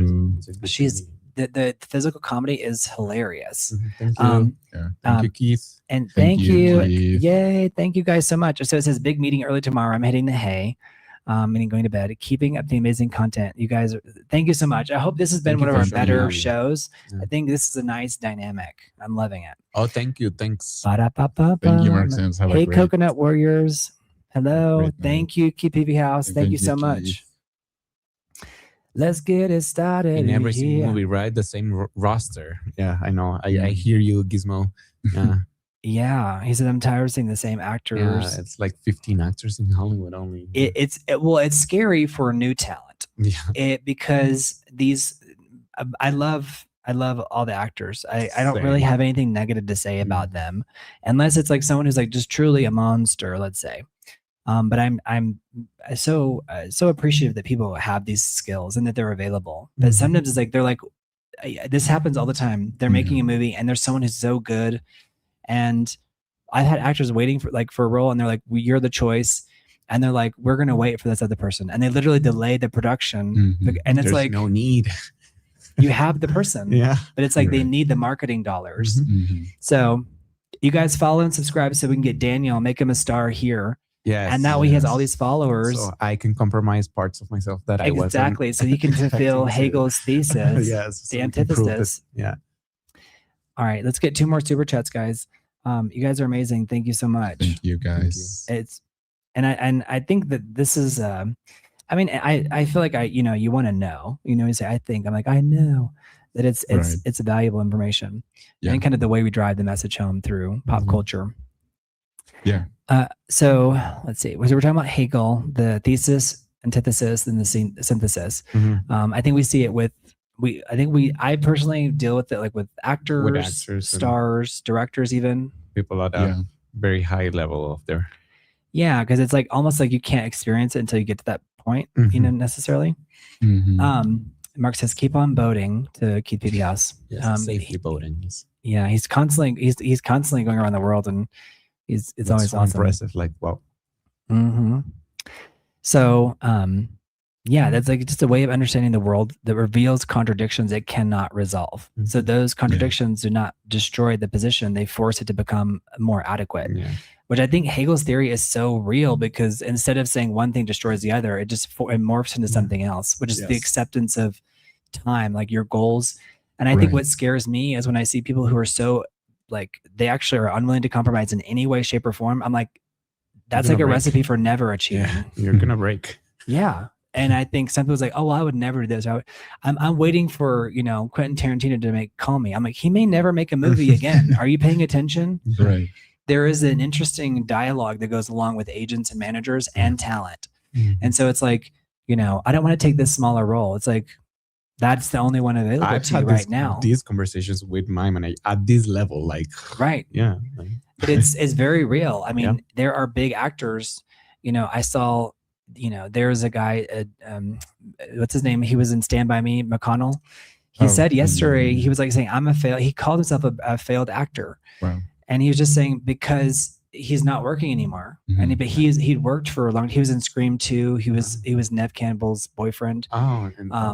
But he was in some fun movies in the early 2000s. But he says his own team, he says he's shocked that his agents and managers have not dropped him. Wow. And like he went on a podcast and said that, and it kind of went viral. And it was like a symptom of the cracks of the old celebrity culture. Like even someone that's that big. Thank you, John Scott. He says the topic is a brain bender. It is, right, John Scott? But I think it's a lot of fun. Thank you, John. Yeah, no, we're trying to. We love Matthew McConaughey too. Speaking of, he wrote a book on meditations. It's called Green Lights. Nice. So he recently came out with the book, and he loves poetry. And I think we're all trying to, even the biggest stars, Matthew McConaughey is not working at the pace he was before. Right. And so why? I mean, he has some of these movies that are going straight to Apple that nobody saw. Yeah. He was in one where he's a bus driver. Did y'all see that? No. Exactly. Thank you, John Scott, again. Yeah, thank you, John Scott. Seriously. All right, so Hegel's reality is dynamic. It's a way of understanding the world of contradictions. It's used for culture because online arguments often treat contradictions as proof that the discussion has failed. But Hegel treats contradiction as the beginning of a deeper thought. And so social media, for example, connects humanity. It does. You could argue that social media, like the original thesis, was very good. And we're now living in this synthesis, but maybe even it's more like the antithesis. It's like, I don't know if we've reached synthesis yet. Yes, I don't think we have. I hope not. Yeah, like we hope not. Okay. But Hegel's work makes recognition central to consciousness and social reality. Identity is not formed in complete isolation, but through relationships in which people recognize one another's status and freedom. So you don't become socially real only by announcing you are. Identity requires recognition. Yeah. So it's like kind of like the Ariana Grande is like those those fans that are watching her on stage, and we all love Ariana. All love for her. Yeah. But that makes likes, comments, and follower counts philosophically interesting. They are crude systems of recognition, but they tell people, you were seen, you mattered, or you were ignored, or you have status. but numerical recognition is not necessarily human recognition, right? So here's a question for Daniel. Can algorithmic attention satisfy the need for recognition on the individual level? Or does recognition require another free consciousness genuinely responding to us? Like we're live, but let's say there were 100 people watching or 500 people watching, but nobody was commenting. But exactly. Would it be, commenting? Which one's more satisfying? I think the 15 people watching and them commenting and like leaving super chats and helping us out. Like it's very interesting. Like it's actually very satisfying because I love seeing PB House and Mark Sands. Exactly. And it's so cool. That way I feel like it is a real conversation. Right. Yeah, I don't think numbers for me don't necessarily mean anything. Until I represent you and then it's time to get you in the next Nolan film. Exactly, yes. And then I'm like holding off for that. You gotta get your numbers up, boy. Yes, I agree. No, but I mean, unless a number is a real person, like a number doesn't mean anything, but the people funny. They're connecting or like creating, discussing. Yeah, for me, that's what's valuable for me. Mario, here's a question. I'd love that answer. Beautifully said. Beautifully spoken. Does a filmmaker create meaning alone, or does the film become culturally real only through the audience? It definitely becomes culturally real through the audience, because I think the audience, is ultimately the end goal. And obviously you would want to make, money, but at the same time, you would want the audience to participate along with the film.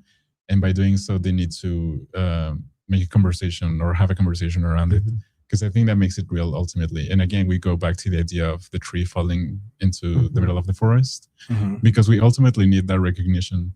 I do think that by discussing films, they love you, Daniel. Thank you. PB House is in love with Mario. Interrupt, but thank you. You're good. I will never be Mario, by the way. I would never try to. In that situation. Well, he's OG to here. We're calling it The Big Idea. You guys let us know how you like the name. Thank you, Keith. I like it because it's very inviting versus like it's not the me show. It's like we have to entertain the big ideas. Yeah. But go on.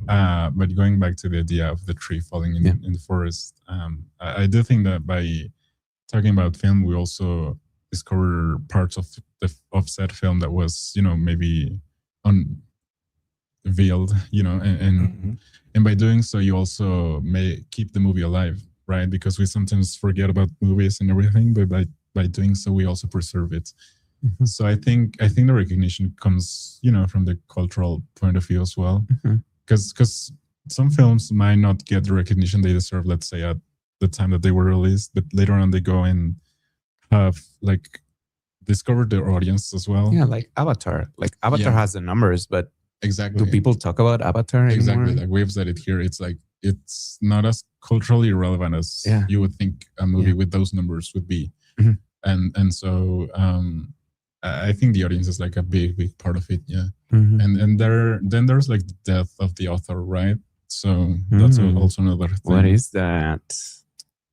Like tell us what you mean by that. Like the idea that once the film is like out there, it no longer is right. It no longer belongs to the director, let's say, or the producer, because you can reinterpret it as you would like, as audience. Like it becomes the ownership. Yeah. And that's applicable to all arts too. Like once it's out there, it's like the public kind of owns it. Yeah, it kind of, it can get like different interpretations because it's like it serves that purpose. Like art shouldn't have like a single definition, let's say. Yeah. And each person has their own what they get from it. Have you ever seen a movie and it's like, why did you love it? And you're expecting something and it shocks you like what they related to?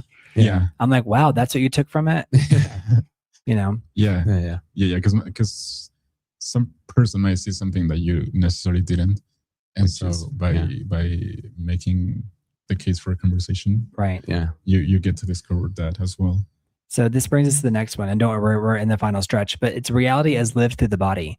So phenomenology studies the structure of lived experience from the first person perspective. So Husserl, have you heard of Husserl? Yeah. And is it Merleau-Ponty? Stress, intentionality, and embodiment. Experience is directed towards a world, and a body capacity and bodily capacities help constitute how that world becomes meaningful. That's a mouthful, but it's very real. So this is phenomenology.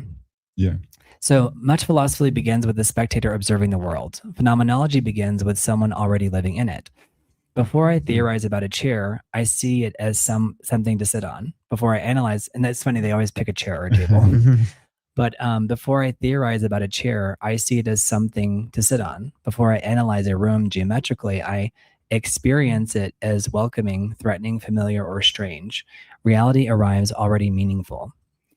So, for example, like your algorithm, your feed gives you disembodied information. Like a body gives scale, resistance, fatigue, risk, and presence.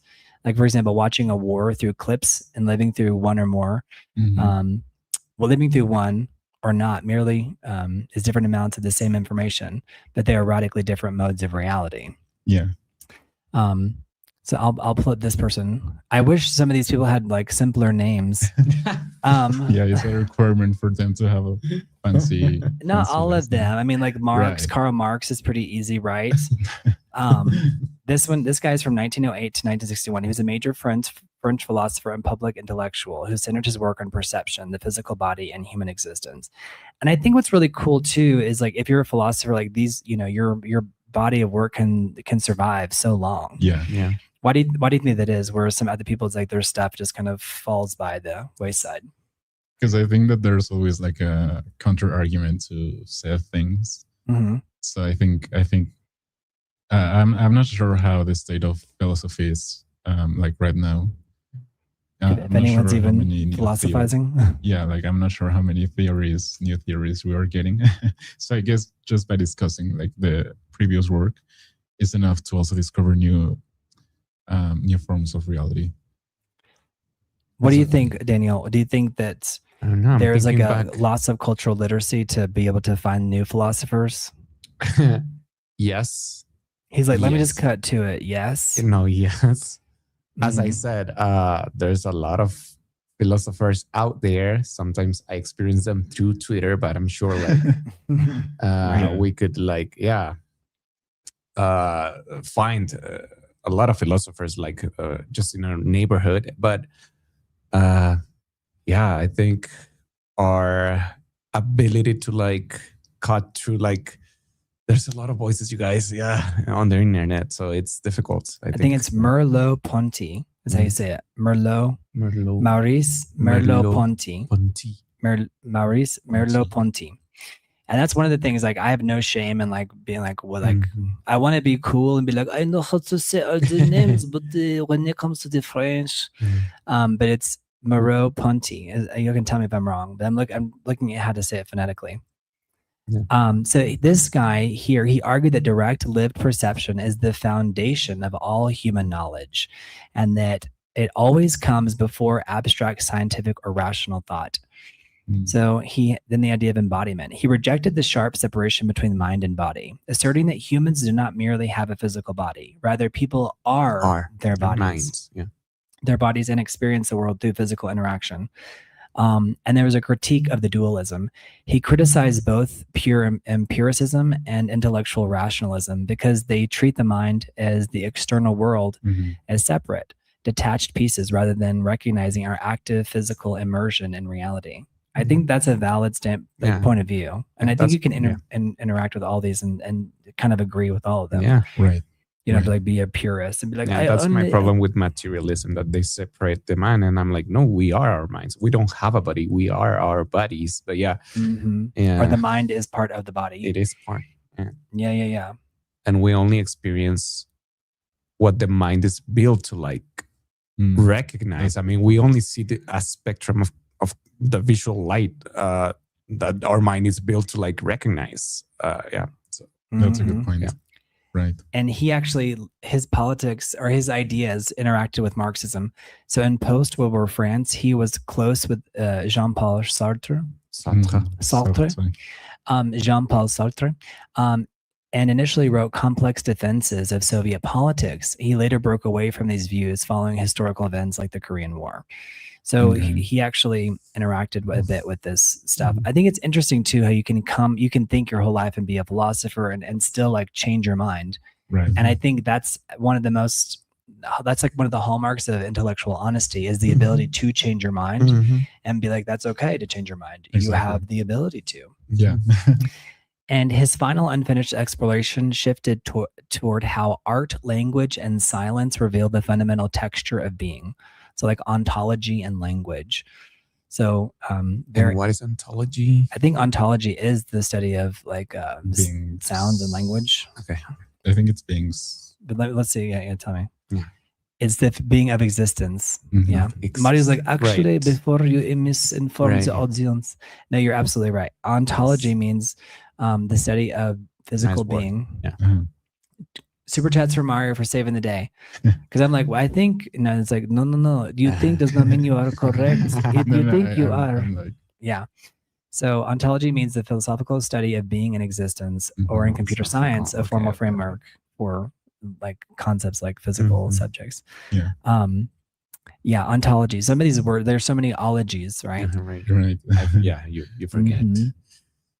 So this kind of idea, like the idea of like this staircase too, like a child, an athlete, an exhausted person, someone using a wheelchair. So it's like living in the physical world, all the different things that come with that, like the consequences of that. Some of that stuff is explored here. So I have a little question for chat. It says, describe it without naming what it is. Describe how it appears, where it sits in your field of attention, and what your body could do with it. I feel like that's too trippy. Some of that. Yeah. Can y'all break this down, this question here? Or it's like more of like an order. Describe it without naming what it is. I think that's the argument, is that you can't describe it without. Well, that's when you use poetry, I think. Right. Maybe. Keith Peavyhouse is a poet. He shares some of his poetry in here. Yeah. So it has some examples of the way we interact with oh my gosh, how do you say his name? Merleau-Ponty. Yeah. Like The Sound of Metal. Have you guys seen that movie, The Sound of Metal? I fell asleep to it, but it was really good. I know people love it, and they talk about like how like it's so deep, but I haven't watched it. Yeah. I've seen clips of it. The Enter the Void is another one. And also the Russian Doll, that television series, like repeated events with changing lived meanings. Yeah. And then Black Mirror. There was an episode called The Entire History of You. And it was like recorded version versus lived memory, like how the difference is. And then even Avatar, inhabiting another body changes your worldview and identity. And even in today's world, like AI. So if a virtual experience recruits the body, like movement, fear, balance, attachment, does phenomenology give us reason to treat it as a genuine experience, even if the objects are simulated? I think so. Yeah. That's a good point. This is very point. Have y'all seen Ready Player One? Because this always reminds me of that, like these games. Yeah. So here's that question on screen. If a virtual experience recruits the body, movement, fear, balance, attachment, does phenomenology give us reason to treat it as a genuine? I think you could argue yes, because it's having the effect on you. You're using your senses. Yeah, I feel like we're so entrenched in that it's like a foregone conclusion. But I'm sure some people might have a different point of view. But I think I agree too. I think it's like if it has the effect on you, it's real. Then there's pragmatism versus like the scientific realism. So we talked a bit about pragmatism, but it links knowledge with inquiry, action, and the resolution of doubt. And then, do you guys know Peirce, the philosopher Peirce? Anyone in the chat know who Peirce is? I'll pull up Peirce, but Peirce connects truth and reality with the long-run discipline of investigation rather than private preference. So scientific realism generally maintains that successful science aims to describe a mind-dependent world, including entities not directly observable. So I'll pull up this dude saint, and then we'll call it a night. So don't worry, I'm not going to keep you all night. No, but that's interesting. Like the not observable realm. Right. Like how you even perceive differently from other people. That's really interesting. Alex Lip is here. That's the guy. Oh. Yeah. In the chat? Yeah. Oh, yes. What's going on? What's going on? Alex, how's it going? I showed him I sent him the thumbnail and I was like, this is the idea, but like in Spanish. Yeah. So I was like, join us and learn. Cool. So like pragmatism brings us down from the clouds. What's different? Alex, are you still here? Let us know. Alex Lip, I'm so glad you're here. Pragmatism brings us down from the clouds, but what difference would the truth of an idea make in experience? What follows if we act upon it?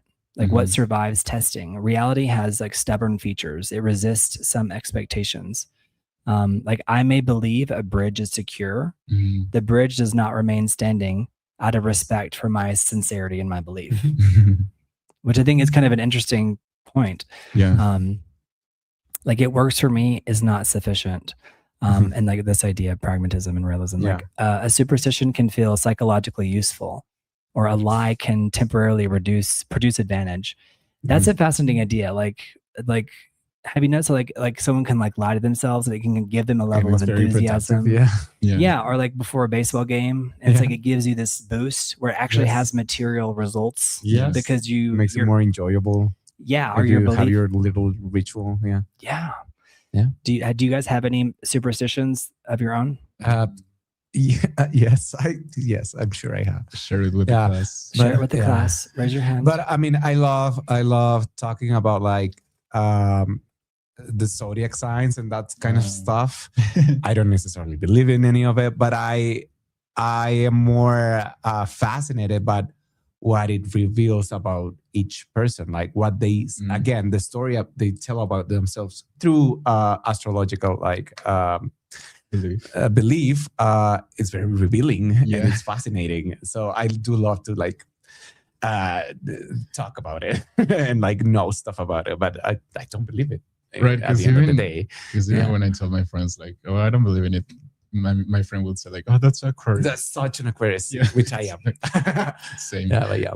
I am too. I have this sign that people like that people are scared of, which is Scorpion. Yes. But what's funny though is that like Jodie Foster's a Scorpio. Like there are a lot of like really famous people who are Scorpios who are like really lovely, who don't have any. But it's funny because people are always shocked to find out that I'm a Scorpio because I don't think I embody what they think. But what's your moon? Yeah, I don't. But see that. But isn't that a way of like projecting like your prejudice or your beliefs onto someone else? That's what I'm saying. Like, I never want to know anyone's sign because I'm like revealing. I don't. Well, but I think people look for like the signs of your zodiac sign, and I saw this interview with with Belinda and like this other podcaster, and it was I couldn't stand the conversation because they were just trashing Scorpios, and I'm like, it was so bizarre because they were going on for like an hour, and I was like, this is so bizarre, but it made me think, that's like dangerous. the prejudice of that and like how dangerous that is because it is. It can be dangerous. Like for example, one of those things of like is like they say like revenge or whatever. I don't seek revenge. I mean, how many times have people done me wrong and I'm just like whatever, like. But so it's like that's not true for everybody. But of course. Right. But there are people that are such like hardcore believers, but I'm like, aren't you submitting yourself to an inferior thought process? So no, I'm willing to entertain like fun ideas as long as it's fun. Like But you see, even telling people are like, oh, I'm like, what? Like, aren't there so many Scorpios? I'm like, what's wrong with that? I also don't believe like in superstitions, let's say, but I do believe in like lucky numbers. Like you do? Okay, interesting. Tell us more. I know that's surprising. Know much about this. I'm just. I like numbers. I don't like numbers personally. Oh, wow. But I do believe it's the language. I mean, mathematics is the language of the universe. I do believe that. It's very mind bending. Yes, absolutely. I mean, for me, it's just like a pattern recognition. Like 111. Oh, that must be a sign. 1111 is like an angel number, right? They say. Yeah. So I'm like, I mean, it's fun to believe in. It's fun. Well. It's some things can be just for fun. Exactly. Yeah, absolutely. And I think you're right. It's just like if it becomes too concrete, it's like you start to create like a prejudice. Yeah. But this guy is Charles Sanders Peirce. So he was he's from 1839 to 1914. He was a brilliant American polymath. He is widely recognized as the father of pragmatism and a co-founder of modern semiotics, the study of signs. Speaking of science. Though he spent much of his life working as a scientist and chemist for the U.S. Coast Survey, he considered himself first and foremost a logician, like logic. Prominent thinkers like Bertrand Russell and William James considered him one of the most original minds of his century. So he has an immense body of work spanning over 90,000 pages of writing. Yes. It centered over several groundbreaking concepts like pragmatism, semiotics, abduction, beyond standard deduction, and induction. Peirce identified a third mode of inference called abduction. It's the hypothesis generation. He called this the true logic of scientific discovery, where an inquirer forms an intuitive, creative guess to explain a surprising observation. And then there's fallibilism, which is I'm wondering if I'm butchering that word. He maintained that human knowledge is never absolutely like fallibility, fallibilism. Yes. That human knowledge is never absolutely certain. Instead, science and truth are provisional and constantly evolve through self-correcting process of inquiry. I think that's also the concern of the modern era, is like, how much are we improving upon the theories of the past and how much are we eroding them? Yes. Like with cultural products that are so not only derivative, but reductive. How many of the thought processes, like for example, like even like the Zodiac, let's say, I think I think it is fun to play with it because it's like, you can be like, oh, this and that. But at what point are we actually, because I think a lot of these people were actually somewhat optimistic that like, things like we were going to keep improving upon the theory. But if the conditions get so bad, like our theories of what the world is are going to become increasingly erroneous. What do y'all think about this idea? I think there is a fallibility inherent, but it's like, but that's not necessarily that they're constantly evolving through a self-correcting process of inquiry. I think in some ways it's like, I think a wholesale like rejection of expanded thinking is my concern about the modern age. Yeah, I think so. And I think I've seen, like, at least personally, people going back to spiritualism, but kind of rejecting like traditional religion, let's say, and going back to these more esoteric things. Which are in a way, you know, also it's kind of like you shouldn't think that, you know, science and religion are at odds. Like, like are opposites. Irreconcilable. Right? Irreconcilable. One of those hard words. Thank you. Irreconcilable, right? Because you should have seen me yesterday. I was speaking Spanish and I was like, sustituir. Right. Yeah. So, but yeah, going back to like spiritualism and everything, I think it's also like, while actively rejecting like traditional religion, is telling of some, you know, also seek for something bigger than ourselves. Yeah, and I think, again, not to bring it to Marx, but I think the idea that we think they are both so irreconcilable, it comes, I think, from this separation, like dehumanization of like the proletariat, because they don't necessarily have to like. Right. I mean, I have seen a trend of like people seeking spiritualism. And falling into these traps because of it. But I think it's very human to want to belong to something. It's interesting that it is like it feels like a trap, but on maybe on a surface level, it can be like holistic and feel like. I think that there's like a ugly side of it where it's like, oh, you're in a cult now. It's like, oh crap. Because you're looking for something. And I mean, I think it's part of like the exploration of reality to keep looking for something, because we know there's an observable universe and a non-observable universe. So we know there's things we will never be able to explain. So I don't think it's like for dumb people to like fall into religion or spiritualism, but I do think that, again, under capitalism, things get commodified. So if I can sell you this spiritual nonsense trinket, I will trick you. Here's my religious bell. Exactly.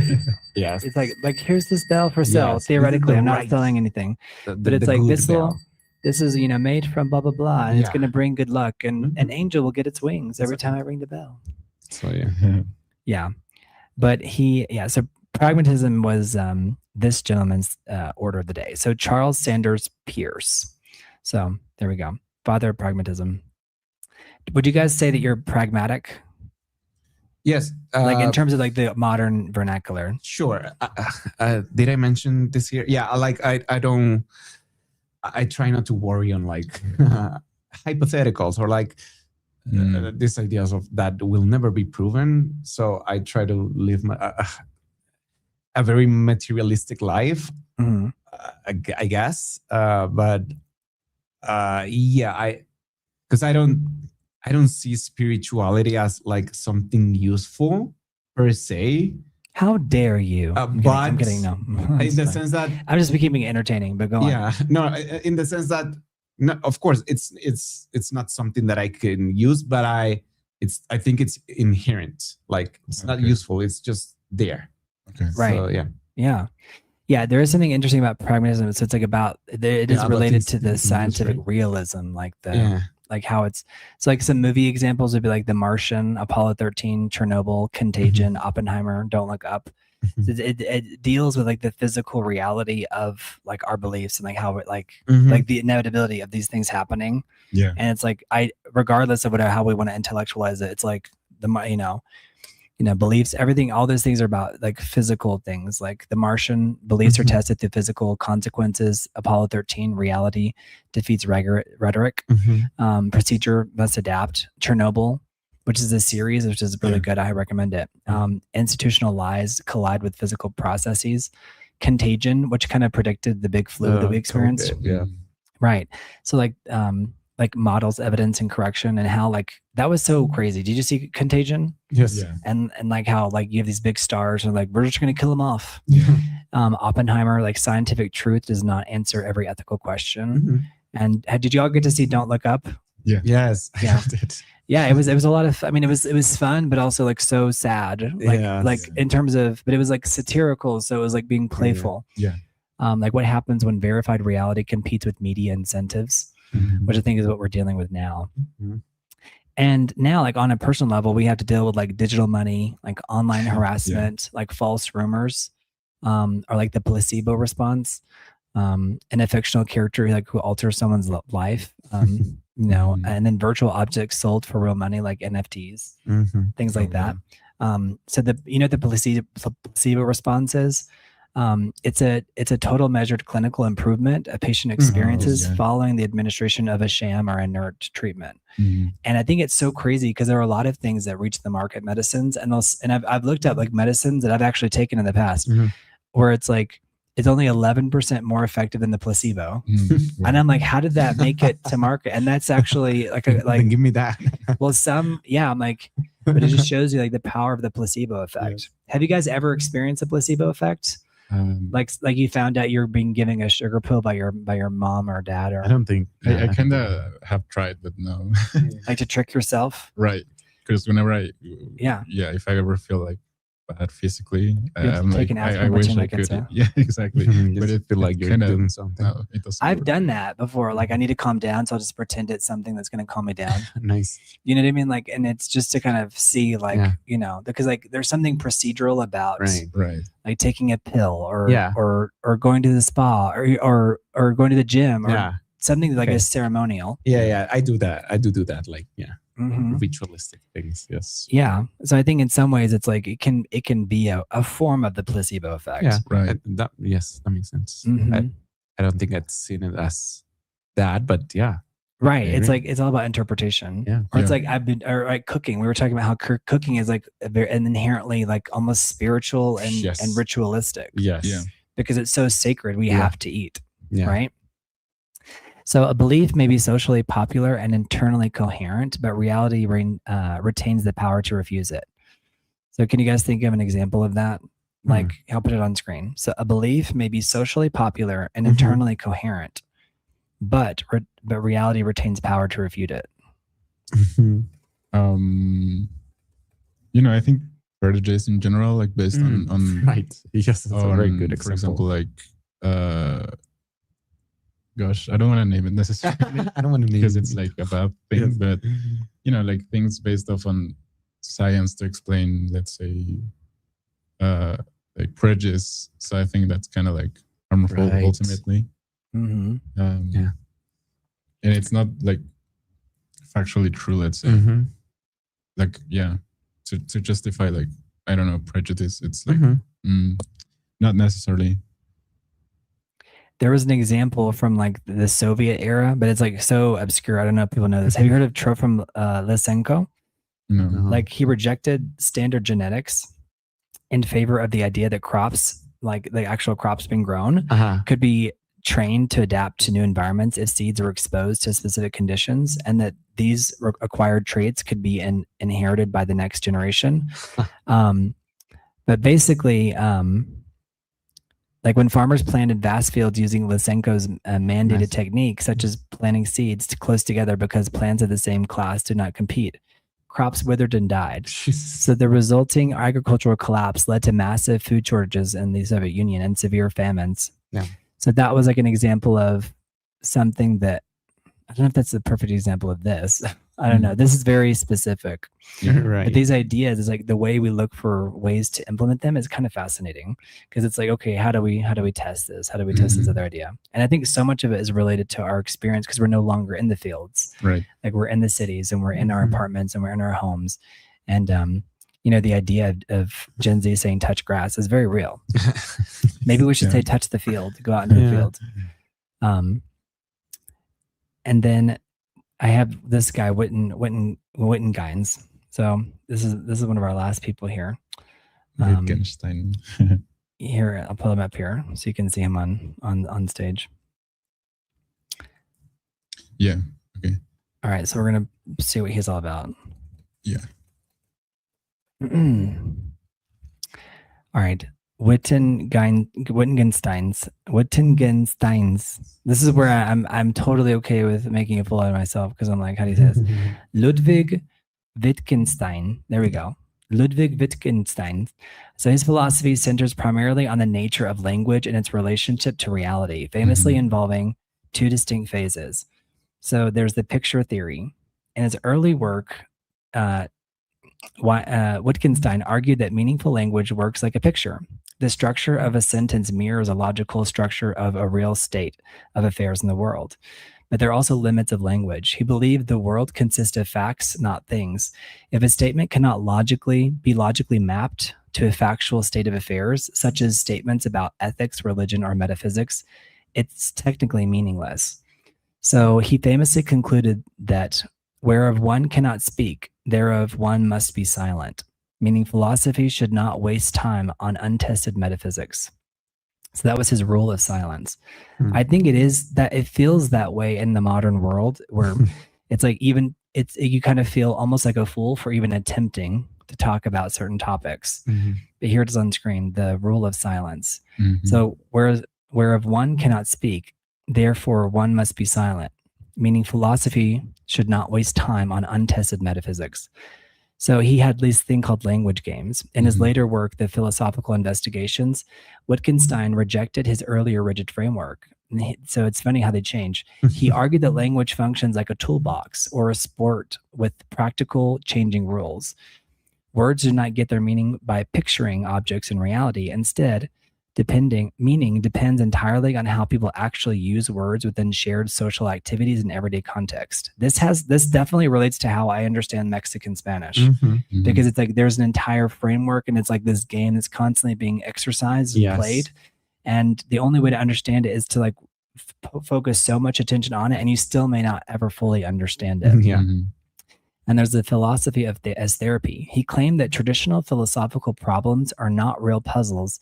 They are mental confusions caused by misunderstanding how our language works. So the job of philosophy is to act like therapy and show the fly the way out of the fly bottle. So it's like the job of philosophy is to act like therapy. What do y'all think about that? I think something about philosophy is inherently therapeutic. Yes. Like for the individual or for the soul or for the ascension of the soul. Have you guys heard of this guy before? He's new to me, but I'm learning along with you guys. Yeah, his book is like has like a funny name, like Tractato Logic or something like that. Yeah, the first book was something super long. I was like, I'm just gonna skip that word for now. But I like his theory to explain kind of like how language defines reality, coming from like the idea that reality is no longer definable. I kind of like his theory to kind of explain why and why our reality is like so unattainable. It's because it's like so a copy of a copy of a copy, and so there's like no concrete things anymore, and therefore you cannot name like a particular thing, let's say. And I think we like he's one of the people to talk about language. Like language teaches us like the distinctions matter. Like a physician, a painter, a lawyer, and a child can enter the same room and inhabit different fields of significance and what that room means to them. Yeah. So what they see through practices learned with other people. So and this goes with like the way we talk about and the way we view money, citizenship, marriage, corporations, academic degrees, criminal status, celebrity, poverty, reputation. So it's interesting because the more theory you get there, the more theorizing you get, it's like it feels like you're kind of floating off in space, but then it's like you can have like an epiphany later. Like, oh wait, no, actually this is like a core concept. So these are not imaginary simply because they depend on collective rules, but social ontology examines entities and statuses that exist through shared practices, institutions, and recognition. So social recognition can mean that something's form is significantly shaped by social rather than purely natural factors, meaning like the way they view it is almost more important than the physical reality. So constructed does not mean fake, but a prison sentence is socially constructed. Its consequences are extremely real though.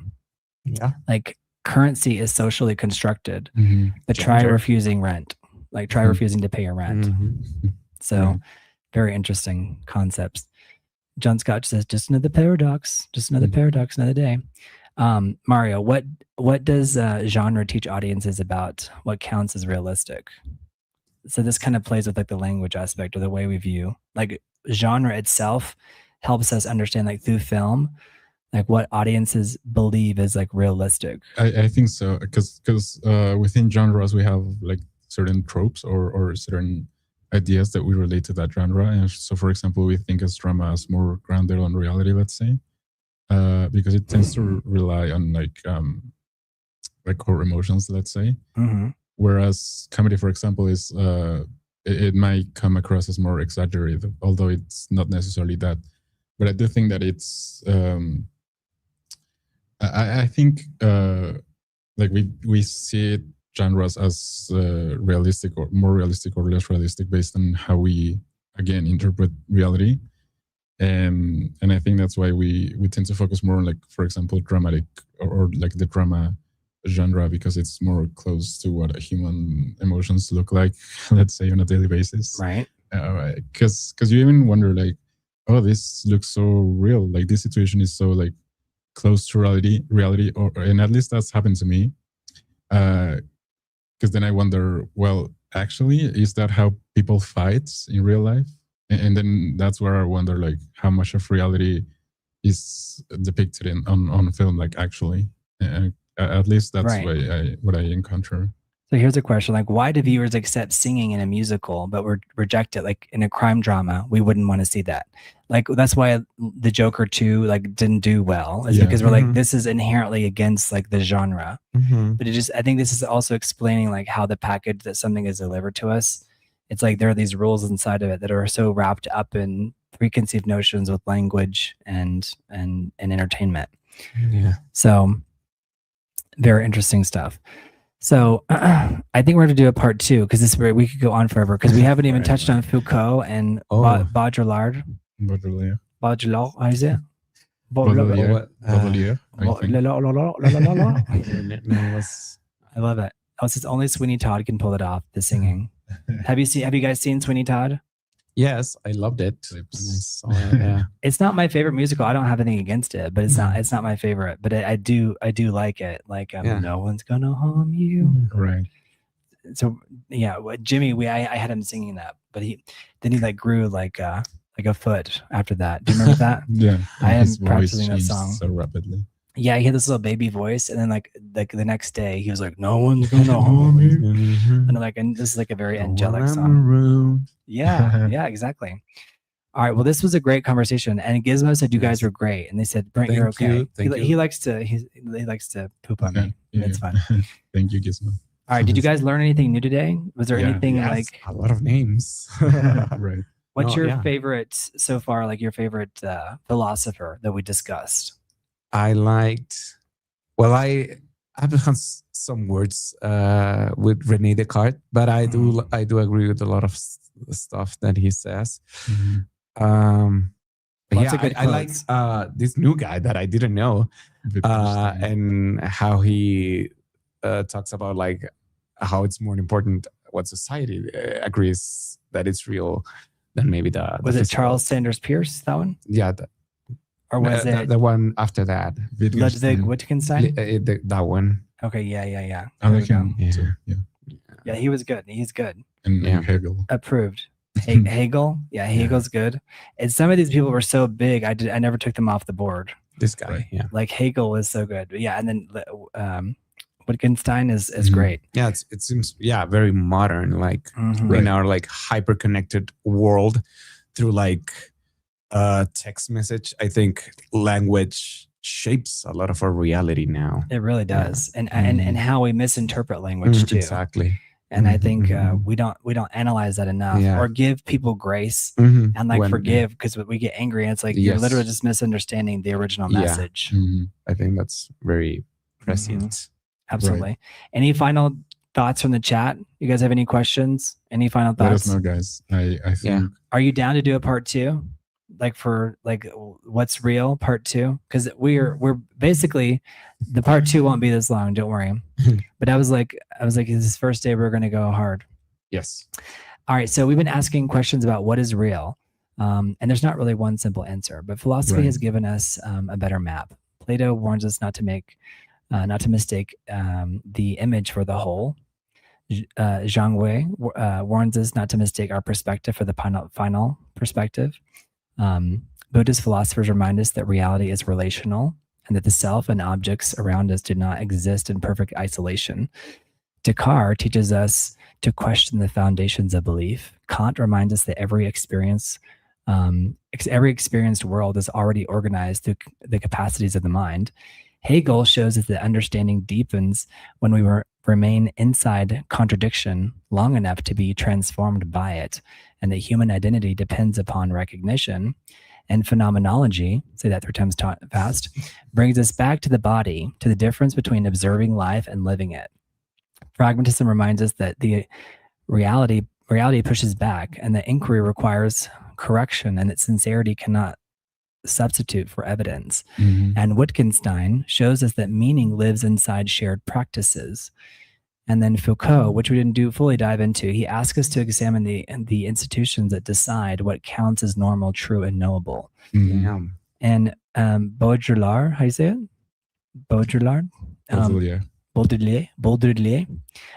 Do you know his full name so that YouTube can register it for under the video, like who's mentioned in the video? Oh gosh, no, it's escaping me right now. It's somewhere in the chat. I'll find it. It's Jean Baudrillard. Jean. Very French. Yeah, very French. Oh my gosh, what a hard name. Yeah, so his first name is Jean. So going back to him, he warns that representation may no longer merely imitate reality.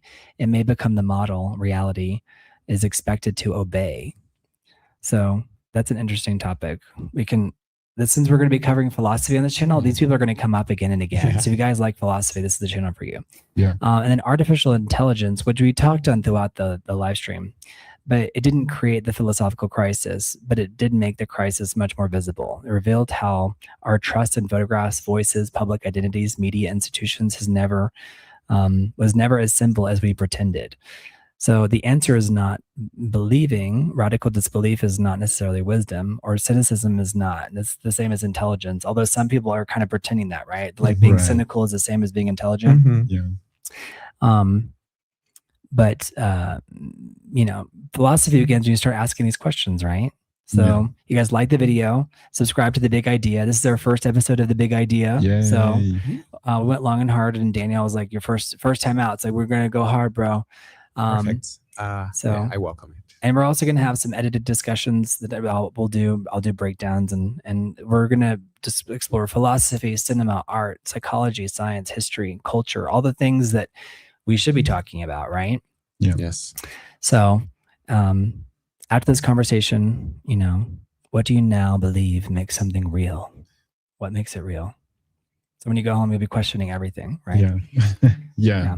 I think, I don't know, just to close it out. Velvet Hammer's here. Welcome, Velvet Hammer. Hey, Velvet Hammer.